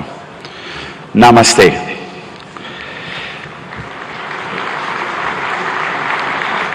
يشرفني الانضمام إليكم هنا في ولاية جوجرات، والتي تجمع اليوم قادة حكومات وقطاع الأعمال والاستثمار من جميع أنحاء العالم، وأنقل لكم تحيات مولاي خادم الحرمين الشريفين الملك سلمان بن عبد العزيز آل سعود، وسمو سيدي ولي العهد ورئيس مجلس الوزراء الأمير محمد بن سلمان إلى حكومة الهند بقيادة دولة الرئيس مودي، لاستضافتها لهذه النسخة العاشرة من قمة جوجرات العالمية النابضة بالحياة. اسمحوا لنا بداية أن نشيد برحلة الهند الاقتصادية المبهرة، والتي وصلت بالهند إلى المرتبة الخامسة على مستوى العالم من حيث الاقتصاد والاستثمار الأجنبي المباشر. كما نهنئكم على رئاستكم الناجحة لمجموعة ال20 كصوت للاقتصادات الناشئة، وهو مما يهمنا بالتأكيد كعضو في مجموعة ال20، إضافة إلى أننا نفخر بانضمامنا إلى البريكس في هذا العام. منذ أن انطلقت رؤية المملكة 2030 قبل ما يقارب 8 سنوات، ارتفع ناتجنا المحلي بنسبة 66%، وتضاعف استثمارنا الأجنبي المباشر 4 مرات، ونحن على بعد نقطة واحدة فقط من هدفنا المتمثل أن تصبح المملكة العربية السعودية أحد أكبر 15 اقتصادا في العالم بنهاية هذا العقد بإذن الله. إن مكانة المملكة كشريك استثماري في البنى التحتية التقليدية والطاقة في القرن العشرين تتجاوز ذلك، لتشمل القطاعات الصناعية والخدمية في القرن الحادي والعشرين مثل السياحة والثقافة والنقل والطاقة المتجددة وتقنية المعلومات والاتصالات والمدن والمصانع الذكية، بالإضافة إلى البناء والنفط والغاز. إضافة إلى أن أصول صندوق الاستثمارات العامة السعودي تجاوزت 700 مليار ريال، كما يحتل سوق الأسهم في المملكة المرتبة التاسعة عالميا، بعد أن صعد من المرتبة 25 في عام 2016، وقد بلغت الشركات المدرجة في السوق السعودي أكثر من 200 شركة، ويشاركنا اليوم مجموعة من هذه الشركات. إن مشاريع المملكة تعد فريدة من نوعها من حيث النطاق والطموح، لأنها تمثل بعضا من أكبر المشاريع المستقلة على مستوى العالم، وتوفر للمستثمرين فرصة استثنائية لإعادة تعريف الصناعات والحصول على حصة في السوق، ومنها نيوم، مشروع البحر الأحمر، القدية والعلا، ومشروع بوابة الدرعية وغيرها من المشاريع. وخلال هذه القمة ستتاح لكم الفرصة لمعرفة المزيد مباشرة من الأشخاص الذين صمموا هذه المشاريع وقادوها منذ البدايات. أصحاب الفخامة والسمو والمعالي الحضور الكريم، إن المملكة العربية السعودية لا تشترك مع الهند في المصالح الاستراتيجية فحسب، بل تشتركان أيضا في طموحات مماثلة تشمل التحول الرقمي والابتكار والدفاع والفضاء. كما تفخر المملكة بكونها جزءا من الاتفاقية التاريخية والتي تم الإعلان عنها على هامش قمة مجموعة العشرين المثمرة التي عقدتها الهند في سبتمبر الماضي، وهي اتفاقية إنشاء ممر اقتصادي يربط الهند والشرق الأوسط وأوروبا بالسكك الحديدية وخطوط الموانئ وخطوط الأنابيب، كذلك مثل كابلات البيانات والهيدروجين والكهرباء، مما سيعزز بإذن الله سلاسل الإمداد والتوريد في جميع أنحاء العالم، مع خلق فرص استثمارية غير مسبوقة في المملكة والهند والدول الشريكة الأخرى. في الختام أشكر مضيفين الكرام جميعا على استضافتنا، ونسأل الله بهذه القمة التوفيق والنجاح، وأشكركم جميعا على اهتمامكم وحسن الاستماع. شكرا جزيلا، والسلام عليكم ورحمة الله وبركاته. Thank you very much, sir. We now invite Lord Tariq Ahmed, Minister of State, Middle East, North Africa, South Asia, United Nations and the Commonwealth, UK, for his address.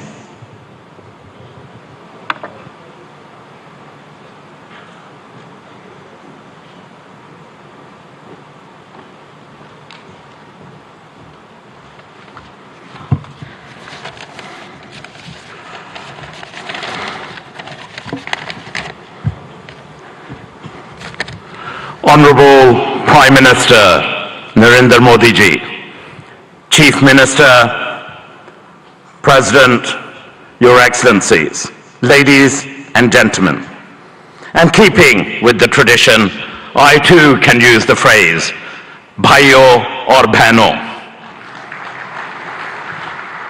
ब्रितानी सरकार की तरफ से भारतीय सरकार को नमस्कार और बहुत बहुत बधाई हो।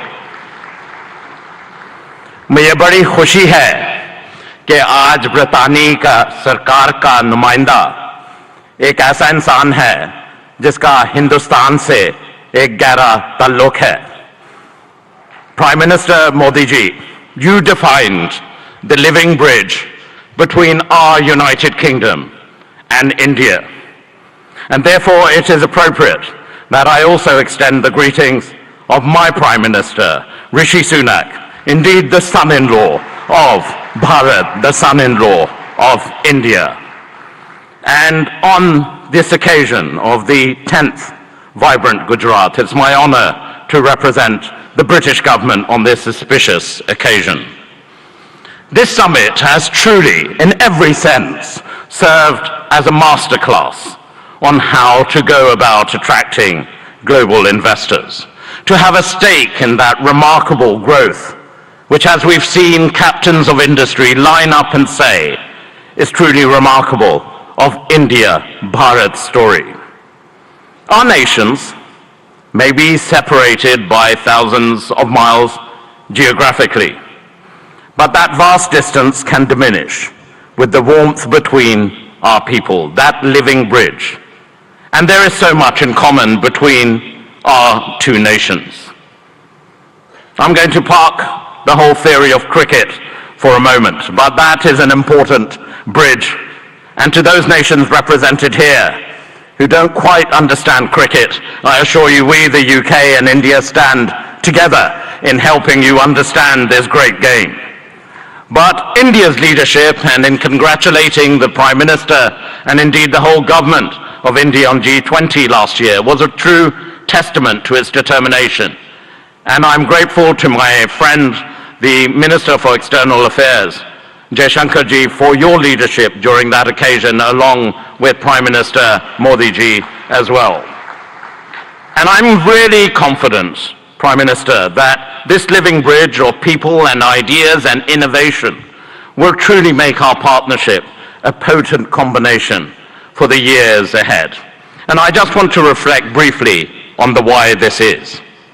India is the second largest investor in the United Kingdom. More than 900 Indian businesses operate in the United Kingdom. Indian FDI in the UK is growing faster than any other country. And for our part, the United Kingdom has a unique mix of world-class expertise and indeed talent. Total trade in goods between our two nations stands at over £38 billion. That's close to $50 billion. And that's increased in the last year alone by 24%. And that demonstrates the real strength between the two nations. The United Kingdom is the most globally connected economy in the G20, ranked second globally for soft power, and the first in the G7 for international research, collaboration and impact. And I know those are important sectors right here in Gujarat and for India as well. And we've heard already a great deal about green finance. London is also number one globally for green finance. And that's why we are truly ambitious. We are excited by the potential of our partnership with India and in particular with the state of Gujarat. And the United Kingdom is collaborating on many exciting projects in how we develop our relationship with Gujarat as we move forward. Take, for example, the Statue of Unity, designed by UK architects, Arab, which now stands tall as a symbol of a new, confident India. Or the JCB factory, designed by Mark MacDonald, whose machinery is now powering India's incredible infrastructure development. But, Prime Minister, Chief Minister, we want to go further. We want to do more. And of course, we understand the power of education, and we're proud of the strong association between India and the United Kingdom when it comes to our education sectors as well. When you power someone, an individual, no matter where in the world, through education, you empower them, their families, their communities, indeed their nations. And I know, Prime Minister Modi ji, what a priority this is for you. And it is also live right now. We have just signed a MOU to enable closer collaboration between our higher education institutions. We want to go further in the areas of the creative economy, nurturing artists and boosting cultural exchange. Be in no doubt, business links will continue to grow, creating jobs and prosperity, whether it's from here in Ahmedabad to Aberdeen in Scotland in the United Kingdom. Our old friendship is blossoming into a new partnership. Bharat और ब्रितानी एक बहुत गहरी दोस्ती है, एक जिंदा संबंध है. It is a true friendship, a lasting friendship, a deep friendship, and a binding friendship and partnership for today and the future. हमारी तरफ से आपको चीफ मिनिस्टर साहिब, गुजरात इस मौके पे आपका हम बहुत धन्यवाद करते हैं. Thank you so much. बहुत बहुत धन्यवाद. नमस्कार. Thank you very much, sir. We now invite His Excellency Mr. Vahan Kerobian, Minister of Economy, Armenia.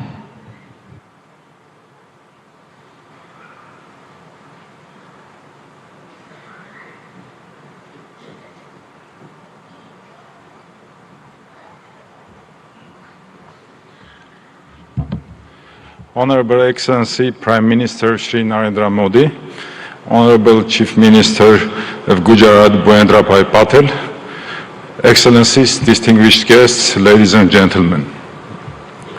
Welcome to the vibrant Gujarat 10th Global Summit. As Minister of Economy of Armenia, I'm delighted to share the remarkable strides of our nation has made, especially in the realm of technology, trade and investment.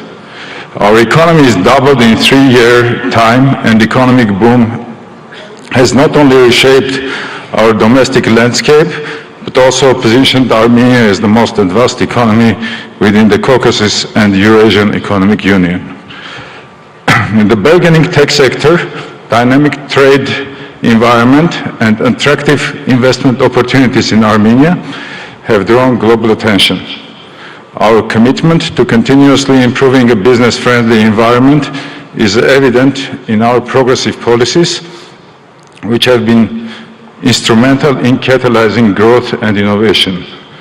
For example, with our good friends from United Arab Emirates, we managed to increase our mutual trade by 10 times to $2 billion in just 2-3 years, building firm trade bridges between different fragments of the world economy.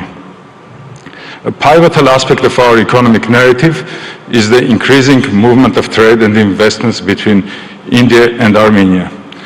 This bilateral investment flow is a testament to the deepening economic ties between our nations. It's heartening to see Armenian investments finding a fertile ground in India, and likewise, Indian investments flourishing in Armenia. We see investments in high-tech manufacturing, metallurgy, mining, jewelry and diamond cutting, and other sectors. Armenia may also contribute to semiconductor efforts of Gujarat and India, especially in R&D services. We have homed R&D centers for several semiconductor companies, such as Cisco, Microchip Technology, AMD, Siemens, NVIDIA, Synopsys, and others. Given this promising potential, it's crucial for both the Armenian and Indian governments to further encourage and develop this mutual trade, logistics, and investment opportunities.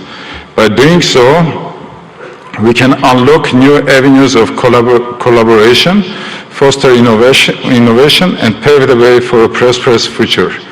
Armenia's strategic position within the Eurasian Economic Union opens up additional prospects. Leveraging this position can benefit businesses looking to tap into the expansive Eurasian market, facilitating industrial development, trade, logistics, and joint ventures. Honorable Prime Minister, recently, Prime Minister of Armenia announced Crossroads of Peace project that is aimed to strengthen logistics and economic connectivity across the region. As we convene at this summit, I offer you to explore the logistics opportunities to connect India and Europe via Iran's Chabahar, Armenia, and Georgia. This multimodal transport route, which is under development now, may become a competitive linkage between Europe or Eurasia and India. For centuries, Armenian traders were actively engaged in trade between India and Europe. Let's strengthen our ties again, embark on new ventures, and march towards a future marked by shared success and mutual growth. Thank you for the honor of presenting Armenia at this prestigious summit. Together, let's build a framework for sustained cooperation and mutual investments that benefits both our great nations and the region as a whole. Let's build the gateway to the future. Thank you. Thank you very much, sir. We now invite His Excellency Mr. Teeth Risalo, Minister of Economic Affairs and Information Technology, Estonia.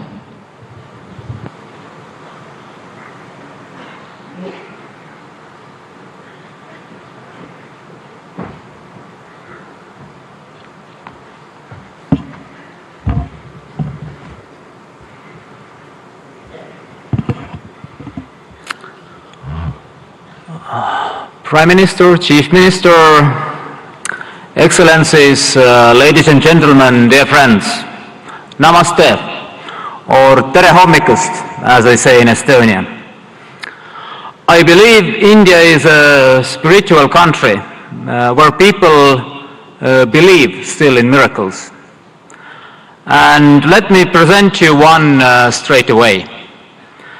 It's me standing here representing the Republic of Estonia, free and independent country with a population of 1.4 million. Archaeology tells us that Estonians have been living in the same place for 5,000 years. But from the written history of 1,000 plus years, we have been independent only 50. Despite that, we have maintained a unique culture and a full-blown, unique language and a full-blown culture. We regained our independence only 30 years ago. We started from zero. We had devastated economy, zero capital, and no major natural resources. For now, we are widely recognized as first and one of the most advanced digital societies. Estonia is a global leader in harnessing the power of technology for its citizens. But the truth is, miracles just don't happen. You have to work hard to arouse them. And that's why we are here, to work together with nations and regions who share the same values: democracy, rule of law, market economy, drive forward. India certainly has an instrumental role to play that those values prevail globally. You have proved it repeatedly, most recently with the excellent execution of the G20 presidency. Thank you again, Prime Minister Modi, for the leadership. Estonia is ready to work with you and offer our best knowledge on digital public goods, on e-governance, cybersecurity, green tech, educational technology, and personal medicine. And we know India grows when the states grow. So we're happy to work on all this with Gujarat, because Gujarat means growth. And then, if we work hard, we know the reward. In the end, the truth alone trumps. Thank you. Hope for a good cooperation. Thank you very much, sir. We now invite His Excellency Mr. Riyad Mazzour, Honorable Minister of Industry and Commerce, Morocco, for his address.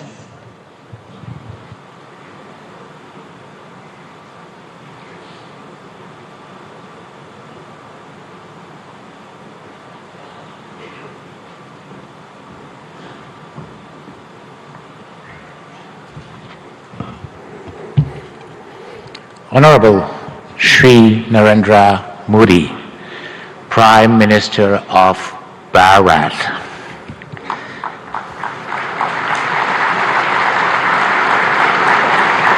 Honorable Chief Minister of Gujarat, Shri Bhavendra Patel. Honorable Head of States, Chief of Governments, Ministers, Excellencies, ladies and gentlemen, it's my honor and distinct privilege to address this esteemed assembly at the 10th Vibrant Gujarat Global Summit, representing the Kingdom of Morocco. I'm deeply grateful for your gracious invitation extended by the government of Bharat. This marks a significant milestone as Morocco proudly participates as a partner country for the second time in this globally acclaimed summit. This summit, an initiative that we owe you, Prime Minister Modi, that we owe to your leadership, stands as a beacon of opportunity, not only in fostering business projects, but also in fortifying the enduring bonds of cooperation and friendship that so splendidly unites Morocco and Bharat. The historical visit of our beloved King Mohammed VI to Bharat in 2015 and his meeting with you, Prime Minister, Honorable Prime Minister Modi, marked a new era in the cooperation between my country and Bharat, raising the level of bilateral relation to a strategic partnership.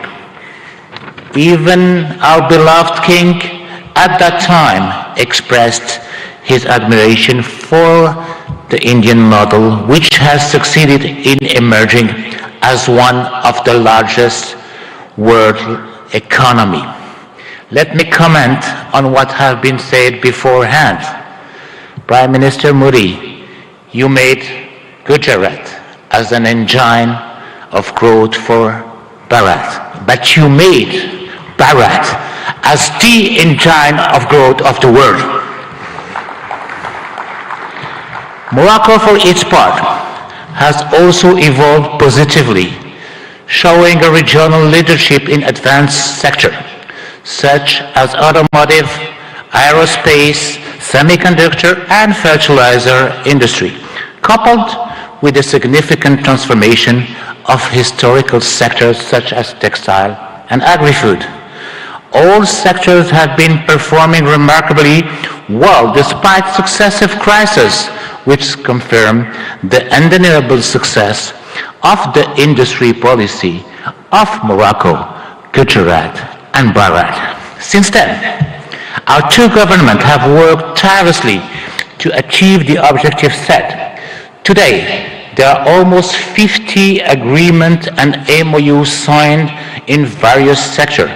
Today, there are also 45 Indian companies established in Morocco, while there were only 13 in 2015. Today, our exchanges have tripled from $1.4 billion to $4.2 billion.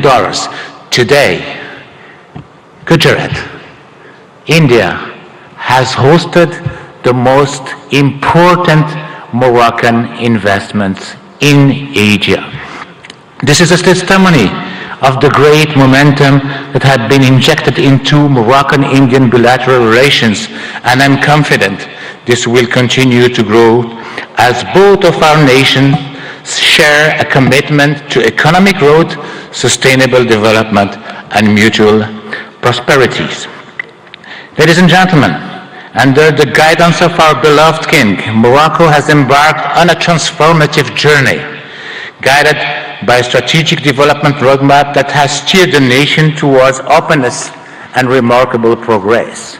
In the face of supply shocks and succession of global crises, Morocco's resilience has been extraordinary, showcasing its agility to navigate through multifaceted challenges with innovative solutions. Indeed, our country's GDP has tripled in the last 20 years, and we multiplied our manufacturing export by 6 since 2000. Today, 87% of our export are manufactured products.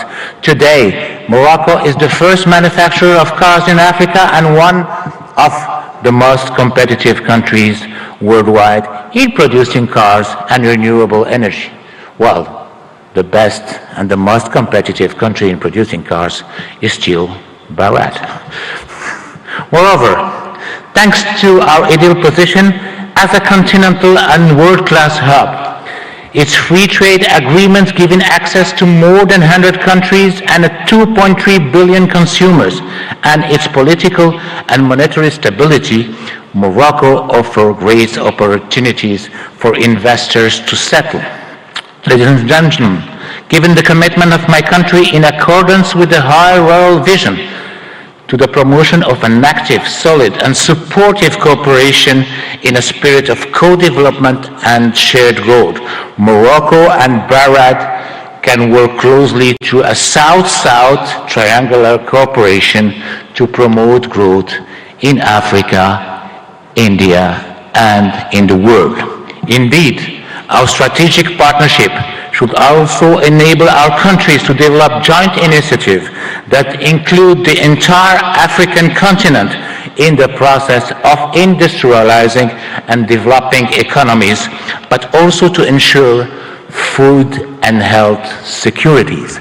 Ladies and gentlemen, the time is ripe for Morocco and Bahrain to forge a stronger, more dynamic partnership by leveraging our respective strengths and addressing the challenges together. We can create a future market by shared prosperity, innovation and growth. Thank you very much. Thank you very much, sir. We would now like to welcome His Excellency Mr. Prakash Sharan Mahat, Finance Minister of Nepal.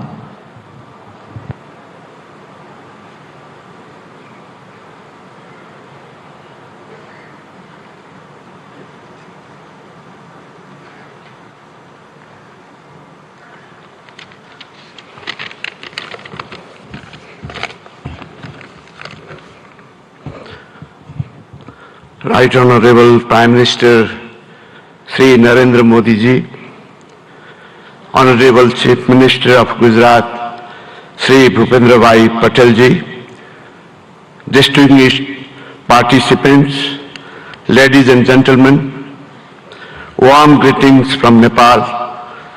Namaskar, Namaste. At the outset, let me express my sincere gratitude to Honorable Bhupendra Bhai Patel ji, Chief Minister of Gujarat, for inviting me in this August gathering. I am deeply honored and privileged to be a part of this vibrant Gujarat Global Summit 2024. This global forum for business networking, knowledge sharing and strategic partnerships for fostering sustainable and inclusive growth has now been a forum for all. Modi ji had envisioned vibrant Gujarat concept in 2003. Under your visionary leadership, this idea of entrepreneurial spirit of Gujarat has now been translated into vibrant India. India is now a major global economic power. I also like to commend Modi ji for your transformative leadership during G20 presidency, which has brought this mechanism to a next level. That is, you have made this more inclusive and broader. Vibrant Gujarat development model, which you are translating nationwide, has been a source of inspiration for many countries, including Nepal, is now managing financial resources and technological know-how for addressing economic, social and environmental challenges of our time. Nepal and India, actually Bharat, since thousands of years, have common places of great Hindu and Buddhist religious worships. And we are visiting each other's places since ancient times. I am happy to inform you that visitors from Gujarat are one of the largest in Nepal. I still have fresh memory of Modi ji's statement delivered in our parliament in 2014, particularly your emphasis on HIT, that is highways, information ways and transmission ways. I am happy to share that we are working together in all these areas to improve connectivity, strengthen market linkages and to reduce transaction cost. Recently, Nepal and India have signed a long-term power purchase agreement of exporting 10,000 megawatt of electricity to India over 10 years of time. This will immensely open up investment opportunity in hydropower in Nepal. It will also contribute to achieve green energy transition target not only for Nepal but also in India. Situated between two global economic powers, Nepal has adopted liberal market-oriented economic policy since the early 90s and is a member of several international organizations and multilateral agencies. And we are implementing trade and investment policies and regulation of international standards. Nepal provides investor-friendly regulatory and legal framework with macroeconomic stability and rule-based democratic political system. Our legal system prohibits nationalization of private enterprises and properties. We guarantee national and non-discriminatory treatment to foreign investment. Those who have invested in Nepal are enjoying good returns on their investment. The abundant natural and educated human resources, together with potential domestic and export market, ensures attractive return for prospective investors. There are huge untapped investment opportunities in Nepal, in energy, tourism, agribusiness, and ICT. There are also other potential areas of investment such as health, education, manufacturing, construction, transportation, mining, banking, and financial services. Nepal is organizing investment summit in April 28 and 29 this year in Kathmandu. I would like to use this occasion to cordially invite all captains of industries and entrepreneurs from India and other participating countries for your valuable involvement in this summit. I hope your innovative business ideas and investment decisions will be a milestone for unlocking growth potential of Nepal. Once again, I would like to express my sincere thanks to the state government of Gujarat for providing me this opportunity to witness remarkable confluence of minds and energies in vibrant Gujarat Global Summit. I wish for the grand success of this summit. Thank you very much. Thank you very much, sir. We now invite His Excellency Mr. Tran Lu Quang, Deputy Prime Minister of the Socialist Republic of Vietnam, to deliver his address.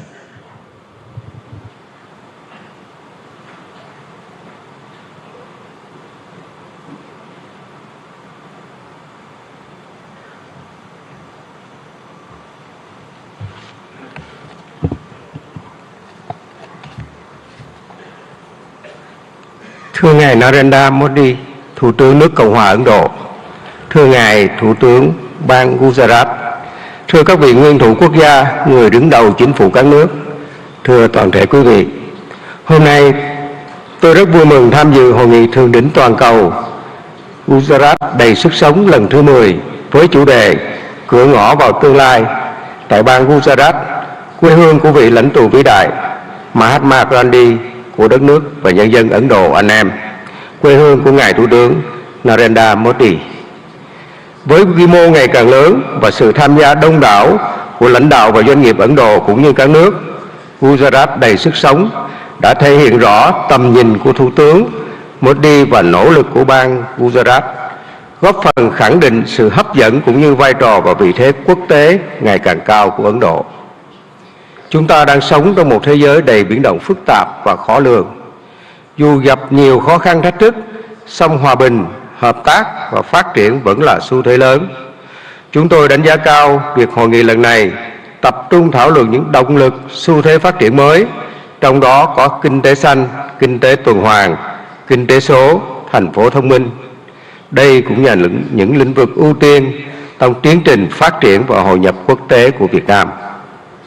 Để thúc đẩy mạnh mẽ các lĩnh vực nêu trên, hướng tới các mục tiêu phát triển bền vững, chúng tôi cho rằng các chính phủ cần tạo lập khuôn khổ chính sách, pháp lý và môi trường đầu tư kinh doanh thuận lợi, ổn định, minh bạch, công bằng, triển khai các chiến lược, kế hoạch một cách nhất quán. Nguồn vốn từ đầu tư công của chính phủ cần đóng vai trò dẫn dắt, đồng thời khuyến khích mạnh mẽ và thu hút hiệu quả các nguồn lực của khu vực tư nhân và đầu tư nước ngoài. Trong hợp tác quốc tế, cần đưa các lĩnh vực này thành nội dung hợp tác chủ đạo và ưu tiên dành nhiều nguồn lực hơn nữa để hiện thực hóa. Các nước phát triển cần tăng cường hỗ trợ các nước đang phát triển về vốn, chuyển giao công nghệ, kỹ thuật, quản trị hiện đại, đào tạo nguồn nhân lực. Là nền kinh tế phát triển nhanh và năng động, có quy mô lớn thứ 5 thế giới, Ấn Độ hoàn toàn có thể và đang ngày càng phát huy tốt hơn nữa vai trò dẫn dắt trong tiến trình này. Thưa tất cả quý vị, thời gian qua, quan hệ hữu nghị truyền thống và đối tác chiến lược toàn diện giữa Việt Nam và Ấn Độ không ngừng phát triển trên các lĩnh vực. Việt Nam trân trọng cảm ơn và đánh giá cao sự hỗ trợ hiệu quả của Ấn Độ trong đào tạo nguồn nhân lực, phát triển khoa học công nghệ, chuyển đổi năng lượng, chuyển đổi số.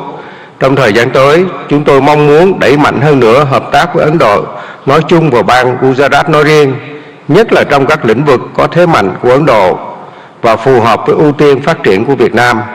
Trong đó, nhiều lĩnh vực sẽ được trao đổi tại hội nghị lần này. Là bạn, là đối tác tin cậy và là thành viên tích cực, có trách nhiệm trong cộng đồng quốc tế, Việt Nam luôn hoan nghênh và sẵn sàng tạo một điều kiện thuận lợi nhất để các doanh nghiệp Ấn Độ đầu tư, kinh doanh lâu dài ở Việt Nam. Chúng tôi tin tưởng rằng hợp tác tốt đẹp giữa Việt Nam và Ấn Độ không chỉ mang lại lợi ích cho cộng đồng doanh nghiệp và nhân dân hai nước, mà còn đóng góp tích cực cho hòa bình, hợp tác và phát triển thịnh vượng, bền vững ở khu vực và trên thế giới. Xin chúc Ngài Thủ tướng Modi, các vị lãnh đạo và toàn thể quý vị sức khỏe và hạnh phúc. Chúc hội nghị của chúng ta thành công tốt đẹp. Xin trân trọng cảm ơn.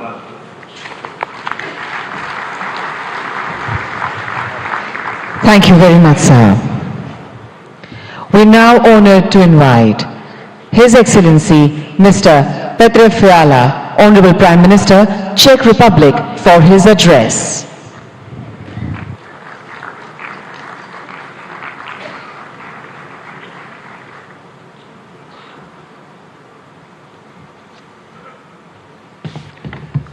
Honorable Prime Minister Modi, Chief Minister Patel, Presidents, Excellencies, ladies and gentlemen. First, please let me congratulate you on 20 years of this successful summit. I'm excited to see Gujarat's impressive economic growth and to feel the energy of the largest democracy in the world. Thank you, Chief Minister Patel, for your kind hospitality. It is real pleasure to be here. Ladies and gentlemen, the topic of this summit is Gateway to the Future. It is a big inspiration.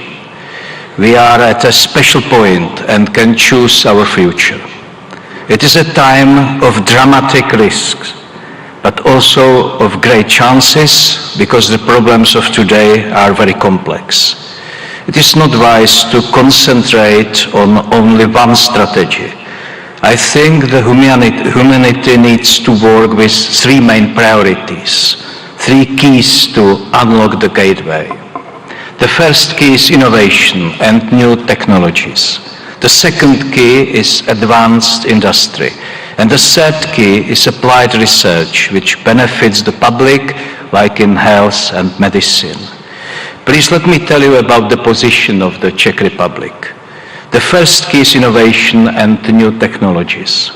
My country is quickly moving to a higher value economy. We are changing our education system, and we want stronger accent on STEM subjects. We also support innovation and partnership between universities, research institutions and private sector. Maybe you know some innovative Czech brands. For example, the software security company Avast or the online ticketing global player Kite. My government is mainly interested in long-term strategic investment. This includes AI research, electromobility and especially semiconductors. They are key for high-tech industries today, from cars to mobile phones. We also pay close attention to innovation in the energy sector. Unlike many European countries, we believe in the future of nuclear power. We have 50 years of expertise in nuclear power. Our top interest is development of small modular reactors. On this way, we want to work with leading global makers. It is also a chance to improve our Czech-Indian capacities in nuclear energy research. We are very serious about innovation in renewable energy and green digital technologies. The goal is to have reliable, efficient and sustainable energy. This is about clean environment, and the potential for Czech-Indian collaboration is great, not only in energy, but also in wastewater treatment or in sustainable agriculture. The second key to our future is advanced industry.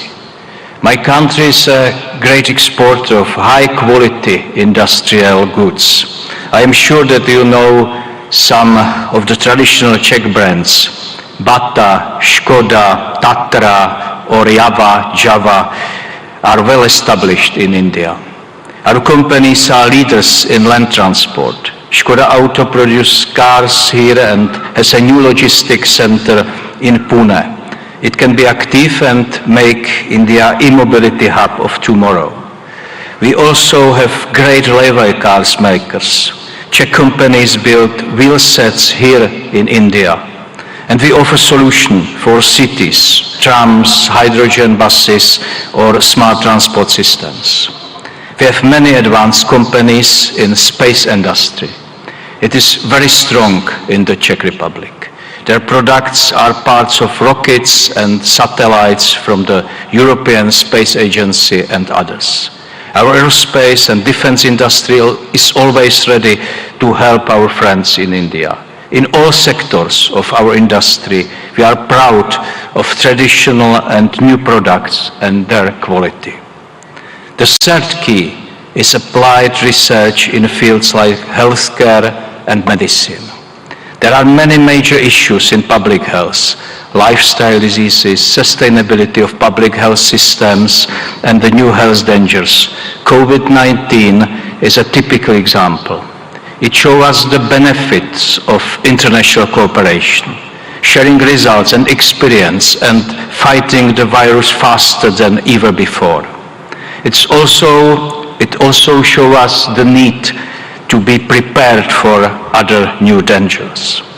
In health and medical science, fast innovation can bring big benefits to people. Its importance will only increase. There are many bad demographic and lifestyle trends in the world today. And health and medical research is also a very important driver of future economic growth.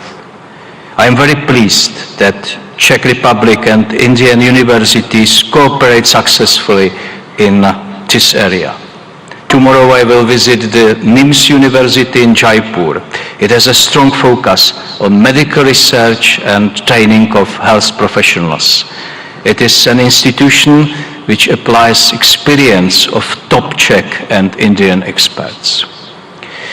Ladies and gentlemen, I briefly presented three areas, three keys which can unlock the gate to our future.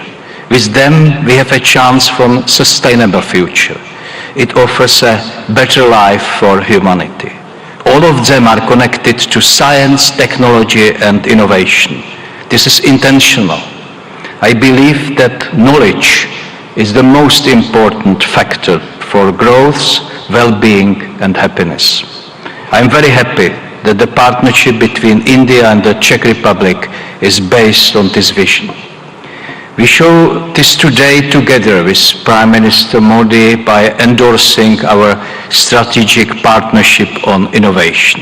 The partnership covers many areas, including science, new technologies, energy, healthcare, or infrastructure.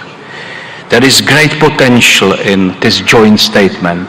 India and Czechia understand the role of innovation in solving the challenges of today. Our countries believe that the economy of the future will depend on deep cooperation. This gives me great hope that our partnership will bring concrete results for our peoples. Ladies and gentlemen, the future can bring many new problems, but we already know how to be prepared by focusing on skills and innovations and by working with trusted partners. I wish you a successful discussion and thank you.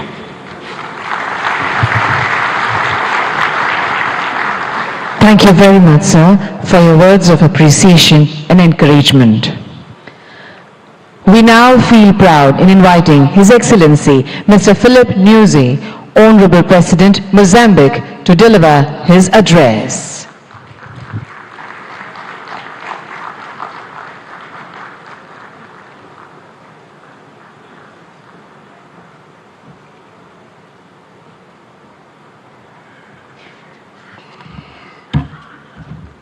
Muito obrigado.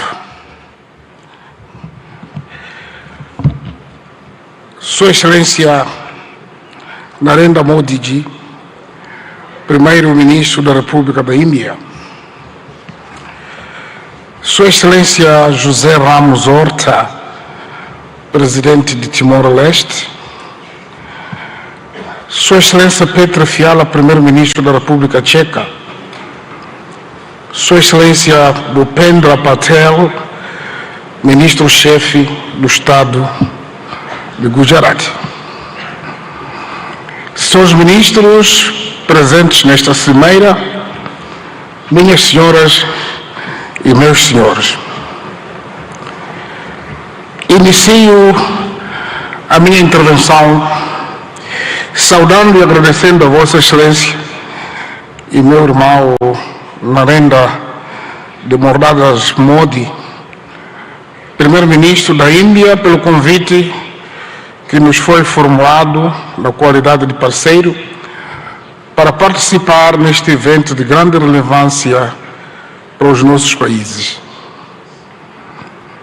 Aproveito a ocasião para felicitar a vossa presidência de G20, um momento histórico que conseguiu colocar o continente africano, ou seja, a União Africana, como membro permanente do G20. Saudamos de forma distinta a Sua Excelência Bhupendra Patel, Ministro-Chefe do Estado de Gujarat, ao povo e governo de Gujarat, pelo acolhimento que nos tem sido dispensado desde a nossa chegada a esta histórica cidade industrial, o maior centro de refinaria de petróleo do mundo e de corte e polimento de diamantes. Senhor Primeiro-Ministro, Excelências, em Ahmedabad me sinto em minha própria casa, pois foi daqui que adquiri conhecimentos que me têm ajudado a adicionar ao que antes tinha conseguido e com o espírito de sempre aprender me permite dar a minha humilde contribuição para o desenvolvimento do meu país, Moçambique. Suprabhat Mara Gujarat Deshwasiyon. Umujamaju, Habar Namaste. A República de Moçambique participa neste fórum singular de Gujarat com o objetivo de aprender e partilhar a experiência a nível estatal, empresarial, da sociedade civil e da academia, conforme está estruturado no evento. É nosso interesse identificar oportunidades e estabelecer parcerias para coletivamente e com base em vantagens mútuas criar alicerces para o desenvolvimento harmonioso, criação da riqueza e do bem-estar para os nossos povos. A República da Índia e o Estado de Gujarat, em particular, oferecem a muitos países em desenvolvimento a oportunidade de partilhar a experiência de resiliência e de superação perante obstáculos ao desenvolvimento. O fato desta Cimeira Bienal, instituída há mais de 20 anos, assumir-se como ponto de partida para a autossuficiência de uma região, a Cimeira Global de Gujarat tem também particularidade de encorajar os países e Estados a fazerem uma apresentação sobre as oportunidades de negócio e de investimentos que oferecem. O nosso interesse em aprender da experiência de Gujarat é ainda maior porque acreditamos na estratégia de desenvolvimento baseada na autossuficiência, ou seja, na produção e transformação interna de recursos ao nosso dispor, destinada a autoconsumo e exportação. Por outro lado, os momentos temáticos agendados nesta edição da Cimeira Global de Gujarat abrangem áreas importantes para o fortalecimento da nossa cooperação bilateral. Destacamos a promoção da feira comercial, os temas sobre a transição para a economia verde no âmbito do desenvolvimento econômico sustentável, tecnologia e inovação como motores de crescimento econômico e a questão do financiamento de infraestruturas sustentáveis. Excelências, Moçambique é um país com potencialidades econômicas ainda por explorar. Pois vejamos, possui terras aráveis e rios abundantes, condições propícias para a prática da agricultura industrial, pecuária e pesca. Mantém enormes reservas para o desenvolvimento da indústria extrativa e transformadora. O país dispõe ainda de grandes reservas de areias pesadas, para além de outros minérios de elevado valor comercial, como tais diamantes, pedras preciosas, cobre, ferro, grafite. Aliás, falando do grafite, o CEO da Suzuki falou da produção de baterias. Imediatamente eu convido para produzir em Moçambique, porque a grafite está em abundância. Mas também Moçambique possui carvão mineral, e já estamos a exportar para este país em grandes quantidades. Isso só para citar alguns exemplos. O nosso país é também conhecido como detentor de enormes potenciais energéticos, energia hídrica, eólica e solar, e estamos agora a projetar a construção de uma grande barragem hidroelétrica para mais de 1.500 megawatts. Esperamos que pode haver interesse de participar conosco ainda. Isso incluindo também uma das maiores reservas de gás natural do mundo, na bacia do Rovuma. Aliás, sei dizer que 3 empresas maiores deste país são parceiros na exploração do gás em Moçambique. Moçambique oferece igualmente oportunidades para o desenvolvimento de todo tipo de turismo, incluindo o ecoturismo. O nosso país, por ser banhado pelo nosso oceano comum, que é o Oceano Índico, permite que o canal de Moçambique seja a rota comercial estratégica de muitos países, incluindo os países de Interland da África Austral, cujo acesso ao mar é através de Moçambique. Também desfilou neste pódio o CEO do DP World. Ele pode ser testemunho porque já estão a operar nos portos moçambicanos. Portanto, investir em Moçambique é também tirar benefício das oportunidades econômicas que a sub-região da África Austral, isto é, dos países da SADC, oferece com um mercado de mais de 250 milhões de habitantes. A legislação sobre investimentos em Moçambique oferece um pacote de investimentos de incentivos aos investidores que decidam apostar no país para a produção de bens e serviços que criam oportunidades de emprego para os jovens moçambicanos e concorram para o acréscimo de valor, industrialização e modernização da economia. Neste contexto, para fortalecer a cooperação internacional, através da criação de parcerias produtivas, conducentes a uma rápida aceleração do crescimento econômico global e melhoria das condições de vida das nossas populações, convido mulheres, homens de negócios indianos e de todas as outras partes do mundo aqui presentes a investir em Moçambique numa base de ganhos mútuos. O governo de Moçambique tudo faz e fará de modo a assegurar uma parceria econômica em que todos saiamos a ganhar e juntos contribuamos para um mundo próspero para nós e para as futuras gerações.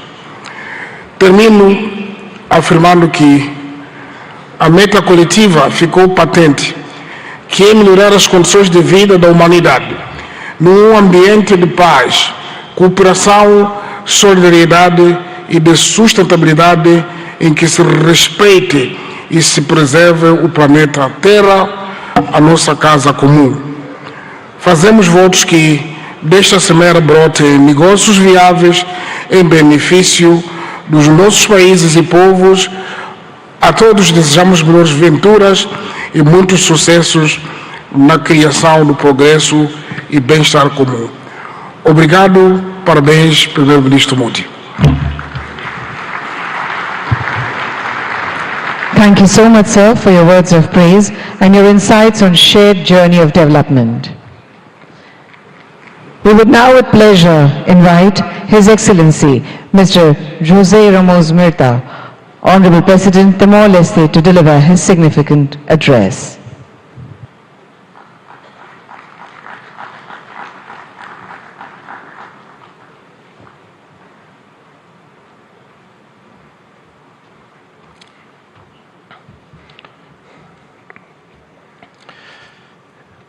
Excellency Prime Minister Modi, Chief Minister Patel, Excellency President of Mozambique, Felipe Jacinto Nyusi, Prime Minister of Czech Republic, ladies and gentlemen. It is always a real pleasure to set foot on this land of a great ancient civilization. I first visited India on a personal capacity in April 1992, having spent more than a week in Dharamsala. My first official visit was in 2003 as Senior Minister of Foreign Affairs of the newly independent Timor-Leste. I visited again India in 2013, 2014, 2015 in different capacities. In my previous position as Senior Minister of Foreign Affairs, I wholeheartedly supported India's meritful right to be a permanent member of the UN Security Council. And I'm continuing to advocate for India and for Indonesia, two Asian countries, to be permanent members of a reformed, expanded, more representative UN Security Council. As chair of, in 2014-15, of the high-level independent panel on UN peace operations, I visited Delhi for extensive consultation with leaders, including senior military officers. I worked closely with the Permanent Mission of India to the UN in New York as we produce a 100-page report and recommendations on how the UN should anticipate, respond more timely and effectively to the new emerging security challenges. This is my relationship with India.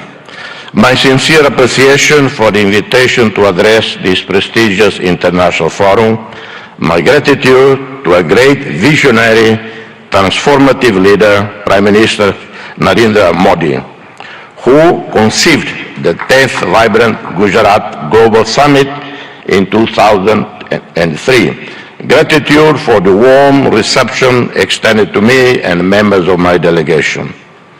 This forum, now renowned globally, has been a catalyst for business networking, knowledge sharing, strategic partnerships, inclusive growth, and sustainable development.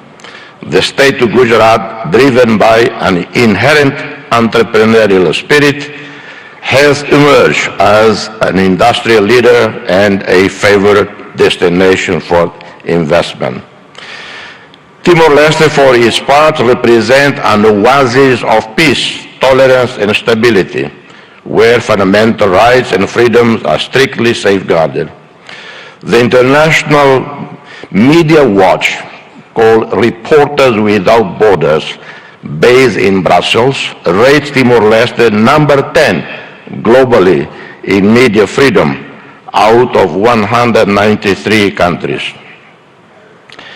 Timor-Leste stands out with a business environment conducive to investments, having consolidated global presence as an active member of the United Nations, the Community of Portuguese-speaking countries, CPLP, a pioneer, founder of the G7 Plus Fragile States, leader and spokesperson in climate change within LDCs and SEEDS. We are progressing our membership process with WTO, which should happen probably in February, hoping to formally exceed by March this year. Formal ASEAN membership should occur in 2025. We are committed to creating a favorable business environment with legislation in line with international best practices, protecting foreign investments, eliminating double taxation, open PPPs, BOTs, and any other mutually beneficial modality consistent with the priorities outlined in our National Strategic Development Plan. We have a sovereign wealth fund with significant investments in U.S. Treasury bonds and other developed market bonds, and have invested significantly in equities internationally with more than 1,000 portfolios, with annual returns of over 8%. We have zero debt to commercial banks. Our debt to regional or multilateral lending institutions is 13% of our GDP. Our young and vibrant diaspora present in countries such as Australia, South Korea, Indonesia, Malaysia, Portugal, the United Kingdom contribute significantly to the development of both host countries and Timor-Leste, with foreign remittances being an important part of our society well-being. We invite you, ladies and gentlemen, to invest with us, be part of the realization of a dream. Opportunities abound. I outline some. In the tourism sector, almost the entire northern coast of Timor-Leste, plus Atauru and Jacu Islands, teem with the richest biodiversity in the world. That's according to Conservation International, not according to me personally. Boasting the healthiest coral biodiversity in the entire region, known as the Amazon of the seas.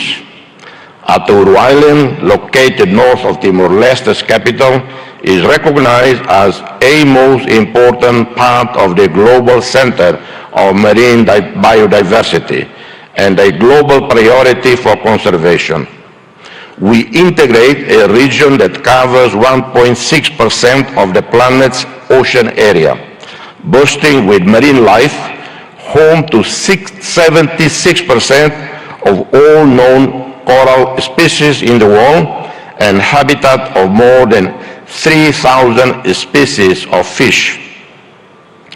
We are seeking investments and partnerships in hotels, resorts, homestays, convention centers, restaurants, services, customer support, wellness, and hospitals.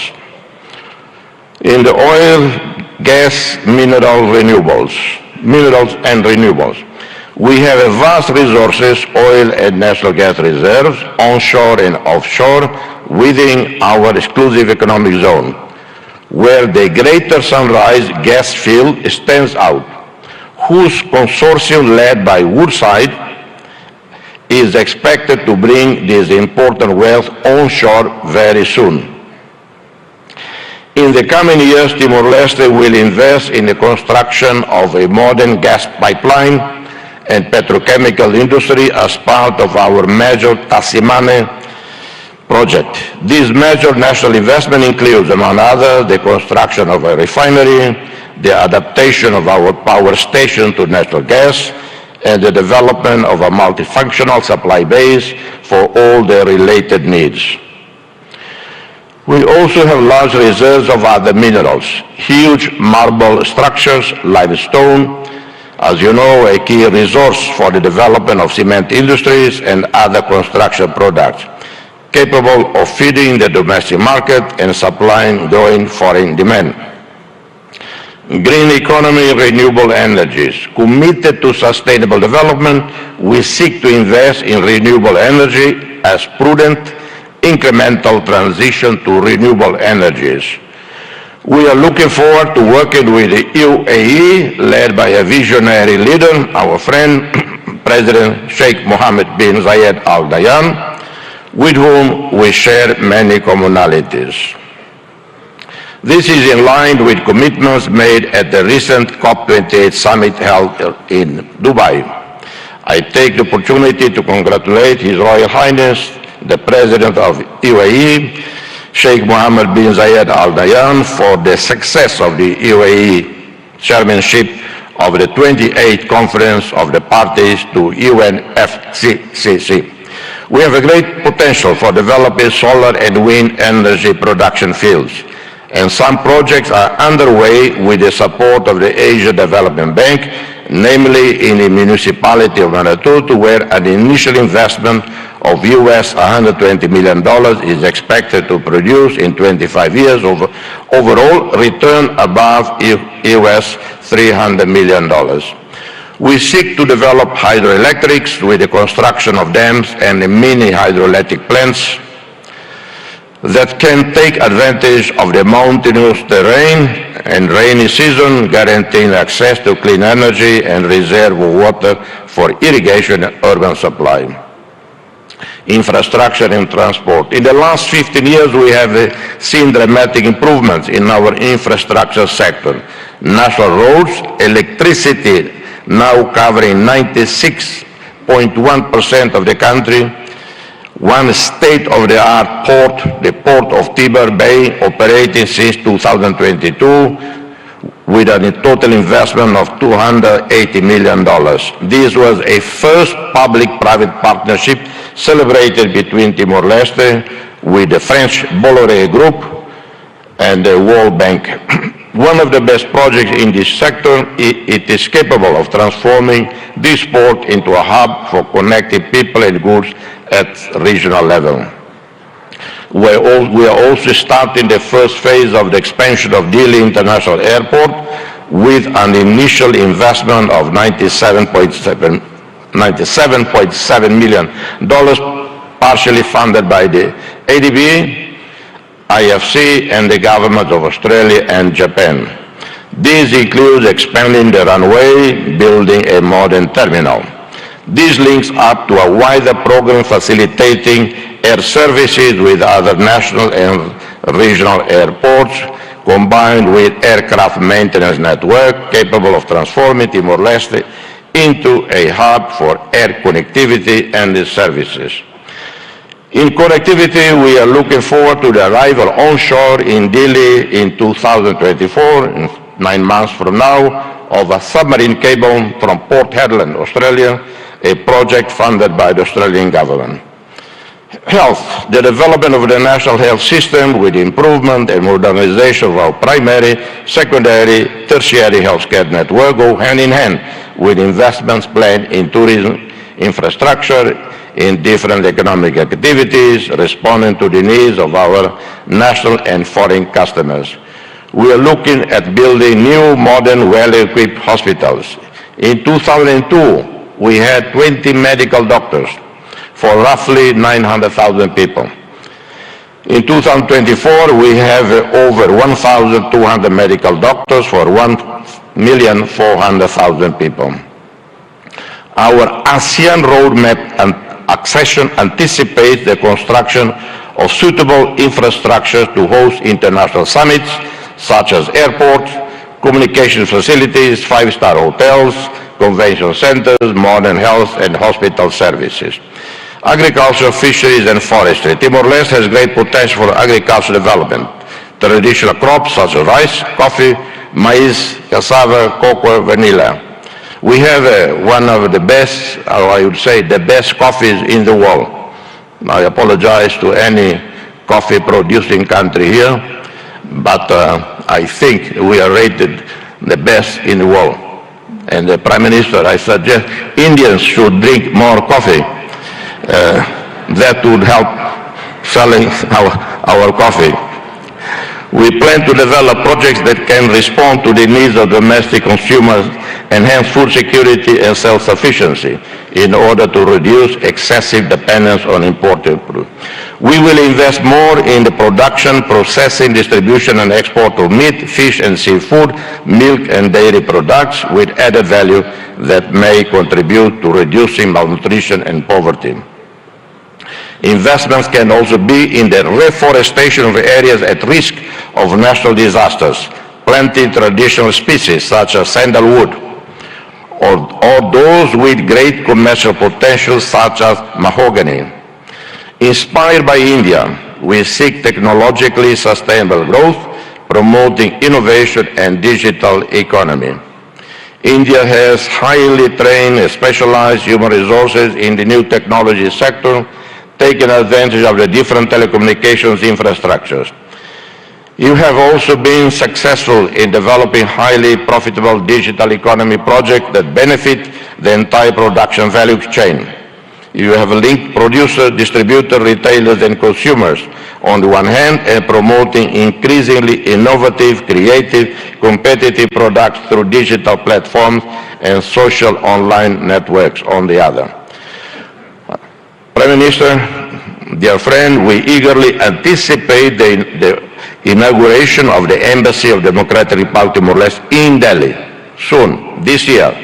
Simultaneously, we await with great anticipation the opening of the Embassy of India in Delhi, thereby solidifying the visionary concept put forth by Your Excellency Prime Minister Modi, a call to forge a Delhi axis of progress and development. The problem with Delhi is sometimes people intend to come to Delhi. Instead, they end up in Delhi. And it happened many times.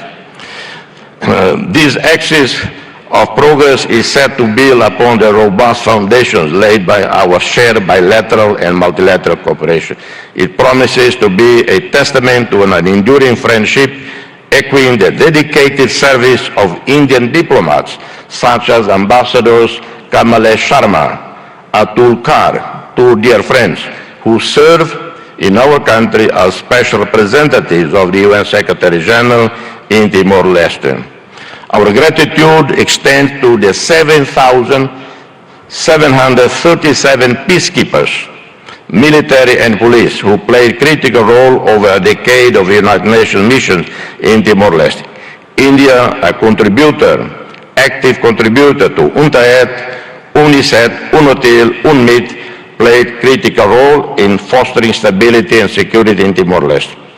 India's commitment to assisting Timor-Leste in developing essential human resources, diplomats, and the leadership officers as part of its process to accession to ASEAN is highly commendable, and we are very grateful to you, Prime Minister. Notably, 12 diplomats have recently undergone training at the Sushma Swaraj Institute of Foreign Service, a demonstration of fulfillment of this commitment. We hope to expand this partnership in coming years. May this summit thrive as a catalyst for fostering fruitful partnership for a global sustainable development and shared prosperity. I thank you, and God bless we all. Thank you. We are privileged to have heard the Nobel laureate, His Excellency Mr. Jose Ramzota. Thank you so much, sir, for your enriching address. Honorable Prime Minister Shri Narendramodi ji, a global leader rooted in the philosophy of Vasudhaiva Kutumbakam, envisions a sustainable future through initiatives like Viksit Bharat at 2047, aiming for a developed India by 2047 with a 5 trillion economy. He relentlessly emphasizes sustainable growth.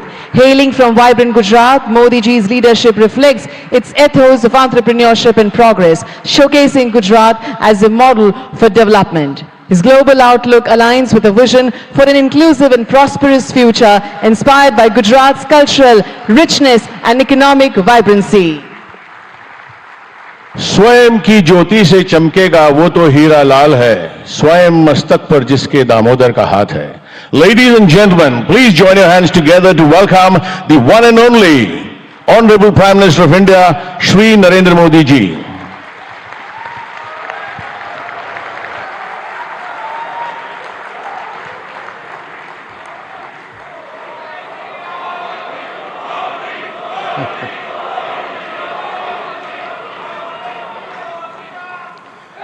His Excellency Mr. Philip Nyusi, President of Mozambique, His Excellency Mr. Ramos Horat, President of Timor-Leste, His Excellency Mr. Petr Fiala, Prime Minister of Czech Republic, Gujarat के governor Acharya Devvrat जी, यहां के लोकप्रिय मुख्यमंत्री भूपेंद्र भाई पटेल, देश विदेश से आए हुए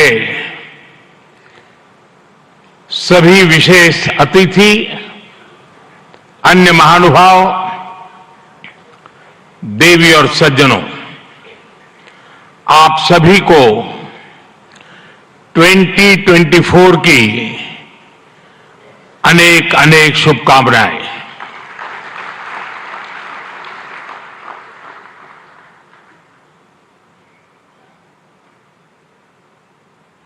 निकट भूतकाल में भारत की आजादी के 75 साल पूरे हुए और अब भारत अगले 25 वर्षों के लक्ष्य पर काम कर रहा है। जब भारत अपनी आजादी के 100 वर्ष मनाएगा, तब तक हमने भारत को विकसित बनाने का लक्ष्य रखा है और इसलिए ये 25 साल का कार्यकाल भारत का अमृत काल है। ये नए सपने, नए संकल्प और नित्य नूतन सिद्धियों का कार्यकाल है। इस अमृत काल में ये पहली वाइब्रेंट गुजरात ग्लोबल समिट हो रही है और इसलिए इसका महत्व और बढ़ गया है। इस समिट में आए 100 से ज्यादा देशों के प्रतिनिधि भारत की इस विकास यात्रा के अहम सहयोगी है। मैं आप सभी का स्वागत करता हूं, अभिनंदन करता हूं। फ्रेंड्स, यूएई के राष्ट्रपति मेरे brother his highness Sheikh Mohammed bin Zayed का इस आयोजन में शामिल होना हमारे लिए बहुत खुशी की बात है।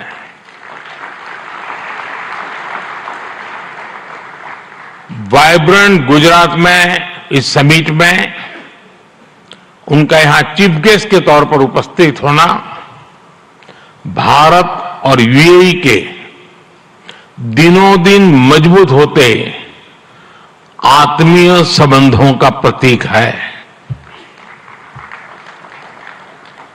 कुछ देर पहले हमने उनके विचार सुने। भारत को लेकर उनका विश्वास, उनका सहयोग बहुत ही गर्मजोशी से भरा हुआ है।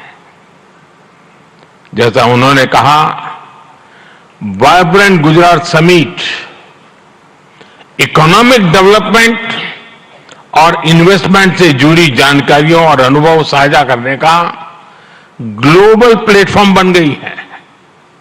इस समिट में भी भारत और यूएई ने फूड पार्क्स के विकास के लिए, रिन्यूएबल एनर्जी के क्षेत्र में सहयोग बढ़ाने के लिए, इनोवेटिव हेल्थ केयर में निवेश के लिए कई महत्वपूर्ण समझौते किए हैं।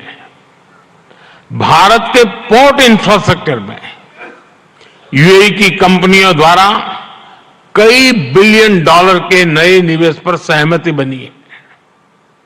यूएई के सॉवरेन वेल्थ फंड द्वारा गिफ्ट सिटी में ऑपरेशन शुरू किए जाएंगे। ट्रांसवर्ल्ड कंपनी यहां एयरक्राफ्ट और शिप लीजिंग एक्टिविटीज भी शुरू करने जा रही है। भारत और यूएई ने जिस तरह अपने रिश्तों को एक नई ऊंचाई दी है, उसका बहुत बड़ा श्रेय मेरे brother his highness Sheikh Mohammed bin Zayed को जाता है। फ्रेंड्स, मोजाम्बिक के प्रेसिडेंट हिज एक्सेलेंसी न्यूसी से कल भी मेरी बहुत विस्तार से बात हुई है। उनके लिए तो गुजरात आना पुरानी यादों को ताजा करने जैसा है। प्रेसिडेंट न्यूसी आईआईएम अहमदाबाद के एल्यूमनाई है।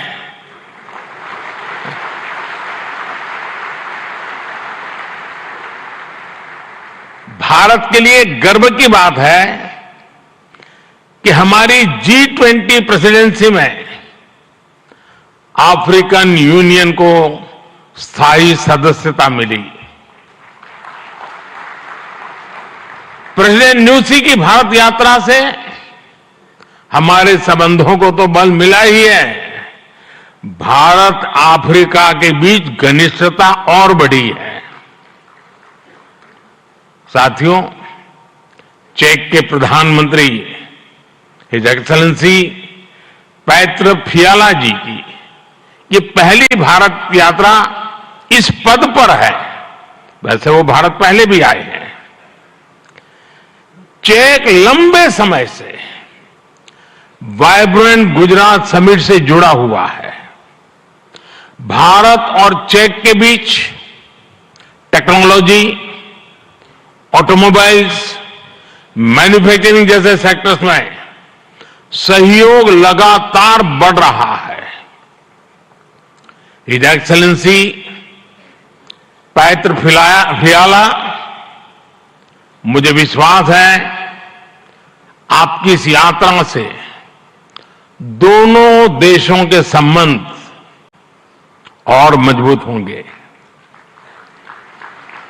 हमारे यहां कहा जाता है अतिथि देवो भव, और प्रधानमंत्री के रूप में आपकी तो ये पहली भारत विजिट है। उम्मीद है आप बहुत शानदार यादें लेकर यहां से जाएंगे। फ्रेंड्स, नोबेल लॉरिएट और तिमोर लेस्ते के राष्ट्रपति हिज एक्सेलेंसी रामोस होर्ता का भी मैं भारत में स्वागत करता हूं। हिज एक्सेलेंसी रामोस होर्ता का गांधीनगर आना और विशेष है। आपने महात्मा गांधी के नॉन वायलेंस के सिद्धांत को अपने देश के स्वातंत्र संग्राम से जोड़ा है। आसियान और इंडो पैसिफिक क्षेत्र में तिमोर लेस्ते के साथ हमारा सहयोग बहुत अहम है। फ्रेंड्स, कुछ समय पहले ही वाइब्रेंट गुजरात ग्लोबल समिट को 20 वर्ष पूरे हुए हैं। बीते 20 वर्षों में इस समिट ने नए आइडियाज को प्लेटफॉर्म दिया है। इसने इन्वेस्टमेंट्स और रिटर्न्स के लिए नए गेटवे बनाए हैं। और अब वाइब्रेंट गुजरात ग्लोबल समिट की इस बार की थीम है गेटवे टू द फ्यूचर। 21वीं सदी की दुनिया का फ्यूचर हमारे साझे प्रयासों से ही उज्जवल बनेगा। भारत ने अपनी G20 प्रेसिडेंसी के दौरान भी ग्लोबल फ्यूचर के लिए एक रोडमैप दिया है। वाइब्रेंट गुजरात ग्लोबल समिट के इस एडिशन में भी इस विजन को और आगे बढ़ा रहे हैं। भारत I2U2 और दूसरे मल्टीलेटरल ऑर्गेनाइजेशन के साथ पार्टनरशिप को लगातार मजबूत कर रहा है। One world, one family, one future का सिद्धांत विश्व कल्याण की अनिवार्य आवश्यकता है। फ्रेंड्स, आज तेजी से बदलते हुए वर्ल्ड ऑर्डर में भारत विश्व मित्र की भूमिका में आगे बढ़ रहा है।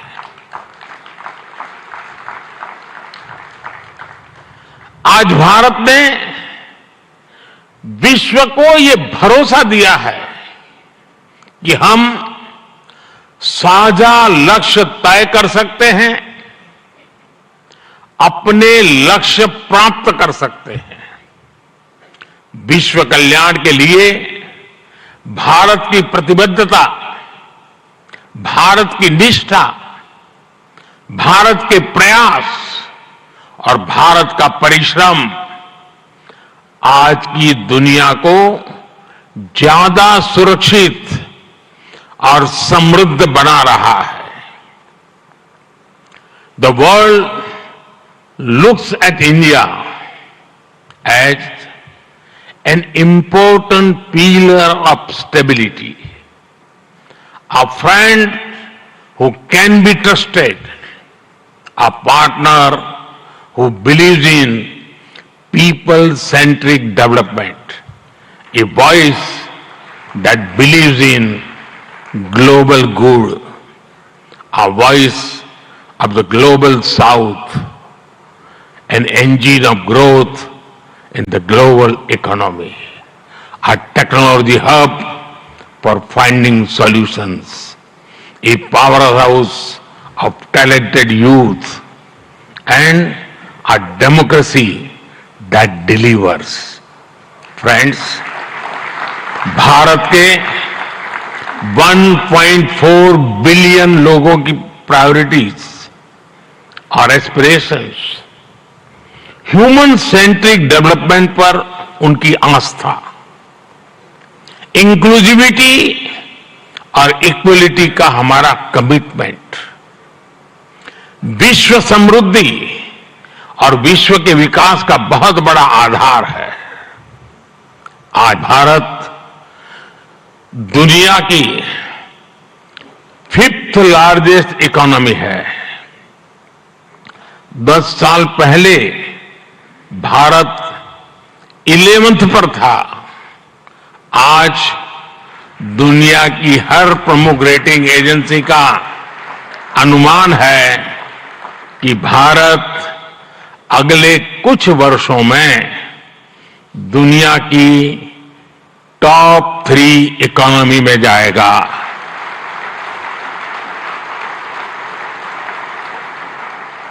दुनिया के लोग जो एनालिसिस करना है करते रहे, मेरी गारंटी है कि हो जाएगा।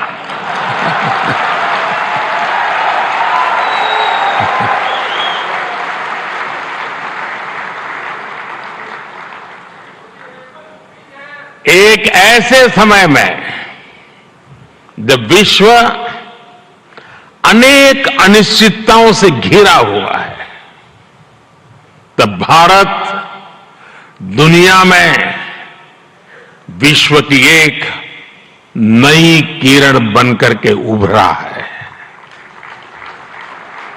भारत की प्राथमिकताएं बिल्कुल स्पष्ट है। आज भारत की प्राथमिकता है sustainable industry, infrastructure and manufacturing. आज भारत की प्राथमिकता है new age skills, futuristic technology, AI and innovation. आज भारत की प्राथमिकता है green hydrogen, renewable energy, semiconductors, इसका पूरा इकोसिस्टम। इसकी एक झलक हम vibrant Gujarat global trade show में भी देख सकते हैं। और मेरा तो आग्रह है कि ट्रेड शो जरूर देखें। गुजरात के भी स्कूल कॉलेज के विद्यार्थी जरूर जाएं। कल दिन में मैंने हिज एक्सेलेंसी न्यूसी और हिज एक्सेलेंसी रामोस होरताई जी के साथ इस ट्रेड शो में काफी समय गुजारा है। इस ट्रेड शो में कंपनियों ने world class state of the art technology से बने प्रोडक्ट्स का निदर्शन किया है। E mobility, startups, blue economy, green energy और स्मार्ट इंफ्रास्ट्रक्चर जैसे ट्रेड शो में एक प्रकार से छाए हुए हैं। ये जितने भी सेक्टर्स हैं, इनमें इन्वेस्टमेंट के लिए आपके पास लगातार नए अवसर बन रहे हैं। साथियों, आप सभी वैश्विक परिस्थितियों से भली भांति परिचित है। ऐसे में आज अगर भारत की इकोनॉमी में इतना रेजिलियंस दिख रहा है, अगर आज भारत की ग्रोथ में इतना मोमेंटम दिख रहा है, तो इसके पीछे बड़ी वजह है बीते 10 वर्षों में स्ट्रक्चरल रिफॉर्म्स पर हमारा फोकस। इन रिफॉर्म्स ने भारत की इकोनॉमी की कैपेसिटी, कैपेबिलिटी एंड कॉम्पिटिटिवनेस बढ़ाने का बहुत बड़ा काम किया है। रिकैपिटलाइजेशन और आईबीसी से हमने भारत के बैंकिंग सिस्टम को दुनिया के सबसे मजबूत बैंकिंग सिस्टम में से एक बना दिया है। ईज ऑफ डूइंग बिजनेस पर जोर देते हुए हमने 40,000 से ज्यादा कंपनीज को समाप्त कर दिया है, कंप्लायंसेस को समाप्त कर दिया है। जीएसटी ने भारत में टैक्स के अनावश्यक जाल को खत्म किया है। भारत में हमने ग्लोबल सप्लाई चेन के डाइवर्सिफिकेशन के लिए बेहतर माहौल बनाया है। हाल में ही हमने 3 FTA साइन किए ताकि ग्लोबल बिजनेस के लिए भारत और अट्रैक्टिव डेस्टिनेशन बन सके। इनमें से एक एफटीए तो यूएई के साथ ही हुआ है। हमने अनेक सेक्टर्स को ऑटोमेटिक रूट से एफडीआई के लिए ओपन किया है। आज भारत इंफ्रास्ट्रक्चर पर रिकॉर्ड इन्वेस्ट कर रहा है। पिछले 10 वर्ष में भारत का कैपेक्स 5 गुना अधिक हो चुका है। फ्रेंड्स, भारत आज ग्रीन एनर्जी और ऑल्टरनेटिव एनर्जी सोर्स को लेकर भी अभूतपूर्व गति से काम कर रहा है। भारत की रिन्यूएबल एनर्जी कैपेसिटी 3 गुना बढ़ी है और सोलर एनर्जी कैपेसिटी में 20 गुना वृद्धि हुई है। डिजिटल इंडिया मिशन ने भारत में लाइफ और बिजनेस दोनों को ट्रांसफॉर्म कर दिया है। 10 वर्षों में सस्ते फोन और सस्ते डेटा से डिजिटल इंक्लूजन की नई क्रांति आई है। हर गांव तक ऑप्टिकल फाइबर पहुंचाने का अभियान, 5G का तेजी से विस्तार आम भारतीयों का जीवन बदल रहा है। आज हम दुनिया में तीसरे बड़े स्टार्टअप इकोसिस्टम है। 10 वर्ष पहले तक भारत में कुछ 100 स्टार्टअप थे। आज भारत में 1,15,000 रजिस्टर्ड स्टार्टअप्स है। भारत के ओवरऑल एक्सपोर्ट में भी रिकॉर्ड बढ़ोतरी हुई है। फ्रेंड्स, भारत में जो ये बदलाव आ रहा है वो भारत के नागरिकों की ईज ऑफ लिविंग भी बढ़ा रहा है, उन्हें एम्पावर कर रहा है। हमारी सरकार के 5 वर्षों में 13.5 करोड़ से ज्यादा लोग गरीबी से बाहर निकले हैं। भारत में मिडिल क्लास की एवरेज इनकम लगातार बढ़ रही है। भारत में फीमेल वर्कफोर्स के पार्टिसिपेशन में भी रिकॉर्ड वृद्धि हुई है। भारत के भविष्य के लिए ये बहुत अच्छी संकेत है और इसलिए मैं आप सभी का आह्वान करूंगा कि भारत की इस विकास यात्रा से जुड़िए, हमारे साथ चलिए। साथियों, लॉजिस्टिक्स को लेकर ईज ऑफ ट्रांसपोर्टेशन के लिए भी भारत में आधुनिक पॉलिसीज पर काम हो रहा है। 10 साल पहले भारत में 74 एयरपोर्ट थे। आज भारत में 149 एयरपोर्ट्स हैं। भारत का नेशनल हाईवे नेटवर्क पिछले 10 सालों में करीब करीब 2 गुना हो चुका है। 10 सालों में हमारा मेट्रो ट्रेन नेटवर्क 3 गुना से ज्यादा बढ़ चुका है। गुजरात हो, महाराष्ट्र हो या फिर हमारी ईस्टर्न कोस्ट लाइन हो, इनको आज डेडिकेटेड फ्रेट कॉरिडोर से जोड़ा जा रहा है। भारत में आज अनेक नेशनल वाटरवेज पर एक साथ काम चल रहा है। भारतीय पोर्ट्स का टर्न अराउंड टाइम आज बहुत कॉम्पिटिटिव हो गया है। G20 के दौरान जिस India middle east Europe economic corridor की घोषणा हुई है, वो भी आप सभी इन्वेस्टर्स के लिए बहुत बड़ी बिजनेस अपॉर्चुनिटी है। फ्रेंड्स, भारत के कोने कोने में आपके लिए नई संभावनाएं हैं। वाइब्रेंट गुजरात समिट इसके लिए भी एक गेटवे की तरह है, गेटवे टू द फ्यूचर। और आप भारत में सिर्फ इन्वेस्टमेंट ही नहीं कर रहे, बल्कि यंग क्रिएटर्स और कंज्यूमर्स की एक नई जनरेशन को भी शेप कर रहे हैं। भारत के एस्पिरेशन से भरी यंग जनरेशन के साथ आपकी पार्टनरशिप को वो रिजल्ट लाकर दिखा सकती है जिसकी आपने कभी कल्पना भी नहीं की होगी। और इसी विश्वास के साथ एक बार फिर आप सभी का वाइब्रेंट गुजरात समिट से जुड़ने के लिए मैं हृदय से बहुत बहुत आभार व्यक्त करता हूं और मैं आपको विश्वास दिलाता हूं कि आपके सपने ये मोदी का संकल्प है।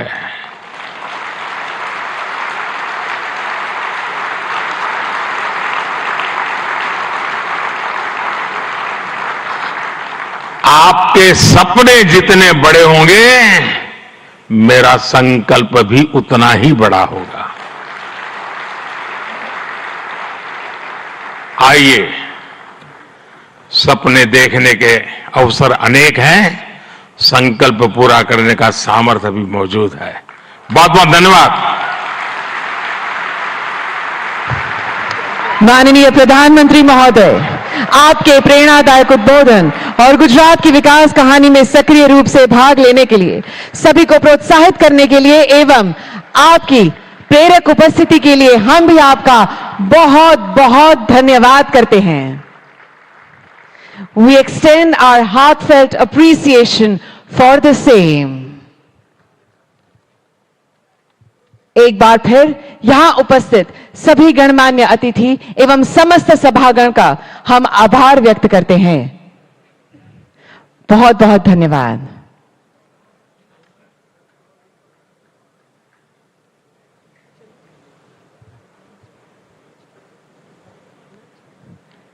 Thank you very much, Honorable Prime Minister, sir.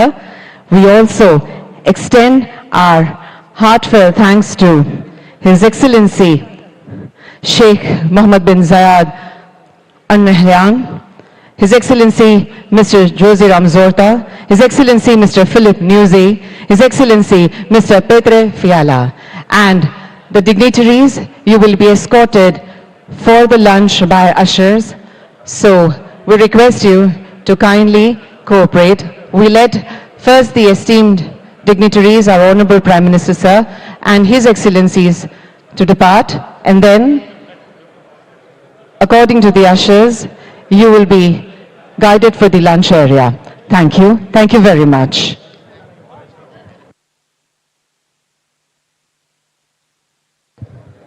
There is a humble request to everyone who used the handsets for the interpretation. Kindly leave them on the chairs. Thank you very much.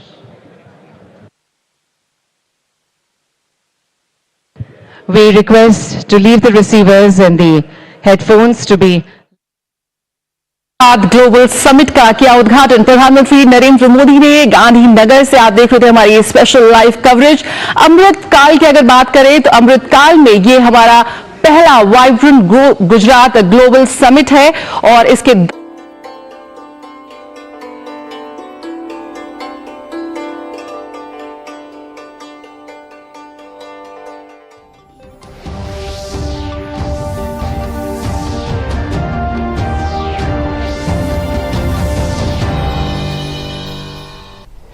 નમસ્કાર, mid day ન્યૂઝમાં હું નિકેતા શુક્લા આપનું હાર્દિક સ્વાગત કરું છું। બુલેટિનની શરૂઆત કરીશું હેડલાઇન્સથી।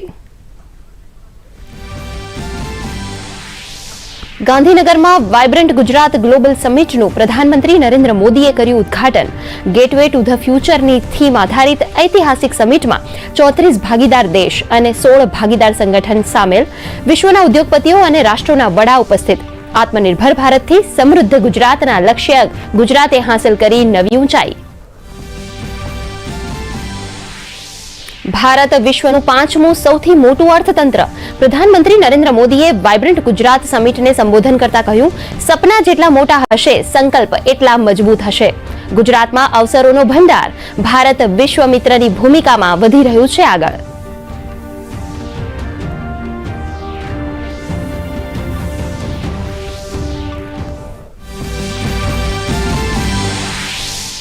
Vibrant Gujarat સમિટમાં 2 દાયકાની સફળતા ગણાવતા મુખ્યમંત્રી ભૂપેન્દ્ર પટેલે કહ્યું, અમૃતકાળની પ્રથમ સમિટમાં બ્રાન્ડિંગની સાથે સાથે બોન્ડિંગનો સમન્વય।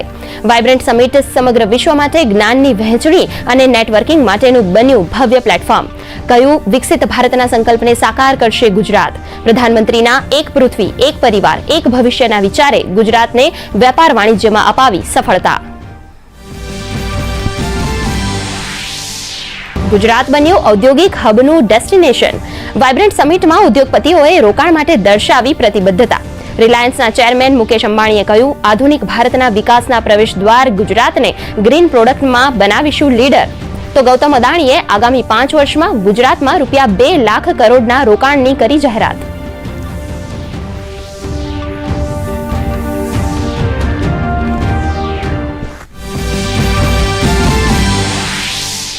ગુજરાત બનશે સેમિકન્ડક્ટરનું હબ.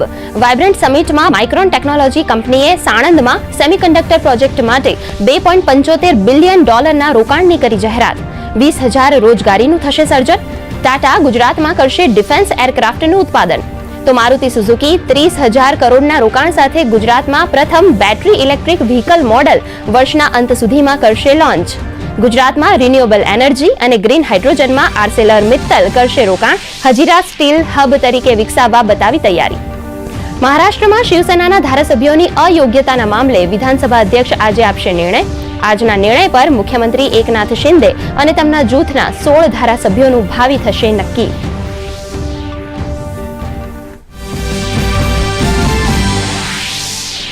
ઉત્તર ભારતમાં છવાઈ શીતલહેર. હવામાન વિભાગનું આગામી 3 દિવસ ગાઢ ધુમ્મસ રહેવાનું અનુમાન. હિમાચલ પ્રદેશના પહાડી વિસ્તારોમાં થઈ બરફવર્ષા તો મુંબઈમાં વરસાદ. ગુજરાતમાં આજે દક્ષિણ ગુજરાત અને સૌરાષ્ટ્રના કેટલાક વિસ્તારોમાં કમોસમી વરસાદની આગાહી.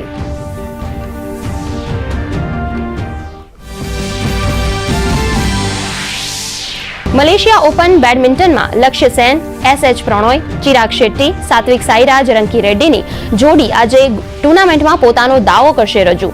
શ્રીકાંત અને તનિષા અશ્વિનીની જોડી પહોંચી બીજા રાઉન્ડમાં. સમાચાર વિગતવાર જોઈશું. પ્રધાનમંત્રી નરેન્દ્ર મોદીએ ગાંધીનગરના મહાત્મા મંદિર ખાતે વાઇબ્રન્ટ ગુજરાત ગ્લોબલ સમિટ 2024નું ઉદ્ઘાટન કર્યું હતું. આ વખતના શિખર સંમેલનની theme gateway to the future એટલે કે ભવિષ્યનો પ્રવેશદ્વાર છે. આ પ્રસંગે રાજ્યના મુખ્યમંત્રી ભૂપેન્દ્ર પટેલ પણ હાજર રહ્યા હતા. ગાંધીનગરના મહાત્મા મંદિરના કન્વેન્શન હોલમાં ગ્લોબલ સીઈઓ, બિઝનેસ પ્રતિનિધિ મંડળો, રાજદ્વારીઓ, વીઆઈપી મહાનુભાવો સહિત 25,000થી વધુ ડેલિગેટ્સ ઉપસ્થિત રહ્યા હતા. આ વર્ષના શિખર સંમેલનમાં 34 ભાગીદાર દેશ અને 16 ભાગીદાર સંગઠન ભાગ લઈ રહ્યા છે. આ ઉપરાંત ઉત્તર પૂર્વી ક્ષેત્ર વિકાસ મંત્રાલય ઉત્તર પૂર્વી ક્ષેત્રમાં રોકાણના અવસરોને પ્રદર્શિત કરવા માટે વાઇબ્રન્ટ ગુજરાત મંચનો ઉપયોગ કરશે. સંમેલનના ઉદ્ઘાટન પછી પ્રધાનમંત્રી નરેન્દ્ર મોદી ટોચની વૈશ્વિક કંપનીઓના મુખ્ય કાર્યકારી અધિકારીઓની સાથે બેઠક કરશે. ત્યારબાદ તેઓ ગિફ્ટ સિટી જશે, જ્યાં ગ્લોબલ ફિનટેક લીડરશિપ ફોરમમાં ટોચના ઉદ્યોગપતિઓ સાથે ચર્ચા કરશે. સંમેલનનો પ્રારંભ લોકગાયક કીર્તિદાન ગઢવીના સૂર સાથે વંદન ગુજરાત ગીત દ્વારા કરવામાં આવ્યો હતો. ત્યારબાદ મુખ્યમંત્રી ભૂપેન્દ્ર પટેલે વાઇબ્રન્ટ ગુજરાત ગ્લોબલ સમિટને સંબોધન કર્યું હતું. તેઓએ કહ્યું કે વાઇબ્રન્ટ ગુજરાત સમિટ નોલેજ શેરિંગનો મોટો મંચ બની ગયું છે અને ગુજરાત ગ્રોથ એન્જિનની ભૂમિકા નિભાવશે.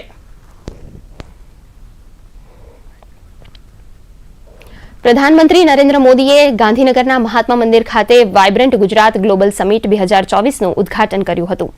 આ વખતના શિખર સંમેલનની theme gateway to the future એટલે કે ભવિષ્યનો પ્રવેશદ્વાર છે. આ વર્ષના શિખર સંમેલનમાં 34 ભાગીદાર દેશ અને 16 ભાગીદાર સંગઠન ભાગ લઈ રહ્યા છે. વાઇબ્રન્ટ ગુજરાત ગ્લોબલ સમિટ 2024માં સંબોધનની શરૂઆતમાં પીએમ મોદીએ સૌને 2024ના નવા વર્ષની શુભેચ્છાઓ પાઠવી.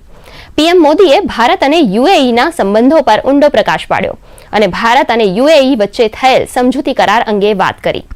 પીએમ મોદીએ વાઇબ્રન્ટ ગુજરાત ગ્લોબલ સમિટને ઇકોનોમિક ડેવલપમેન્ટ અને ઇન્વેસ્ટમેન્ટ સાથે જોડાયેલ જાણકારી અને અનુભવ શેર કરવાનું ગ્લોબલ પ્લેટફોર્મ ગણાવ્યું.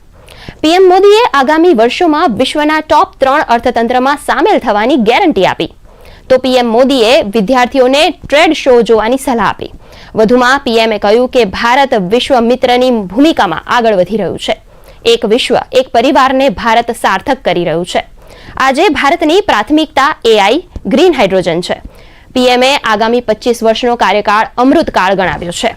પીએમ મોદીએ લોકોને સપના જોવાની પ્રેરણા આપતા કહ્યું કે તમારા સપના જેટલા મોટા હશે તેટલા અમારા સંકલ્પ મોટા અને મજબૂત હશે. Vibrant Gujarat summit economic development और इन्वेस्टमेंट से जुड़ी जानकारियों और अनुभव साझा करने का ग्लोबल प्लेटफॉर्म बन गई है.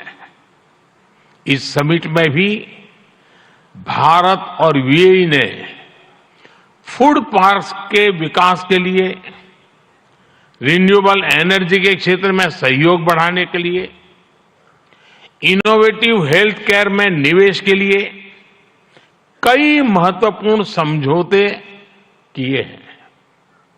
भारत के पोर्ट इंफ्रास्ट्रक्चर में यूएई की कंपनियों द्वारा कई $1 बिलियन के नए निवेश पर सहमति बनी है. यूएई के सॉवरेन वेल्थ फंड द्वारा गिफ्ट सिटी में ऑपरेशन शुरू किए जाएंगे। ट्रांसवर्ल्ड कंपनी यहां एयरक्राफ्ट और शिप लीजिंग एक्टिविटीज भी शुरू करने जा रही है। भारत और यूएई ने जिस तरह अपने रिश्तों को एक नई ऊंचाई दी है, उसका बहुत बड़ा श्रेय मेरे brother his highness Sheikh Mohammed bin Zayed को जाता है। फ्रेंड्स, कुछ समय पहले ही वाइब्रेंट गुजरात ग्लोबल समिट को 20 वर्ष पूरे हुए हैं। बीते 20 वर्षों में इस समिट ने नए आइडियाज को प्लेटफॉर्म दिया है। इसने इन्वेस्टमेंट्स और रिटर्न्स के लिए नए गेटवे बनाए हैं। और अब वाइब्रेंट गुजरात ग्लोबल समिट की इस बार की थीम है गेटवे टू द फ्यूचर। 21वीं सदी की दुनिया का फ्यूचर हमारे साझे प्रयासों से ही उज्जवल बनेगा। भारत ने अपनी G20 प्रेसिडेंसी के दौरान भी ग्लोबल फ्यूचर के लिए एक रोडमैप दिया है। वाइब्रेंट गुजरात ग्लोबल समिट के इस एडिशन में भी इस विजन को और आगे बढ़ा रहे हैं। भारत I2U2 और दूसरे मल्टीलेटरल ऑर्गेनाइजेशन के साथ पार्टनरशिप को लगातार मजबूत कर रहा है। One world, one family, one future का सिद्धांत विश्व कल्याण की अनिवार्य आवश्यकता है।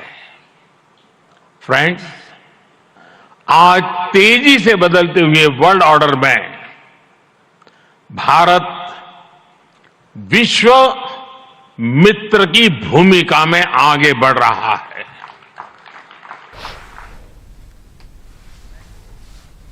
પ્રધાનમંત્રી નરેન્દ્ર મોદીએ ગાંધીનગરના મહાત્મા મંદિર ખાતે વાઇબ્રન્ટ ગુજરાત ગ્લોબલ સમિટ 2024નું ઉદ્ઘાટન કર્યું હતું। ત્યારે સમિટને મુખ્યમંત્રી ભૂપેન્દ્ર પટેલે સંબોધન કર્યું હતું। મુખ્યમંત્રી ભૂપેન્દ્ર પટેલે વાઇબ્રન્ટ સમિટને સંબોધન કરતા જણાવ્યું હતું કે દેશના આ અમૃતકાળમાં આયોજિત આ વાઇબ્રન્ટ સમિટ આપણા અમૃત ભવિષ્યનો રોડમેપ નક્કી કરશે। ગ્લોબલ સમિટના 2 દાયકાની સફળતાને ગણાવતા મુખ્યમંત્રીએ ધોલેરાસર, Sanand auto project, defence aero manufactory જેવા એકમો વાઇબ્રન્ટ સમિટને આભારી ગણાવ્યા હતા। તેમણે કહ્યું હતું કે ગુજરાત દેશનું ગ્રોથ એન્જિન બન્યું છે। પ્રધાનમંત્રી નરેન્દ્ર મોદીએ એક પૃથ્વી, એક પરિવાર, એક ભવિષ્યનો વિચાર વિશ્વ ફલક પર મૂક્યો હતો। તેની ફળશ્રુતિ સ્વરૂપે ગુજરાત વેપાર વાણિજ્યમાં આગવું સ્થાન પામ્યું છે। આ વખતની સમિટ બ્રાન્ડિંગની સાથે સાથે બોન્ડિંગની પણ સમિટ છે।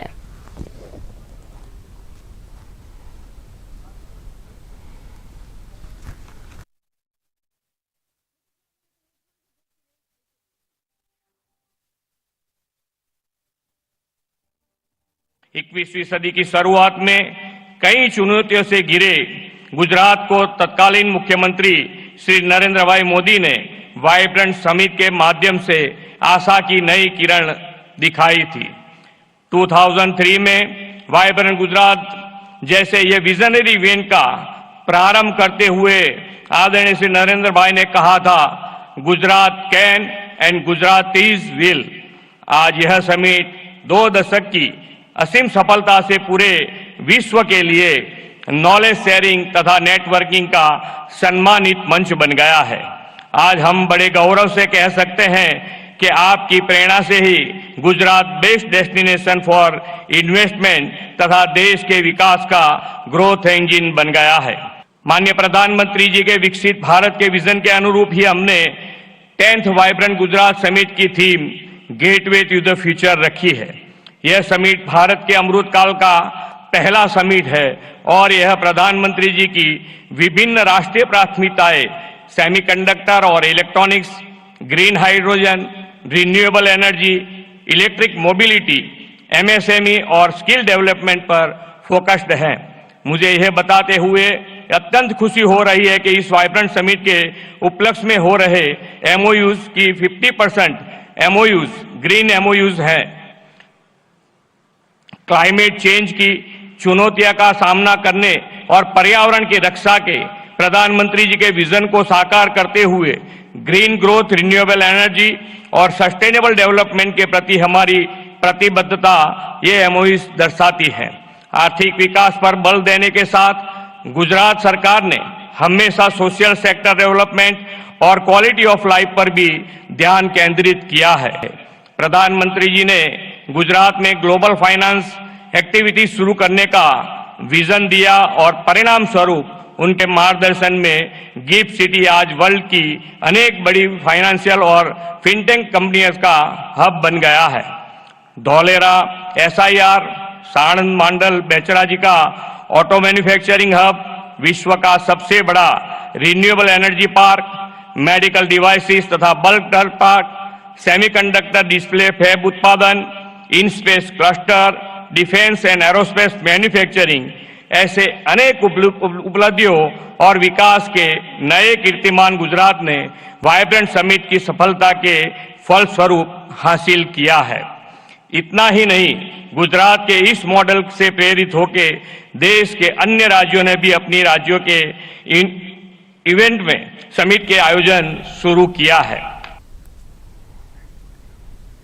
પ્રધાનમંત્રી નરેન્દ્ર મોદી દ્વારા ગાંધીનગરના મહાત્મા મંદિર ખાતે કરવામાં આવેલ વાઇબ્રન્ટ ગુજરાત ગ્લોબલ સમિટ 2024ના ઉદ્ઘાટન પ્રસંગે યુએઈના રાષ્ટ્રપતિ મોહમ્મદ બિન ઝાયદ અલ નહયાન મુખ્ય અતિથિ તરીકે ઉપસ્થિત રહ્યા હતા। ગ્લોબલ સમિટને સંબોધતા તેમણે ગુજરાતના વિકાસની પ્રશંસા કરી હતી અને વાઇબ્રન્ટ ગુજરાતમાં સહભાગી થવા અંગે ખુશી વ્યક્ત કરી હતી।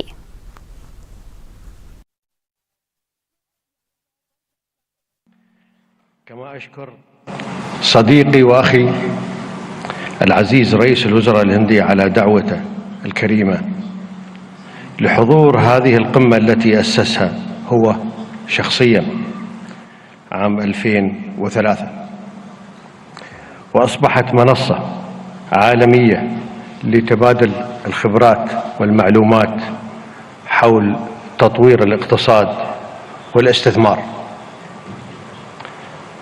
وأهنيكم دولة الرئيس بمناسبة مرور 20 عام على هذه الانطلاقة. ગાંધીનગરમાં વેપારનો મહાકુંભ એટલે વાઇબ્રન્ટ સમિટ ખૂબ જ ઐતિહાસિક બની છે। સમિટમાં રિલાયન્સ ગ્રુપના ચેરમેન મુકેશ અંબાણીએ પ્રધાનમંત્રી નરેન્દ્ર મોદીના સફળ નેતૃત્વના વખાણ કરતા જણાવ્યું હતું કે પીએમ મોદી ઇતિહાસના સૌથી સફળ પીએમ છે। ન્યૂ ગુજરાતના સૂત્રને સાકાર કરવામાં પ્રધાનમંત્રી નરેન્દ્ર મોદીનો સિંહ ફાળો છે। મુકેશ અંબાણીએ જણાવ્યું હતું કે ગત 10 વર્ષમાં રિલાયન્સે દેશમાં 12 લાખ કરોડનું રોકાણ કર્યું છે, જેનો 1/3 માત્ર ગુજરાતમાં કરવામાં આવ્યું છે। ગ્રીન પ્રોડક્ટમાં ગુજરાતને લીડર બનાવવા અંગે જણાવતા તેમણે વધુમાં કહ્યું હતું કે ગુજરાત આધુનિક ભારતનું પ્રવેશદ્વાર છે। રિલાયન્સ ગુજરાતમાં 5G નો વિસ્તાર કરી રહ્યું છે। તો અદાણી ગ્રુપના ચેરમેન ગૌતમ અદાણીએ જણાવ્યું હતું કે આગામી 5 વર્ષમાં અદાણી ગુજરાતમાં 2 લાખ કરોડનું રોકાણ કરશે।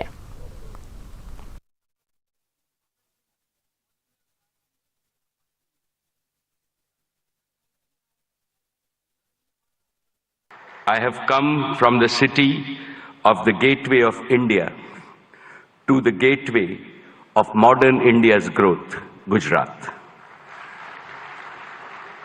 I am a proud Gujarati. Mane Gujarati hovanu abhiman che.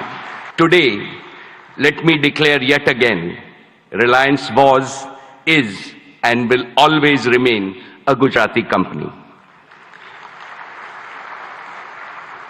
Each of Reliance's business is striving to fulfill the dreams of my 7 crore fellow Gujaratis. Reliance has invested over $150 billion, that is 12 lakh crores, in creating world-class assets and capacities across India in the last 10 years. Of this, more than 1/3 has been invested in Gujarat alone. Prime Minister Modi ji has announced that India will bid for 2036 Olympics.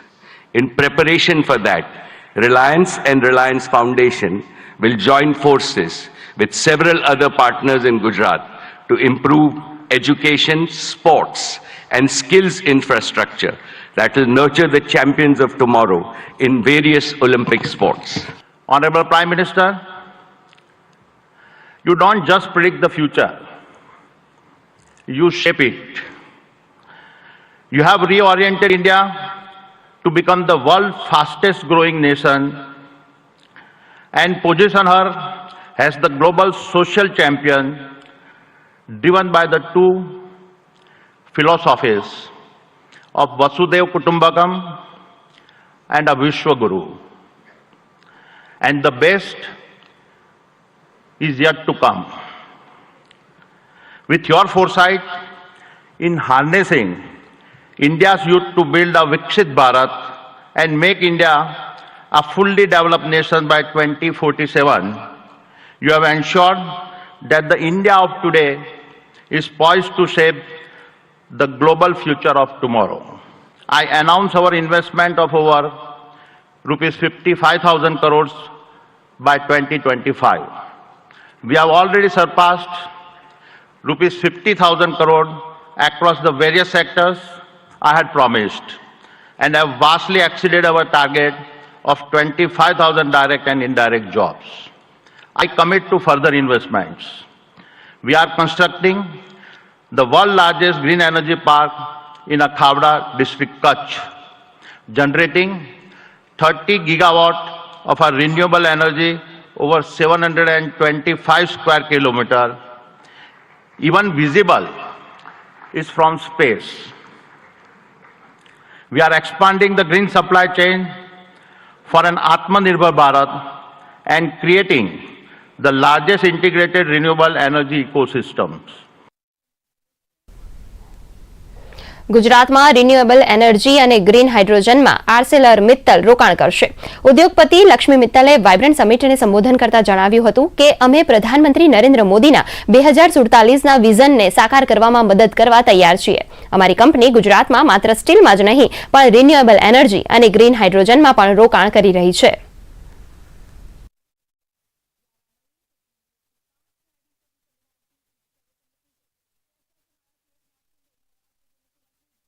Global technology को सर्वोत्तम रूप से लाकर हम high and products को develop कर रहे हैं जो एसएमई से स्टार्टअप तक के स्टील कंज्यूमर्स को कम्पिटिटिव बनाने में मदद कर रहा है.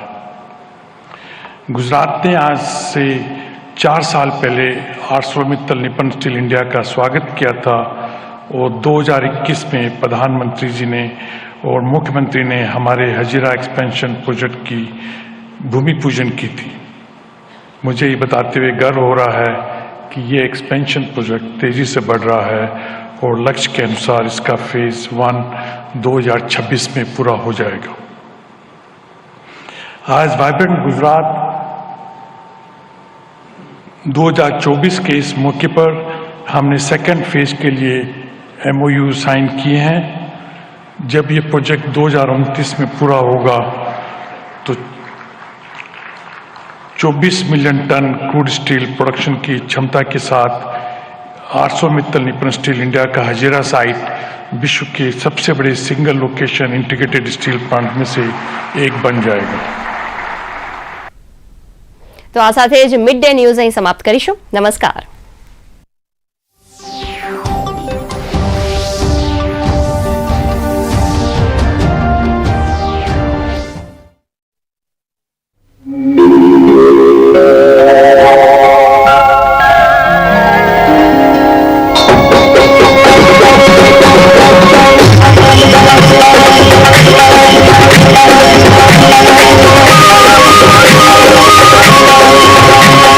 Thank you.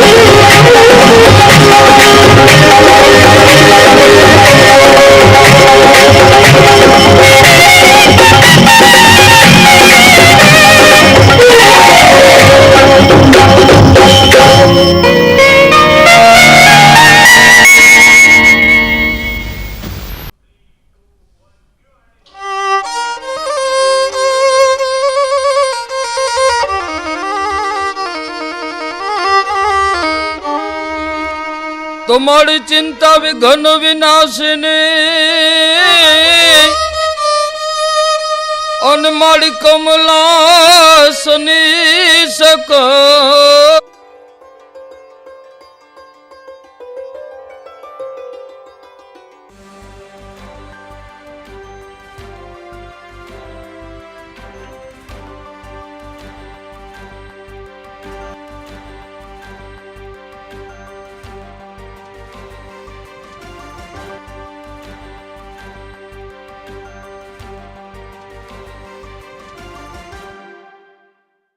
નમસ્કાર દર્શક મિત્રો, જીવનભર આપણે અલગ અલગ રિપોર્ટ કઢાવતા હોઈએ છીએ. નાનપણમાં હોઈએ તો આપણને સ્કૂલ રિપોર્ટ આપતી હોય, મોટાથી એક કોલેજ કે યુનિવર્સિટી આપતી હોય, અને ત્યાર પછી ઉંમર જેમ જેમ વધતી જાય એમ અલગ અલગ રિપોર્ટ્સ ડૉક્ટર્સ પણ કહેતા હોય, મેડિકલ રિપોર્ટ આપણે પૂછતા પણ હોઈએ કે લોહીનો રિપોર્ટ શું આવ્યો, શુગરનો રિપોર્ટ શું આવ્યો. પણ આ રિપોર્ટમાં ઘણી બધી વાતો એવી છે જેમાંથી અમુક વસ્તુ આપણે સમજવા તો લાગ્યા છીએ, પણ આખો રિપોર્ટ સમજાતો નથી. ક્યારેક વખતે મોકલતા હોઈએ, પૂછતા હોઈએ. તો આજે આખા રિપોર્ટનું આપણે એનાલિસિસ કરી દઈશું. આપના માટે એક રેફરન્સ એપિસોડ બનાવવાની કોશિશ આપણે કરી રહ્યા છીએ કે જેમાં રિપોર્ટનું પોસ્ટમોર્ટમ આપણે કરીશું. અને આ રિપોર્ટનું પોસ્ટમોર્ટમ કરવા માટે આપણી સાથે હંમેશની જેમ consultant pathologist doctor Mukesh Maheshwari જોડાયા છે. મુકેશ સાહેબ, આપનું ખૂબ ખૂબ સ્વાગત છે.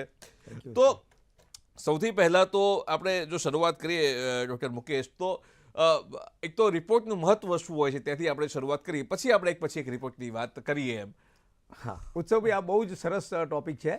કારણ કે મોટાભાગના લોકો એવું માનતા હોય છે કે રિપોર્ટ એ ખાલી નિદાન માટે હોય છે, એટલે કે ડાયગ્નોસિસ માટે.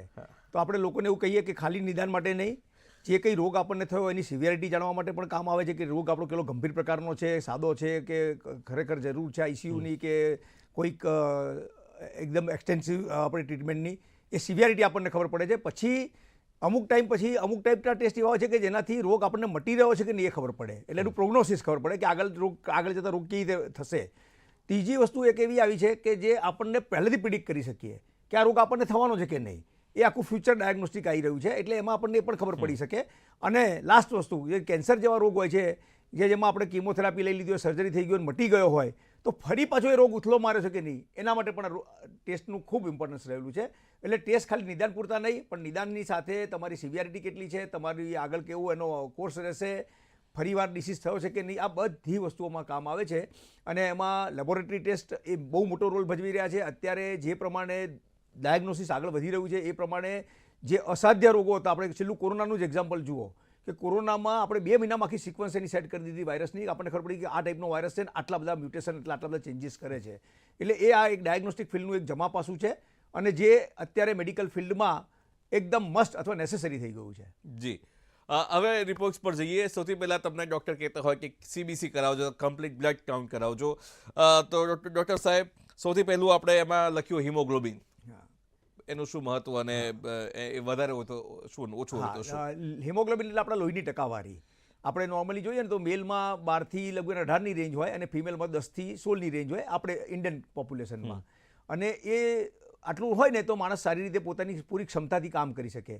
જ્યારે તમને કોઈ પણ રીતે જો બ્લડના કાઉન્ટ અને બ્લડનું હિમોગ્લોબિન ઓછું થઈ જાય, કાં તમારે પ્રોપર બનતું ના હોય, અથવા કોઈ જગ્યાથી લોસ થતો હોય, અથવા કોઈ જાતની બીજી બીમારીથી તમે પીડાતો હોય કે જેમાં હિમોગ્લોબિન એબનોર્મલ થઈ જાય, તો તમારી શું છે કે ઓક્સિજન કેરિંગ કેપેસિટી ઘટી જાય.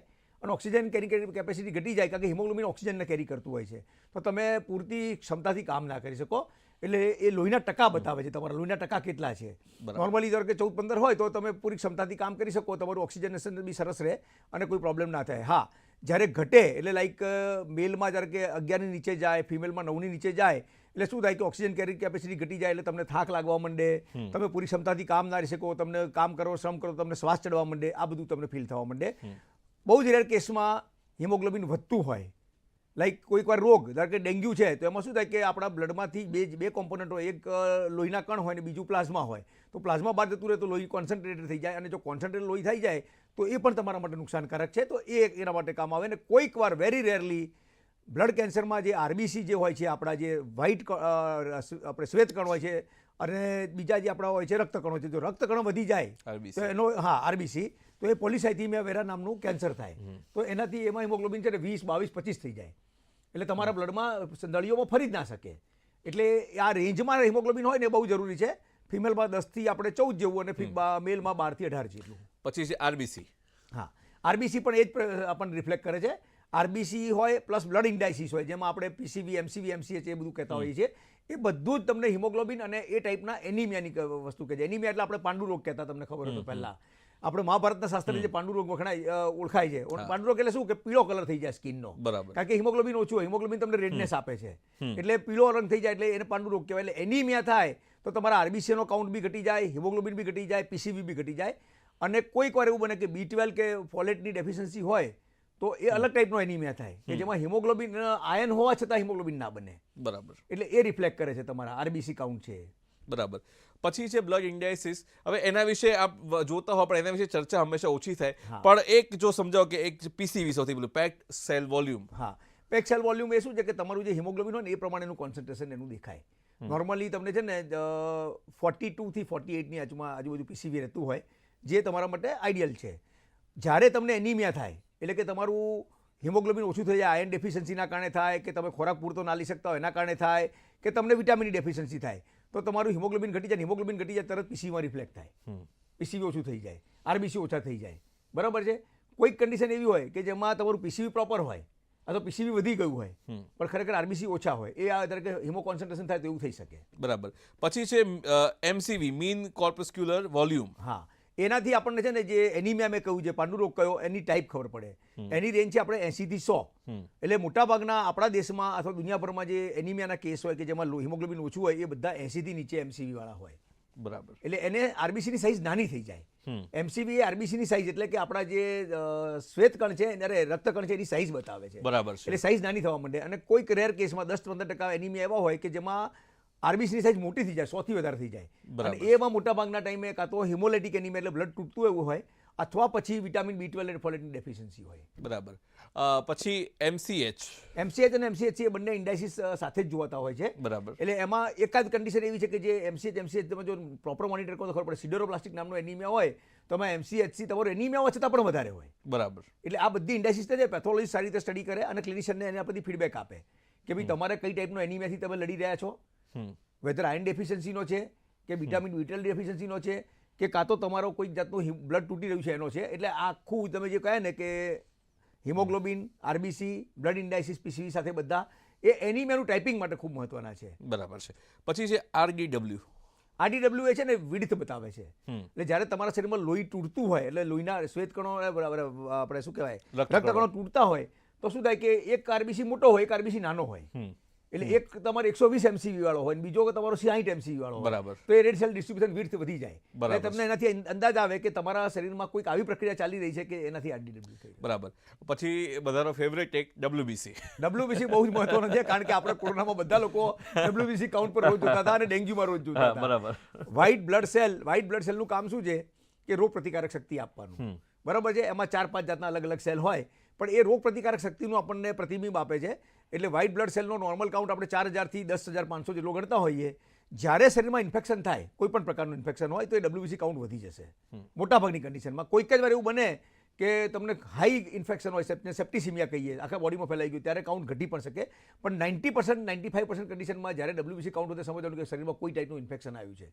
અને કાઉન્ટ ઘટે તો કેટલાક ટાઈપના એનિમિયા આપણે ડિસીઝ એવા છે, લાઈક ડેન્ગ્યુ છે તો ડેન્ગ્યુમાં હંમેશા WBC કાઉન્ટ ઘટે છે, મેલેરિયામાં WBC કાઉન્ટ ઘટે છે.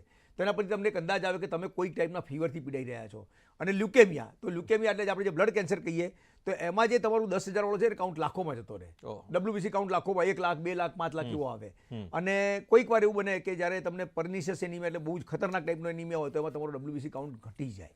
સાવ એના પછી બીજો આપણા અગત્યનું છે ડિફરન્શિયલ WBC કાઉન્ટ. એમાં સૌથી પહેલું ન્યુટ્રોફિલ્સ. હા, ડિફરન્શિયલ કાઉન્ટ પણ ખૂબ મહત્વના છે. ન્યુટ્રોફિલ્સની રેન્જ આપણે છે ને નોર્મલી પીડિયાટ્રિકથી માંડી એડલ્ટમાં કરીએ ને તો 40 થી લઈને 70 સુધીની હોય. પણ જ્યારે તમને બેક્ટેરિયલ ઇન્ફેક્શન થાય, પર્ટિક્યુલરલી બેક્ટેરિયલ ઇન્ફેક્શન, ત્યારે એ WBC કાઉન્ટ વધે અને એની સાથે ન્યુટ્રોફિલ પણ વધે. 70 ની ઉપર જતા 75, 80, 85 થઈ જાય. આપણે કોઈ કોરોનામાં બી જોયું હતું કે લોકોને ન્યુટ્રોફિલ વધતા હતા, લિમ્ફોસાઇટ ઘટી જતા હતા. એટલે NLR આપણે બહાર પાડેલો, હા, રેશિયો બહાર પાડવામાં આવતો હતો. એટલે એ ન્યુટ્રોફિલ ઇન્ડિકેટ કરે છે કે તમારા સાઈડમાં કોઈ જાતનું ઇન્ફેક્શન બેક્ટેરિયલ ટાઈપનું છે કે નહીં. અને જ્યારે તમારામાં ધારો કે ટાઇફોઇડ જેવા ફીવર હોય તો એમાં કેવું થાય, ન્યુટ્રોફિલ ઘટી જાય. કારણ કે એની જે ઇમ્યુનિટી છે ને એ લિમ્ફોસાઇટ આપે છે, એટલે તમારું ન્યુટ્રોફિલ ઘટી જાય. બરાબર. પછી જે લિમ્ફોસાઇટ્સ. હા, લિમ્ફોસાઇટ છે ને એ ક્રોનિક ડિસીઝને બતાવે છે. લાઈક TB હોય તો એમાં લિમ્ફોસાઇટ વધી જાય. વાયરલ ડિસીઝીસ હોય તો એ માટે કોરોના એક એક્સેપ્શન હતું, બાકી બધા જ વાયરલ ડિસીઝ જે આપણે હુપિંગ કપ છે, પર્ટુસિસ છે કે કોઈ પણ ટાઈપના વાયરલ ડિસીઝ, ઇન્ફેક્શન મોનોકોલ બધા જ એબી ઇન્ફ્લુએન્ઝા જે બધામાં છે ને લિમ્ફોસાઇટ વધી જાય અને એ આપણી જે 40ની રેન્જ છે ને એના કરતાં ઉપર જતા રહે, એટલે અમે એને લિમ્ફોસાઇટોસિસ કહીએ. પછી ઇઓસિનોફિલ. હા, ઇઓસિનોફિલ છે ને એ તમારે એલર્જી બતાવે છે, એટલે તમારા શરીરમાં કોઈ પણ ટાઈપની એલર્જી હોય, અસ્થમા હોય તો તમને ઇઓસિનોફિલ વધારે દેખાશે. મોનોસાઇટ એ વાયરલ ઇન્ફેક્શનનું માર્કર છે. તમારા શરીરમાં ધારો કે વાયરલ ઇન્ફેક્શન થયું હશે, લાઈક મેલેરિયા થયો હશે, તો તમારી જે 2 થી 6ની રેન્જ છે એના બદલે 8, 10, 12 સુધી જઈ શકશે. પછી છે બેઝોફિલ્સ. બેઝોફિલ નોર્મલી આપણે બ્લડમાં જોતા નથી, પણ જ્યારે જો વધારે 2% કે 4% દેખાય તો સમજવાનું કે તમે કોઈ ગંભીર બીમારીથી પીડાઈ રહ્યા છો અને તમારે તાત્કાલિક બ્લડ ટેસ્ટ કરાવવો જોઈએ, કારણ કે જે ટાઈપના લ્યુકેમિયા હોય છે એમાં ઘણી બધામાં બેઝોફિલ વધારે આવે. બરાબર છે. પાછું લોકોનું ફેવરેટ આવ્યું પ્લેટલેટ કાઉન્ટ. પ્લેટલેટ કાઉન્ટ ખૂબ મહત્વના છે, કારણ કે પ્લેટલેટનો રોલ છે આપણા શરીરમાં લોહી ગંઠાવાની પ્રક્રિયાને નિયંત્રિત કરવાનું, અને એની નોર્મલી જ આપણે 1.5 લાખથી 4 લાખ હોય છે. અમુક ડિસીઝીસ એવા છે કે જેમાં પ્લેટલેટ કાઉન્ટ ઘટે, એટલે લાઈક સૌથી પહેલું આપણે જો તો ડેન્ગ્યુ બહુ જ કોમન છે, આપણે ત્યાં ચિકનગુનિયા કોમન છે, આ બધા વાયરલ ડિસીઝની અંદર પ્લેટલેટ કાઉન્ટ ઘટે અને ઘટતા જ જાય. સર તમે કરાવો તો 1.25 લાખ હોય, પછી બીજી વાર 2 દિવસ પછી કરાવો તો લાખ હોય, પછી 40,000 થાય, પછી 20,000 થાય એમ, અને એના પરથી જ ઇન્ડિકેશન મળે કે તમારો ડિસીઝ કેટલો પ્રોગ્રેસ થઈ રહ્યો છે. નોર્મલી ડેન્ગ્યુ, ચિકનગુનિયા, મેલેરિયા બધામાં છે ને પ્લેટલેટ કાઉન્ટ 20,000 સુધી જાય ત્યાં સુધી અમે કોઈ ચિંતા નથી કરતા, કારણ કે નેચરલ કોર્સમાં પાછું શરીરની શક્તિ છે કે પાછા લઈ આવે. પણ રેર કેસમાં જો 10,000ની નીચે જાય ને જો તમને હેમરેજિક સ્પોટ દેખાય તો એ નિશાની ખરાબ છે. અને એક જે તમે પોલિસાઇથીમાં કહ્યું ને એ રીતે આની પણ એક મેલિગ્નન્સી હોય છે પ્લેટલેટની, પણ એક રેર કેસમાં થાય. મૂળ લોહી ગંઠાવા અને પાતળા થવા માટે એના માટે પ્લેટલેટનો એક મોટો રોલ છે. તો આ દર્શક મિત્રો આપણે T20 રમી રહ્યા છે. આ પ્રશ્નો આપણા બધા એક ટેસ્ટના આપણે વાત કરી રહ્યા છે, એટલે હાલ એવા પ્રશ્નો નથી લઈ રહ્યા કે જે પ્રશ્ન કદાચ ચર્ચાને ભટકાવી શકે, એટલા માટે આ T20 ચાલી રહી છે આપણી. અને હવે આપણે જઈશું લીવર ફંક્શન ટેસ્ટ તરફ. તો લીવર ફંક્શન ટેસ્ટમાં સૌથી પહેલાં તો લીવરના ફંક્શનના ટેસ્ટમાં સૌથી AST એટલે આપણે SGPT એને કહીએ આપણે. એ લીવરનો એન્ઝાઇમ છે, એટલે નોર્મલી એની રેન્જ છે ને આપણે 35 કે 40 સુધી હોય અલગ અલગ લેબોરેટરીમાં, 0 થી 35 હોય અથવા 5 થી 40 હોય. એ તમને બતાવે છે કે લીવર તમારું ફંક્શન પ્રોપર કરી રહ્યું છે અને લીવરને કોઈ ડેમેજ નથી. જ્યારે લીવરને ડેમેજ થશે in the form of jaundice થશે કે હિપેટાઇટિસ થશે, તમને B ટાઈપનો, C ટાઈપનો, A ટાઈપનો, તો તમારા લીવરના સેલ મરશે, તૂટશે, અને તો SGPT તમારું હાઈ થવા માંડશે. એટલે SGPT હાઈ થાય એટલે સમજવાનું કે લીવરને કોઈ પણ ટાઈપનું ડેમેજ થઈ રહ્યું છે. સિમિલરલી SGOT પણ છે, પણ આપણે સાથે લઈ લઈએ. એ આપણે SGPT અને SGOT બંને લગભગ પેરેલલ ચાલે. અને એક સરસ ઇન્ડિકેટર કેવું છે કે વાયરલ ડિસીઝ હોય ડેન્ગ્યુ ટાઈપના, તો એમાં SGPT 100 હશે તો એનાથી 3 ગણું લગભગ SGOT હશે. એટલે કેવું ઇન્ડિકેટ કરે તમને કે આ તો વાયરલ ડિસીઝથી પણ તમે પીડાઈ રહ્યા છો. ક્લાસિકલ પેટર્ન એવી હોય છે. બરાબર છે. પછી છે બિલિરુબિન. એમાં ટોટલ ડાયરેક્ટ ને ઇનડાયરેક્ટ ત્રણની આપણે વાત કરી. બિલિરુબિન એક તમારું લીવરમાં જે નોર્મલી લીવરમાં આપણે જે RBC હોય ને એ જ્યારે તૂટે ત્યારે એમાંથી જે પ્રોડક્ટ બને એ બિલિરુબિનના ફોર્મમાં જાય, અને બિલિરુબિનને આપણે બાઇલ એટલે જે આપણે પિત્તાશયની કોથળી હોય ને એમાંથી બહાર નીકળી અને એમાંથી એ આપણે સિક્રેટ થઈ જાય ને એ ડિસઇન્ટિગ્રેટ થાય. પણ જ્યારે લીવરમાંથી કાં તો બ્લોક થઈ જાય, નીકળતું નીચે આવતું બંધ થઈ જાય, અથવા વધુ પડતું બનવા માંડે, તો તમને બિલિરુબિન વધે. અને બિલિરુબિન વધે દેટ ઇઝ કોલ્ડ જોન્ડિસ. કારણ કે તમે જોયું છે કે યલો કલરેશન થઈ જાય. આપણે જોન્ડિસ કહીએ તો કે આપણી જે આંખડી છે ને એ પીળાશ પડતી આવી જાય, સ્કિન પર પીળાશ કલર આવે, પેશાબ પીળા કલરનો આવે. દેટ સજેસ્ટ કે બિલિરુબિન તમારું વધ્યું છે. અને બિલિરુબિન વધવાના ઘણા બધા કારણો હોય. એ પહેલેથી RBC તૂટતા વધારે હોય તો પણ બની શકે. એને પ્રી હિપેટિક કહેવાય, લીવર પહેલાનું. પછી લીવરની અંદર ડિસીઝ હોય, જ્યારે કે હિપેટાઇટિસ, તો લીવરમાં એને આપણે ડાયરેક્ટ બિલિરુબિન એમાં વધે. અને ઘણીવાર બ્લોક થઈ જાય, તો બ્લોક થઈ જાય તો એની અંદર પણ ડાયરેક્ટ બિલિરુબિન વધે, ઇનડાયરેક્ટ ઓછું વધે. અને બાળકોમાં, ખાસ બાળકોમાં જે નવજાત શિશુ હોય એમાં જે આપણે ફિઝિયોલોજીકલ જોન્ડિસ કહીએ, જે શરૂઆતના 10-15 દિવસમાં થાય, એની અંદર ડાયરેક્ટ બિલિરુબિન સાવ નોર્મલ હોય, ઇનડાયરેક્ટ બિલિરુબિન ખૂબ હોય, 10, 15, 18 સુધી પહોંચી જાય. અને 20 સુધી પહોંચી જાય તો એ ખૂબ ડેન્જરસ નિશાની છે. તો તમારે ફોટોથેરાપી આપી અને બિલિરુબિનને કંટ્રોલ કરવું પડે. બરાબર છે. પછી આલ્બ્યુમિન. હા, આલ્બ્યુમિન એ એક જાતનું પ્રોટીન છે. એટલે આપણે ટોટલ પ્રોટીન, આલ્બ્યુમિન અને ગ્લોબ્યુલિન 3 વસ્તુ સાથે લઈ લઈએ. એ ત્રણેય તમારા શરીરમાં બને છે. એ તમારા સ્ટ્રેન્થ માટે જરૂરી છે પ્રોટીન. એટલે જ્યારે તમારામાં શરીરમાંથી કોઈ જાતનો ડિસીઝ હોય, કે ધારો કે કિડની તમારી ખરાબ થઈ, તો કિડનીનું ફંક્શન શું છે કે આલ્બ્યુમિન જે પેશાબમાં છે ને પાછું ખેંચી લેવાનું, એના બદલે વધારે કાઢવા માંડે. અથવા લીવરમાં ડિસીઝ થયો તો તમારું પ્રોટીન આલ્બ્યુમિન બંને ઓછા બનવા માંડે. તો ઓછા બનવા માંડે ને તો તમને વીકનેસ આવે, કારણ કે તમારો મસલ માસ ઘટવા માંડે. પ્રોટીન મસલ માસ માટે ખૂબ જરૂરી વસ્તુ છે. એટલે પ્રોટીન ઘટે, આલ્બ્યુમિન ઘટે તો તમને આ ટાઈપના ડિસીઝ થાય. અને એક કેન્સર છે મલ્ટિપલ માયલોમા નામનું, એમાં ગ્લોબ્યુલિન ખૂબ વધી જાય. એટલે જે નોર્મલી પ્રોટીનમાં શું હોય છે કે આલ્બ્યુમિન વધારે હોય, ગ્લોબ્યુલિન ઓછું હોય, એટલે રેશિયો જોતા હોય, એજી રેશિયો, એ એજી રેશિયો રિવર્સ થઈ જાય. બરાબર. ગ્લોબ્યુલિન આપણી ઇમ્યુનિટીને સંદર્ભમાં છે. યસ. હવે આપણે બીજા ટેસ્ટ તરફ જઈએ, એ છે યુરિન ટેસ્ટ. તો સૌથી પહેલા યુરિન ટેસ્ટ આપણે શા માટે કરતા હોઈએ છીએ, એનાથી શું ખબર પડતી હોય? યુરિન આમ સિમ્પલ પણ ખૂબ ઉપયોગી ટેસ્ટ છે ઉત્સવભાઈ, કારણ કે યુરિનના આપણે ફિઝિકલ એક્ઝામિનેશન કલર પરથી ઘણી વસ્તુ ખબર પડી જાય. લાઈક તમને મેં કોઈ જોન્ડિસ થાય તો ડાર્ક યલો કલરનું યુરિન આવવા માંડે. તમારા શરીરમાં પથરી થઈ હોય અને કિડનીને નુકસાન થતું હોય તો તમારું રેડ કલરનું યુરિન આવવા માંડે. પછી અમુક એવી કન્ડિશનો છે કે તમારે બ્લુ કલરનું યુરિન આવે. અચ્છા. હા, સ્યુડોમોનાસનું ઇન્ફેક્શન તો બ્લુ કલરનું યુરિન આવે. બરાબર. પછી તમારે આમ નોર્મલી આપણે જોઈએ તો યુરિન ટ્રાન્સપરન્ટ હોય, પાણી જેવું હોય, પણ જો કોઈ જાતનું ઇન્ફેક્શન થાય તમને તો યુરિન ટર્બિડ થઈ જાય. બરાબર. એટલે ઓપેક કલરનું થવા માંડે. એટલે એક તમને કલર પછી પછી સ્મેલ, લાઈક અમુક ટાઈપની સ્મેલથી તમને ખબર પડી જાય કે તમને આ ટાઈપનું ઇન્ફેક્શન થયું છે. એટલે સ્મેલ બી એટલી ઇમ્પોર્ટન્ટ છે. એટલે તમારે કલર જોવાનો હોય, એની અપિયરન્સ જોવાનો હોય, એ જોવાનું હોય. પછી અમે કેમિકલ ટેસ્ટિંગ કરીએ એમાં અલગ અલગ. બરાબર છે. લાઈક કે તમે આપણે સુગર હોય તો ડાયાબિટીકના પેશન્ટમાં શું થાય કે નોર્મલી કિડની એટલી સરસ પાવરફુલ હોય કે એ જે સુગર જતી હોય એને પાછી ખેંચી લે. પણ ડાયાબિટીસમાં એટલી બધી સુગર વધી જાય કે કિડની પાછી ના ખેંચી શકે, અને પાછી ના ખેંચી શકે તો તમને બ્લડમાં સુગરમાં યુરિનમાં સુગરમાં દેખાય. બ્લડ સુગરની સાથે કોરિલેટ થતી હોય. એટલે સુગરથી તમને જ્યારે તમે એમને યુરિન ટેસ્ટ કરાવવા ગયા તમને સુગર આવી તો તમારે સમજવાનું કે તમે ડાયાબિટીસ તરફ જઈ રહ્યા છો, એટલે તમારે પછી બ્લડ ટેસ્ટ કરાવવો જોઈએ. એ તમને સુગરથી કેમિકલ ટેસ્ટિંગ બી ખબર પડે. હમણાં આપણે આલ્બ્યુમિનની વાત થઈ તો પ્રોટીન જતું હોય તમારા શરીરમાંથી તો પણ એ આલ્બ્યુમિન યુરિનમાં પકડાઈ જશે કેમિકલ એક્ઝામિનેશનમાં, કે તમારામાં નોર્મલી સ્ટ્રેસ પ્રોટીન હોય, એના બદલે વધારે 1+2+ એવું પ્રોટીન આવે તો તમારે સમજવાનું કે કિડનીને ડેમેજ થઈ રહ્યું છે અથવા ઉપરથી ક્યાંકથી પ્રોટીન વધારે આવી રહ્યું છે. સિમિલરલી આપણે હમણાં જોન્ડિસની વાત થઈ તો બાઇલ સોલ્ટ, બાઇલ પિગમેન્ટ જે છે ને એ બિલિરુબિનનો જ પાર્ટ છે. તો એના પછી તમને તરત ખબર પડી જાય કે ભાઈ તમે આમાં તમારે જોન્ડિસ હોવાની શક્યતા છે, કારણ કે યુરિનમાં BSBP પોઝિટિવ આવે. લાઈક હજુ બીજા કેમિકલ ટેસ્ટમાં જઈએ તો કીટોન્સ આવે. તો ડાયાબિટીસવાળા પેશન્ટમાં ઘણીવાર શું ડાયાબિટીસ બહુ જ અનકન્ટ્રોલ થઈ જાય અને આપણે ડાયાબિટીક કીટોએસિડોસિસ કહ્યું તો એ વખતે કીટોન પોઝિટિવ આવવા માંડે. પછી સ્પેસિફિક ગ્રેવિટી, પીએચ, એના પરથી બી તમને અમુક ડિસીઝ ખબર પડે કે ભાઈ તમે કિડની ડિસીઝથી પીડાઈ રહ્યા છો કે નથી પીડાઈ રહ્યા. એટલે કેમિકલ ટેસ્ટનું બી આખું લિસ્ટ છે. અને પછી માઇક્રોસ્કોપી. એટલે માઇક્રોસ્કોપી જોઈએ તો એમાં શું કે નોર્મલી લેબોરેટરીમાં યુરિન આવે તો પછી એને અમે લોકો બધું આ ફિઝિકલ એક્ઝામ કેમિકલ એમ કરીને એને પછી સેન્ટ્રીફ્યુઝ કરીને ડિપોઝિટ બનાવીએ કોન્સન્ટ્રેટેડ યુરિન જોવા માટે. એટલે પછી ખબર પડે કે આપણા પસ્સેલ હોય તો ખબર પડે કે આપણે યુરિનનું ઇન્ફેક્શન થયું છે. આરબીસી હોય તો આપણને બે ટાઈપના આરબીસી જોવા, ફ્રેશ આરબીસી હોય તો આપણને ખબર પડે કે આપણે કિડનીમાં કોઈ ડેમેજ થયું છે. અને જો ઉપરથી વાંકાચૂકા આરબીસી હોય તો તમને ખબર પડે કે કિડનીથી ઉપર બી કંઈક ડેમેજ થઈ શક્યો હોય અને એમાંથી આવી રહ્યા છે, આ સ્ટોનના કારણે નથી. પ્લસ અમુક જાતના પેરાસાઇટ તમને જોવા મળે. લાઈક ફિમેલમાં છે ને ઘણીવાર ટ્રાઇકોમોનસ વજાઇનાલિસનું ઇન્ફેક્શન હોય તો તમે યુરિનમાં જોઈ શકો, કોઈ ટાઈપના સિસ્ટ હોય તો એ પણ યુરિનમાં જોઈ શકો. એટલે આપણે physical examination, chemical examination plus microscopic, એટલે યુરિન ખૂબ જ મહત્વનો ટેસ્ટ બની જતો હોય છે ઘણીવાર. એના પછી એક છે આપણે થાઇરોઇડનો જે ટેસ્ટ કરતા હોઈએ છીએ, તો થાઇરોઇડમાં બી અલગ અલગ પ્રકારના T3, T4 અને ટોટલ એમ કરતા હોઈએ તો શું છે? હા, થાઇરોઇડ આપણા દેશમાં ખૂબ કોમન છે અને દુનિયાભરમાં કોમન છે. અને ખાસ કરીને આપણે ત્યાં 40 યર્સની પછીની ફિમેલ હોય ને, જે પેરીમેનોપોઝલ કહેવાય, એમાં તમે જુઓ તો ખૂબ લોકોને થાઇરોઇડની ડિસીઝ હોય છે. એટલે એમાં આપણે T3 નામનો હોર્મોન હોય, T4 નામનો હોર્મોન હોય, અને એમાં બી પાછા બે ફ્રેક્શન હોય, એક ટોટલ હોય અને એક ફ્રી હોય. Free T3, free T4, T3, T4 અને TSH એટલે થાઇરોઇડ સ્ટિમ્યુલેટિંગ હોર્મોન. એટલે તમે આખો પ્રોફાઇલ કરાવો ને ઉષાભાઈ તો તમને ખબર પડે કે તમે હાઇપોથાઇરોઇડ એટલે કે તમારામાં થાઇરોઇડનો હોર્મોન ઓછો પડી રહ્યો છે કે નહીં અથવા વધી રહ્યો છે કે નહીં. મોટાભાગના 90% કેસીસ છે ને હાઇપોથાઇરોઇડના હોય. આપણે ઘણા લોકો એને છે ને સુકો થાઇરોઇડ કહે, આપણે દેશી લેંગ્વેજમાં, કે તમારું વજન વધે, તમને થાક વધારે લાગવા માંડે, ઊંઘ ખૂબ આવવા માંડે. એટલે તમારે સમજવાનું કે તમારે થાઇરોઇડ ઘટી રહ્યો છે, એટલે એમાં TSH તમારું વધી જાય, T3, T4 ઘટી જાય. અને ઘણા કેસીસ, બહુ રેર કેસીસમાં એવું થાય કે હાઇપરથાઇરોઇડ એટલે શું કે T3 અને T4 વધી જાય અને એના કારણે TSH ઘટી જાય. એટલે આ આખો પ્રોફાઇલ કરાવો તો ખબર પડે. અને હવે નવા રિસર્ચમાં બધામાં એવું આવ્યું છે કે આ બધા ઓટોઇમ્યુન ડિસીઝ છે, એટલે કે તમારી સેલ્ફ ડિસ્ટ્રક્ટિંગ ઇમ્યુનિટી છે પોતાના શરીરમાં, જે આપણે કોરોનામાં જોઈ છીએ પ્રમાણે. એટલે એના માટે પછી થાઇરોઇડના એન્ટીબોડી બી કરતા હોઈએ છીએ. એનાથી તમારે ખબર પડે કે તમારો ઓટોઇમ્યુનવાળો થાઇરોઇડ છે કે સાદો થાઇરોઇડ છે. બરાબર છે.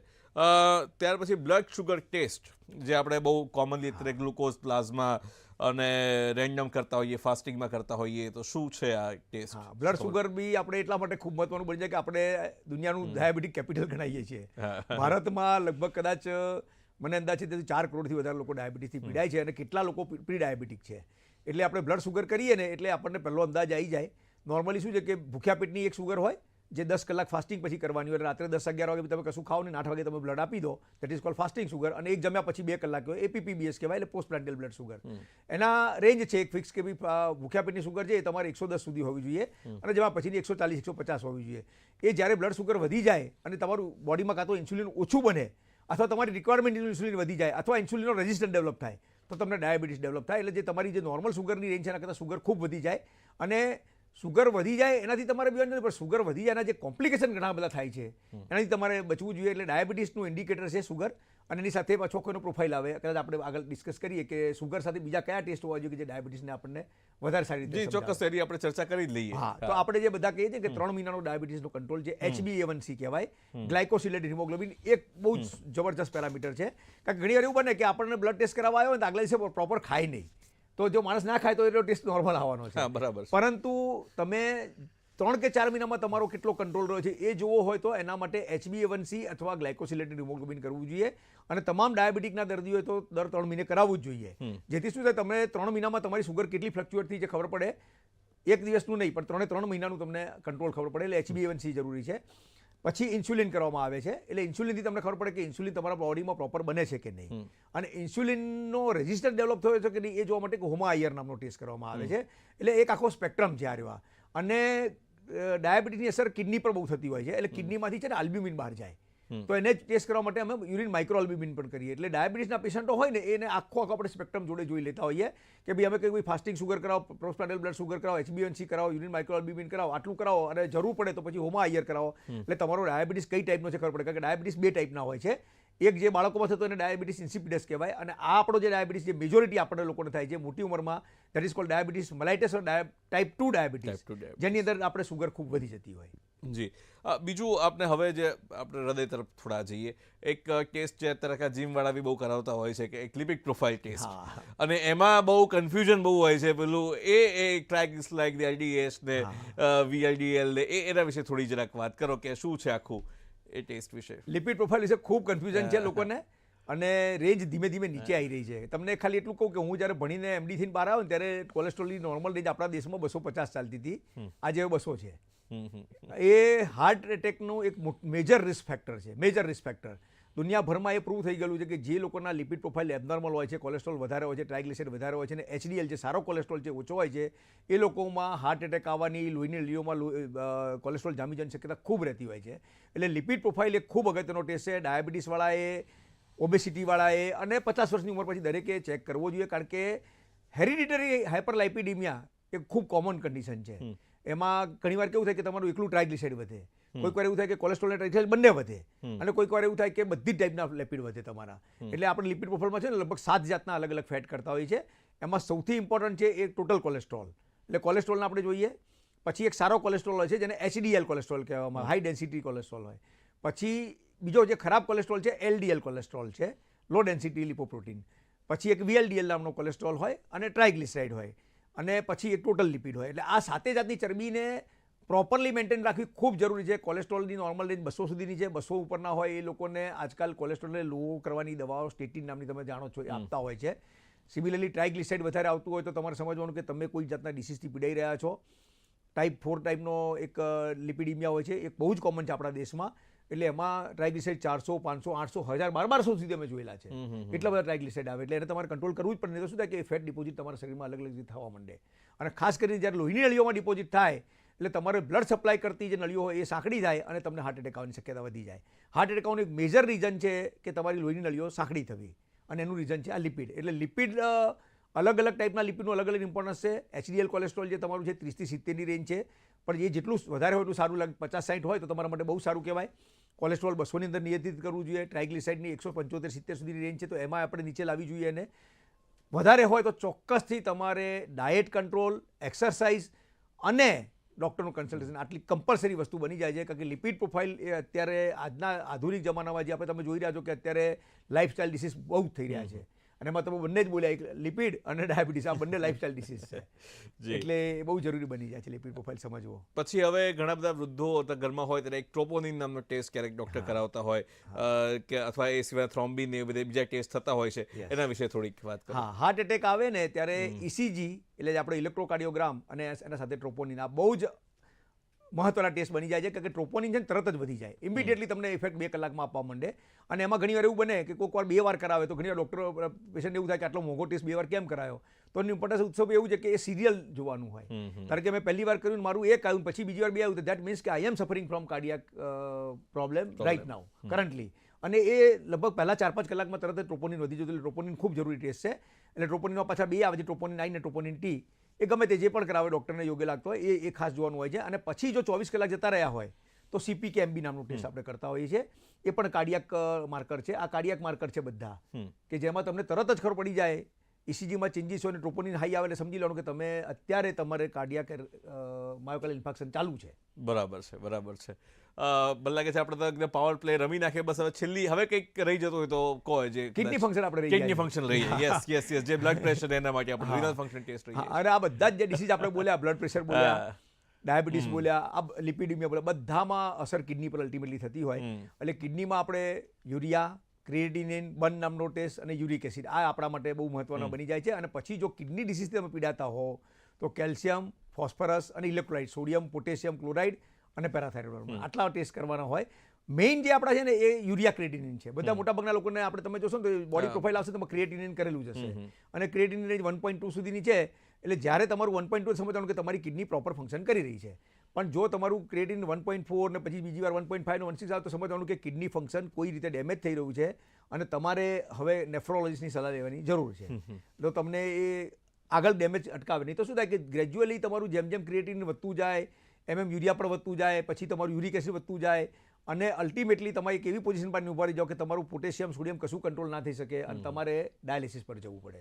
ડાયાલિસિસ એ કશું નથી, એ પ્યોરિફિકેશન છે. જે કિડની નથી કરી શકતી એ બહાર મશીન પર લાઈને આપણે કરીએ એટલે ક્રિએટિનિન વધારાનું ફેંકી દે, યુરિયા વધારાનું ફેંકી દે, પોટેશિયમને નિયંત્રિત કરે, સોડિયમને રેગ્યુલેટ કરે. એટલે એ બહુ મહત્વના છે. અને મોટી ઉંમરમાં ખાસ તમે જોજો ઘણીવાર છે ને આપણને ઘણા લોકો એવું કહેતા છે કે મારા ફાધર બહુ ડ્રાઉઝી થઈ જાય છે, સૂઈ જાય છે, આખો દિવસ રિસ્પોન્ડ નથી કરતા, તો એ લોકોનું સોડિયમ ચેક કરવું જોઈએ. આ રિસન્ટ અમે એક કન્સેપ્ટ જોયો છે કે જે લોકોના સોડિયમ 130 આપણી જે નોર્મલ છે 35 થી 45 ના બદલે જો 20-25 થાય ને તો રિસ્પોન્ડ ના કરે. સુનમોન ને તમે સહેજ મીઠું ચટાડો ને એટલે તરત ઊભા થઈ જાય, વાતો કરવા માંડે, એબ્સેન્ટ ટોકિંગ ના કરે. એટલે તમને ખબર પડી જાય કે એ સોડિયમ પોટેશિયમથી. એટલે આ સોડિયમ પોટેશિયમ પણ એટલા જ ક્રિટિકલ ટેસ્ટ છે. એટલે આ તમે કહું ને પ્રમાણે એલ્ડરલી હોય, કિડની ફંક્શનથી પીડાતા હોય તો એમના માટે sodium, potassium, chloride, calcium, phosphorus અને યુરિયા આટલું કરવું જ જોઈએ. જી, ચોક્કસ. અને બીજું હવે એક છેલ્લો સવાલ આપણે પૂછીશ કે ઘણા લોકો જાતે જ શંકાથી પ્રેરાઈને ટેસ્ટ માટે દોડી જતા હોય છે. હવે એટલું બધું અવેલેબલ છે અને એટલી બધી માર્કેટમાં સ્પર્ધા પણ એટલી થઈ છે કે કંપનીઓ ના પણ નથી પાડતી એમાં. તો હવે આ અંગે કંઈક માર્ગદર્શન આપો. હા, એટલે મારી એક એવી સલાહ છે, હું પેથોલોજીસ્ટ છું, મારા ધંધા પર જ હું લાત મારવાની વાત કરું છું, પણ અનનેસેસરી ટેસ્ટ ના કરાવશો. જો તમે 30-35 વર્ષના એકદમ ફિઝિકલી ફિટ માણસ હો તો તમારે કોઈ ટેસ્ટની જરૂર નથી. ઓફકોર્સ 40 વર્ષ પછી અમુક ટેસ્ટ જરૂરી બની જતા હોય છે, 50 વર્ષ પછી અમુક ટેસ્ટ જરૂરી બની જતા હોય છે, પણ એ જાતે ના કરશો. તમારા પાસે ફેમિલી ફિઝિશિયન છે, તમારા ઘરમાં કોઈ ડૉક્ટર હોય, તમારા કોઈ ફિઝિશિયન હોય, એની સલાહ લો તો તમને પ્રોપર ગાઈડન્સ મળશે કે તમારે કયા કરાવો. નહીં તો શું થશે કે you will end up with lot of taste પણ તમને ખબર નહીં હોય કે આનું ઇન્ટરપ્રિટેશન શું છે, મેં કેમ કરાયા છે. નોર્મલી અમે એવું કહેતા હોય કે 40થી 50ની વચ્ચે છે ને એકવાર આ લિપિડ પ્રોફાઇલ છે, ડાયાબિટીસ એ બધું ચેક કરી લેવું જોઈએ. કારણ કે મોટાભાગના લોકોને 40 પછી ડાયાબિટીસ આવતો હોય છે અને ડાયાબિટીસ આવે એટલે તમારું લિપિડ પ્રોફાઇલ એબનોર્મલ થઈ જાય, ઓટોમેટિકલી જ થઈ જાય. તમે જો તમારી સુગર 400 હોય તો તમારું ટ્રાઇગ્લિસરાઇડ નોર્મલ કોઈ દિવસ હોય જ નહીં. એટલે તમારે એ આખી જે સિક્વન્સ ઓફ ટેસ્ટ છે ને એ તમે કઈ ટાઈપના ડિસીઝથી પીડાવ છે એના પર આવે. કે બ્લડ પ્રેશર હોય તો નેચરલ વસ્તુ છે કે તમારે કિડની ફંક્શન કરાવવાની છે, તમારે ફંડોસ્કોપી કરાવવાની જ છે. એટલે તમારે ફેમિલી ફિઝિશિયનની સલાહ લો અને અનનેસેસરી પેનિક ના કરશો. ઘણા લોકો શું કરે કે કોલેસ્ટ્રોલ 250 આવ્યો ને ઓહો કોલેસ્ટ્રોલ 250 આવી ગયો એમ કરીને આ ટેસ્ટ કરાવી દઉં, પેલો ટેસ્ટ કરાવી દઉં ને પછી ઢગલા બંધ ટેસ્ટની સિરીઝ ચાલુ થાય અને પછી એમ થાય કે આ તો 10-20 હજારના ટેસ્ટ થઈ ગયા, મારે કંઈ જરૂર નથી. એટલે એવું બી ના થવું જોઈએ. પ્રોપર હોય, જરૂરી હોય ચોક્કસ કરાવો, અનનેસેસરી ના કરાવો. કોઈ પણ ટેસ્ટ જોઈને પેનિક ના કરશો અને તમારા ડૉક્ટરની સલાહ પ્રમાણે વર્તશો ને તો મને લાગે છે વધારે સારું છે. કારણ કે ઇન્ટરપ્રિટેશન ડૉક્ટર માટેનો વિષય છે તો આપણા માટેનો નથી. બરાબર છે. તો ટેસ્ટ વિશેની વાત હતી પણ ટેસ્ટની જેમની T20ની જેમ આખી ચર્ચા થઈ અને એમાં આપણે ગાગરમાં સાગર. દર્શક મિત્રો, આ તો તમને હું ખાતરી આપું છું કે આટલા બધા ટેસ્ટ વિશેની માહિતી આટલા ઓછા સમયમાં ભાગ્યે જ ક્યાંકથી તમને મળશે. તો આ એક રેફરન્સ, એક સંદર્ભ પ્રકારનો એક એપિસોડ આપની સાથે આપણે શેર કર્યો અને અહીંયા સરસ મજાની ચર્ચા કરવા બદલ ડૉક્ટર મુકેશ મહેશ્વરી હું આપનો હૃદયપૂર્વક આભાર માનું છું.